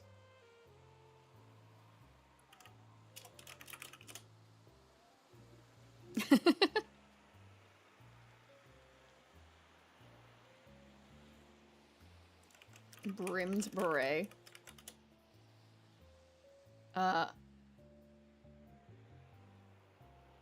Honestly, apparently that is a thing. Dang, okay.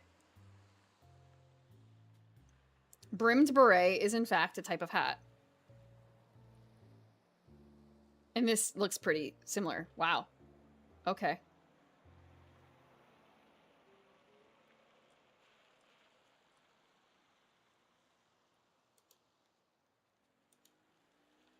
Let's see.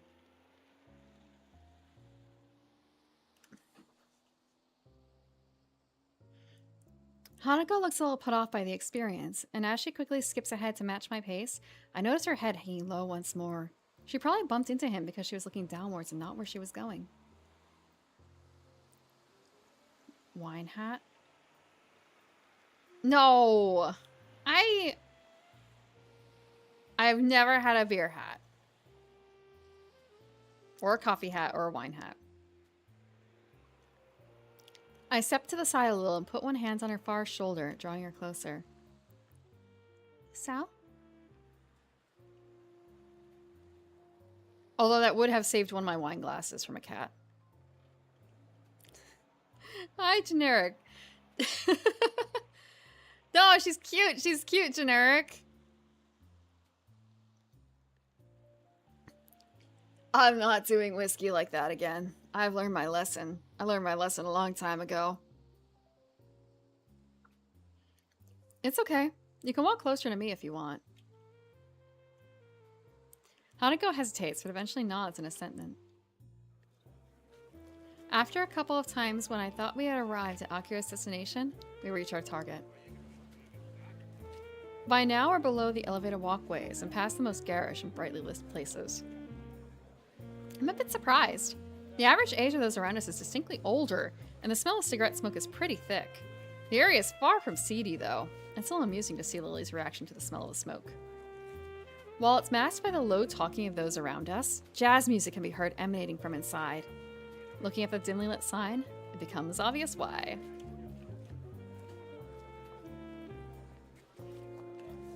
Her hair is pretty well cared for a Sadako look-alike, as you are implying. A jazz club? I have to admit, this isn't what I expected. Lily gives an amused snort and a smile. Somehow I feel like I should have known it, Akira. As we talk outside, I notice more and more odd-sideways glances directed our way. People awkwardly catch themselves staring and look away. That just makes it more obvious. I had noticed this occasionally when we were walking, but it's more pronounced now. I've never experienced anything like that in my life. An average-looking Japanese teenage guy, just a little taller than normal, isn't the type to draw attention without making an effort. Hey, come on. Just because you're teenagers doesn't mean you can't have a taste, right? Well, I don't really mind the music, if that's what you mean. I don't mind it either. You're not even important enough to have a face. She's only just managing to force the words out. In contrast heavily to when we were alone in Yamaku, and disappoints me a little bit that she's so highly strung for what's supposed to be a good time out in the town. It's hard to read Hanako's face as she keeps looking downwards. It's a little wonder she doesn't come out often to the city because of this, and it makes me a little thankful that my own scarring is easily hidden. Lily has a similar way of attracting people's gazes, but the reason for it is clearly different. She hardly looks like a native, and the same can be said for her sister. That much is far more noticeable than her blindness from a distance. She may not be able to see this for herself, but I've little doubt she can hear the odd whispered phrase from people who think they're out of earshot. Be that as it may, she doesn't seem to show any sign of either annoyance or pleasure at the attention. Akira is still as confident as ever, though. Flashing a smile, she strides in with Lily by her side and the two of us following behind. Well, isn't black hair easy to coordinate with, though? Am I wrong? I feel like black and white are kind of free colors when it comes to color coordination. I'd expected my eyes to need adjusting to the light inside, but it's not much brighter than outside. The music we'd heard is clearer now, mixed in with the sound of glasses moving on the table and counter, and the husky chatter of the patrons. Looking to my right reveals the music source, a jazz group playing behind some tables. The patrons seem to be mostly men, and though there's a handful of women, nobody looks under 30, aside from us, of course. It feels a little like we've stepped into the 1920s. The atmosphere is quite agreeable. I'm not completely comfortable simply because of my age, but were I older, I'd probably feel quite at home. Clay, that's exactly why I'm wearing a lot of black and white, because green and gold are already... I'm already so predominantly green that that's one of my colors, essentially. I have to work around that. So it's easy to go with a lot of black and white. It's easier to balance when there's only 2 colors in the black and white versus the others. Like adding in other colors like the purple.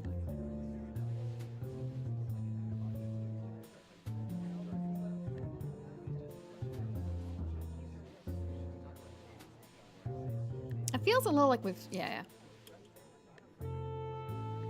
Black and pink dress with gold buttons.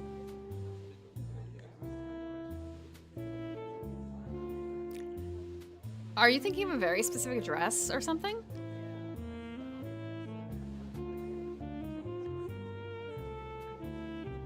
Silk will dyed black as a green sheen? Really?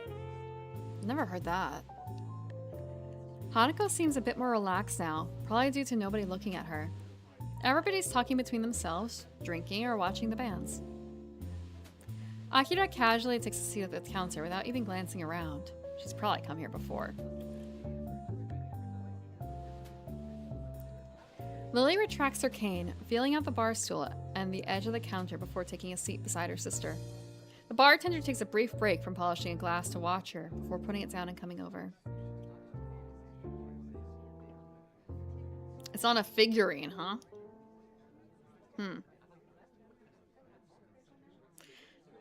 Good evening, ladies. What'll it be? Just a scotch, thanks. Lily? May I have a glass of A black-suited elbow hits her side sharply. Orange juice, please. No problem. Coming right up. The bartender starts to pour their drinks. A couple of seconds pass before Akira suddenly remembers that Hanako and I are indeed here and turns around to us. Pub crawl? I don't think they're on a pub crawl. I think they're a little young to be on a pub crawl. You two want anything, or are you just gonna stand there? Hanako seems to be getting a bit restless. No matter where we're going to seat ourselves, there's going to be people right next to her. I don't think she looks convincingly older than 20, unlike Lily. Looking around, there's some game sections to our right. A couple of billiards tables can be seen in the corner, and nobody's using them either. I glanced at Hanako, about to ask her if she'd like to play, but she's already looking longingly in the same direction. Maybe it says something that we can get by with so few words nowadays. We'll go play pool over there. Akira leans back to see past me before shrugging and sitting back up. It seems you'll have to put up with only me for company. How unfortunate. Have fun, you two. We turned and set off for the abandoned corner, with Hanako taking the lead. The prospect of a nice, quiet game away from everyone makes her walk noticeably faster. Her eyes stay firmly fixed on her prize. The table's full size and well lit despite the surrounding darkness, thanks to the bright overhead lights. A huge painting of something covers the wall. They're in their final year of high school. So like 17. And the drinking age in Japan is 20. They could be 18 theoretically. I know Emmy is like 18 or 19, I think. I think she might be 19 because she's repeating a grade because of her issue. I don't know about the rest. There aren't many people milling about this corner of the club, and I can see Hanako becoming a little less tense as a result.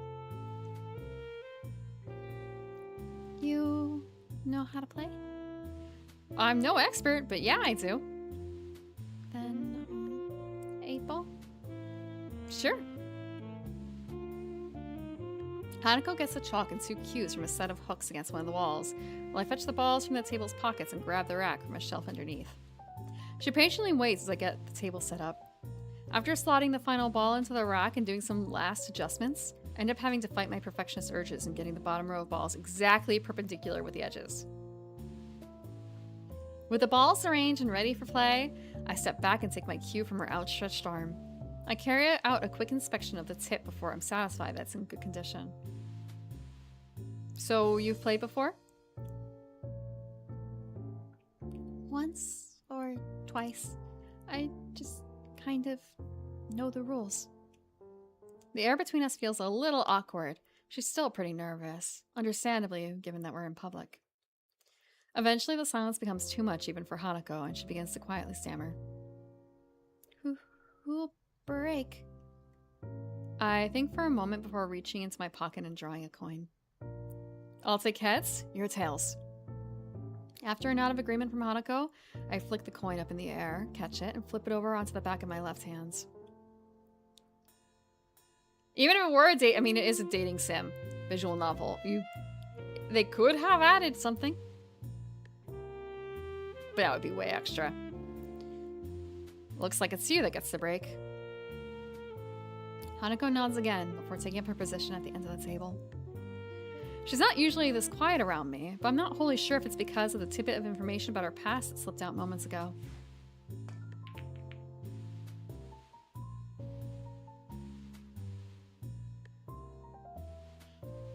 I thought, wait, when you write it like that, I'm thinking like, oh, yeah, I guess Renpi isn't able to support it. Renpai? Renpai isn't able to support it. No Suchipai either. The cue comes back in a practiced gesture before smacking dead into the center of the cue ball with a thud. The white ball skates across the smooth green expanse before smashing into the carefully arranged balls at the other ends. Balls skitter across the table at high speed. The break was good, with the balls being nicely distributed around the table. My eyes are already flicking from one to another to pick out the easiest candidates to pocket. Hanako retreats from the side and I take my shot. Well done. It's only after Hanako says this that I realize the ball I was shooting at was sunk. I look at her and notice a smile, a small smile on her face. It's nice how playing games seems to loosen her up a little. Guess I'm stripes then.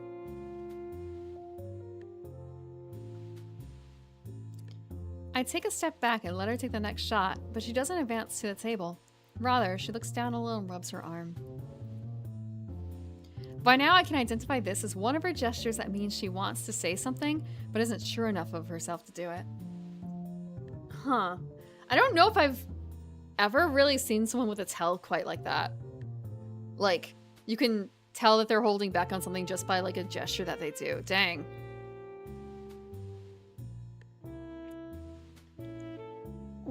What's up? It's just, you had a nice smile. Do you like playing this? I sigh and lean back against the table. I like playing, yeah. I think I was smiling because it's really nostalgic, though. Hanako tilts her head quizzically. Me and my friends used to play pool in the game centers near where we live pretty often, and at night, too. Wouldn't your parents? My parents both work, so they didn't mind me not being in the house. I stayed on top of schoolwork pretty easily as well, so there's plenty of time to do other stuff at night. Our conversation dies down, with Hanako's timidity getting the better of her. In response, I get off the table and let her take her turn shooting. There aren't many solids in easy positions, so Hanako bends down and takes a while to line herself up properly. Hanako's expression is the same as when we play chess, a relaxed but focused concentration. Athletes sometimes talk about getting into a zone where nothing unnecessary enters their minds. I wonder if that's something that she can do. We're back in the game. Yeah, we're back in the pool game. That's the game we're talking about, right? Her posture is good. Better than mine, to be sure. It's very close to a textbook method of playing, whereas I tend to contort myself into whatever position I feel is most natural for the shot I'm taking. She lines up to the cue, or she lines up the cue. The cue comes back, and she does a couple of practice movements to make sure she's lined up correctly. Hanako takes games so seriously. It's the only real hobby I know she has, outside of reading. It feels good to be able to share this kind of experience with her. She takes a shot after careful consideration, and the cue ball zooms off towards a ball, sending at a slightly awkward angle near a corner. Hanako's careful preparation pays off as the cue ball hits and sends the ball rolling towards the corner pocket. For a moment, it looks like it'll stop just on the lip of the hole, but eventually tilts just enough to drop in. Man, that was a hard shot. If you can pull that off, I don't think I have much hope. I'm not that good. It's not just the shot, though. Even when lining up, you looked really serious. You're like this with chess, too. The praise makes her a little flustered. She sets the cue against the table and stands, turning to me. I just like those kind of things. Her fingers are twisting and turning tightly. When I was in the orphanage, I just kept doing the things I liked before. If I played games with the others, that was enough for the helpers there, so... I never thought about it that way. Staff at an orphanage would naturally want to have everyone socialize at least a little. Now I feel like I need to go back to the text history. Hold on.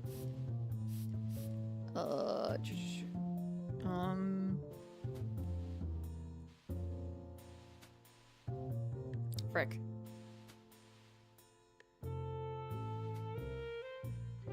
More so because, talking about like the past and knowing how to play and stuff like that, she has literally never mentioned an orphanage before, so it's kind of that's a big thing.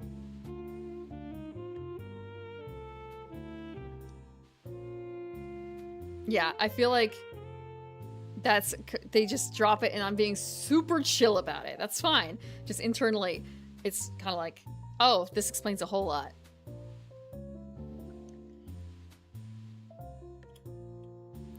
Why do you want to know? I've touched a nerve. The fact that she responded at all shows there's at least a chance she'll answer my question. Before, she likely would have just shrunk away from it without a word. I'll tell you, but...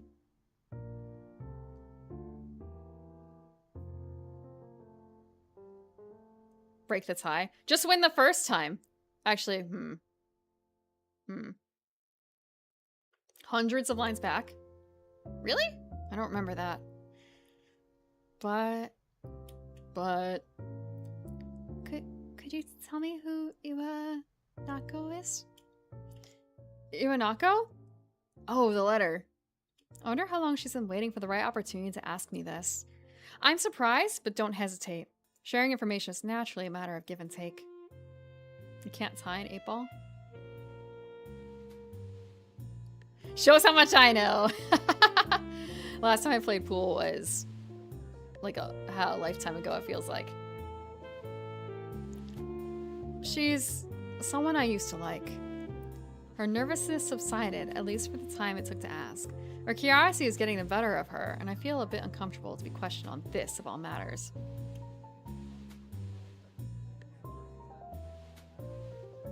People play strip pool? I guess I shouldn't be surprised. There's no way I could spell out all my feelings about Iwanako here. I don't even know myself what my feelings regarding her are, even after talking to Yuko earlier, and I want to avoid the subject around Hanako. Hanako doesn't look overly satisfied with the awkward ending to the discussion, but thinks better of continuing it. She was only just managing to ask me in the first place, without knowing that I wouldn't want to talk about it. Stretch. Oh, I know I'm coming up to time. I want to finish the scene. I moved to finally take my own shot. The lack of talking between us is filled by the chatter of other patrons and the bands at the other end of the club.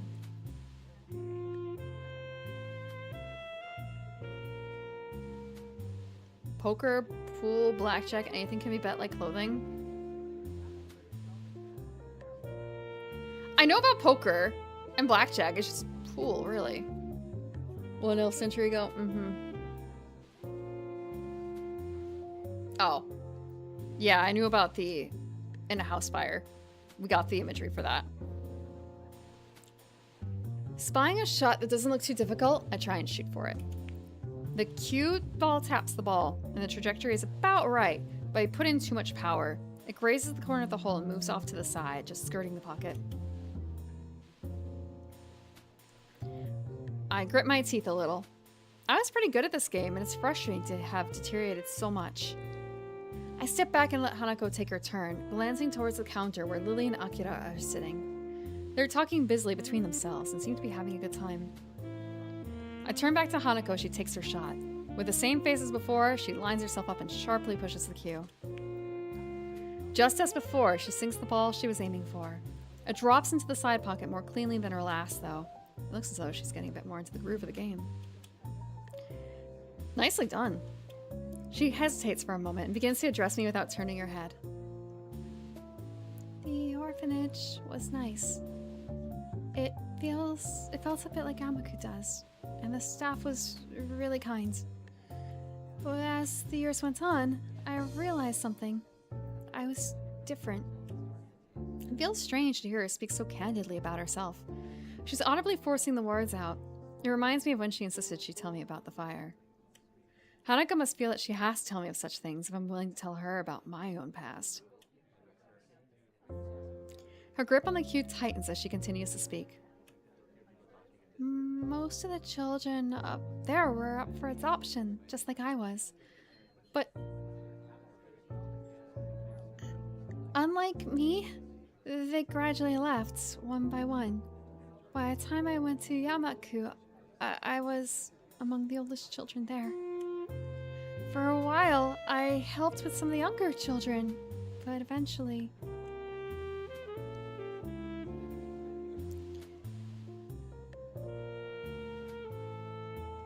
She's a card shark. Distracting. I lay a hand on her shoulder. She's forcing herself by now. It's okay. She looks mildly surprised for a moment, but then nods before setting down her cue and turning towards me. Do you really think so? Yeah, I think so. Even while Lily's away, I'll be around to protect you, right? Hanako looks at me for a long time, and I'm taken a bit off guard. Her expression hasn't changed from before. She still looks somewhat maudlin, and her silences between us aren't unusual. I think it's the fact that she's holding such prolonged eye contact that makes it feel a bit odd. It feels as if she's judging me. It's a very strange, vaguely uncomfortable feeling. Hanako? I understand. Thank you.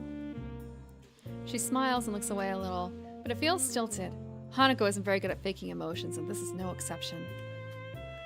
I move to the table and take my turn to try and distract myself, but it doesn't seem to work. Does she think I'm not up to the task of helping her? Is she disappointed in me? I'm probably overthinking this. While her silences are just an accepted fact of life by now, sometimes I do wish she'd speak more. With a thought, I send the white sphere careening down the table into my target.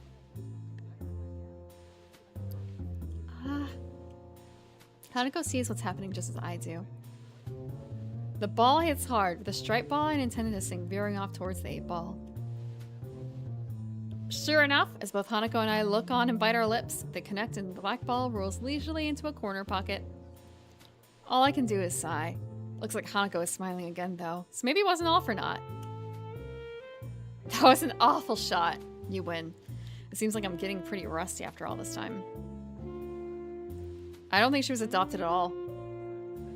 Hanako bends down and begins to shoot the remaining balls into the closest pockets. I almost ask if we could play another game, but a quick check of my watch confirms the night is getting pretty late. Lily and Akira appear to still be drinking at the counter. Seems like we'll have to drag them away. Hisao? I turn back to Hanako, who's still looking over the pool table shooting balls. Her voice sounds different from before. I'm here for you as well. I suddenly find myself blushing. It's only natural that she'd respond this way, given what I said earlier, but it's still a shock to hear it. Just what is my relationship with this girl? I want to protect her, to make her happy. I'm not really sure that it's something like love, but I don't think these are the same kinds of feelings I have for Lily either. I feel sorry for her, having gone through so much in her life. Her parents died in a house fire, and she lived in an orphanage for much of her childhood. I can't even imagine that kind of life. But I feel like there's so little I can do for her, especially now that Lily is going to be leaving the country.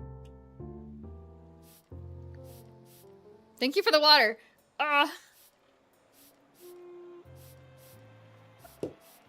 I actually have to call it here. I know we just finished like a very important part, but...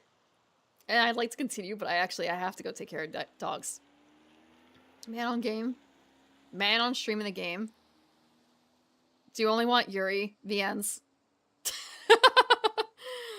There's not a huge amount. There is actually a little, there are a couple. But, Best damn boyfriend you could be. Yeah, who knows what's coming up next? Maybe we're gonna get a confession after this. Next stream. Next Sunday. The one in a suit. That's some figure for a man. Maple Raid? I had not even thought about it, but that's a good idea. Let me be right back. Okay. Okay. My schedule for the next week is gorilla streams, except for Sunday, which is almost certainly going to Sunday's going to happen. It may be 4 p.m. and maybe 5 p.m. I will have to figure that out.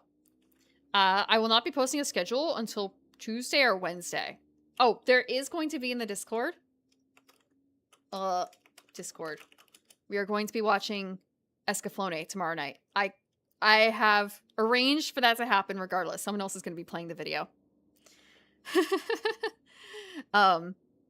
Otherwise, we'll have to see.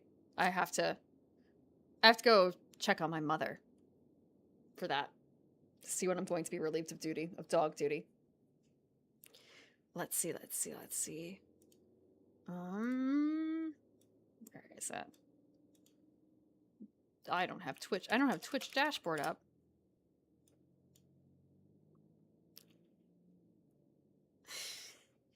So back. Not quite yet. Not quite yet. Let me see. Raid button. I don't see Maple on here. Maybe I just have to go further down. It feels weird because it's kind of, oh, but it's only 9 o'clock. And it's like, yeah, it's 9 o'clock. I started an hour earlier. It's almost 5 hours. Oh, she's playing Super Metroid. She's still continuing it? She's finishing it. How far is she? Oh, man. Oh, she's here! Oh, is it her first? For those who've been if you've been watching Maple, if you've been, like, dual streaming, how... Okay, I see she's already made it through that area. I'm looking at her map. Okay. Man. I'm gonna have to raid and run, but it's kind of maybe I can listen in. Elf to elf communication. Okay, we're gonna raid Maple. Last part. Yeah, I see why it's the last part. It's more so like, how far into this last part how far into this area has she gone? I haven't seen the map flash, but I see the corner map how far she's gotten. So like, oh, okay, she's gone a little bit far, but I don't know how far from that last save point. Asterisk. I mean, I guess, yeah, I had that same problem too, where it's like, I got to close to the end, but I just couldn't finish it. But she's only 45 minutes in. She can totally finish it. I believe in Maple. Okay. If you're going to bed, have a good night. If not, have fun with Maple. Thank you guys for sticking around. Thank you, Azure, for the suggestion. Have a good night, Generic. And you too, SW. Good night, Barack. Sleep well if you're going to bed. Actually, it's still a bit early for that, isn't it? Good night, Orange. Thank you for the love, Chiku. Good night, Hickory. Good night, Vermos. Let's see. Good night, Starfire. Oh, good night, Delson. Good night, Delson.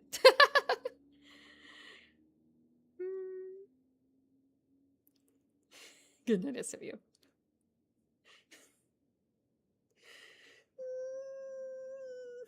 Good night, Barack. Goodbye, you two.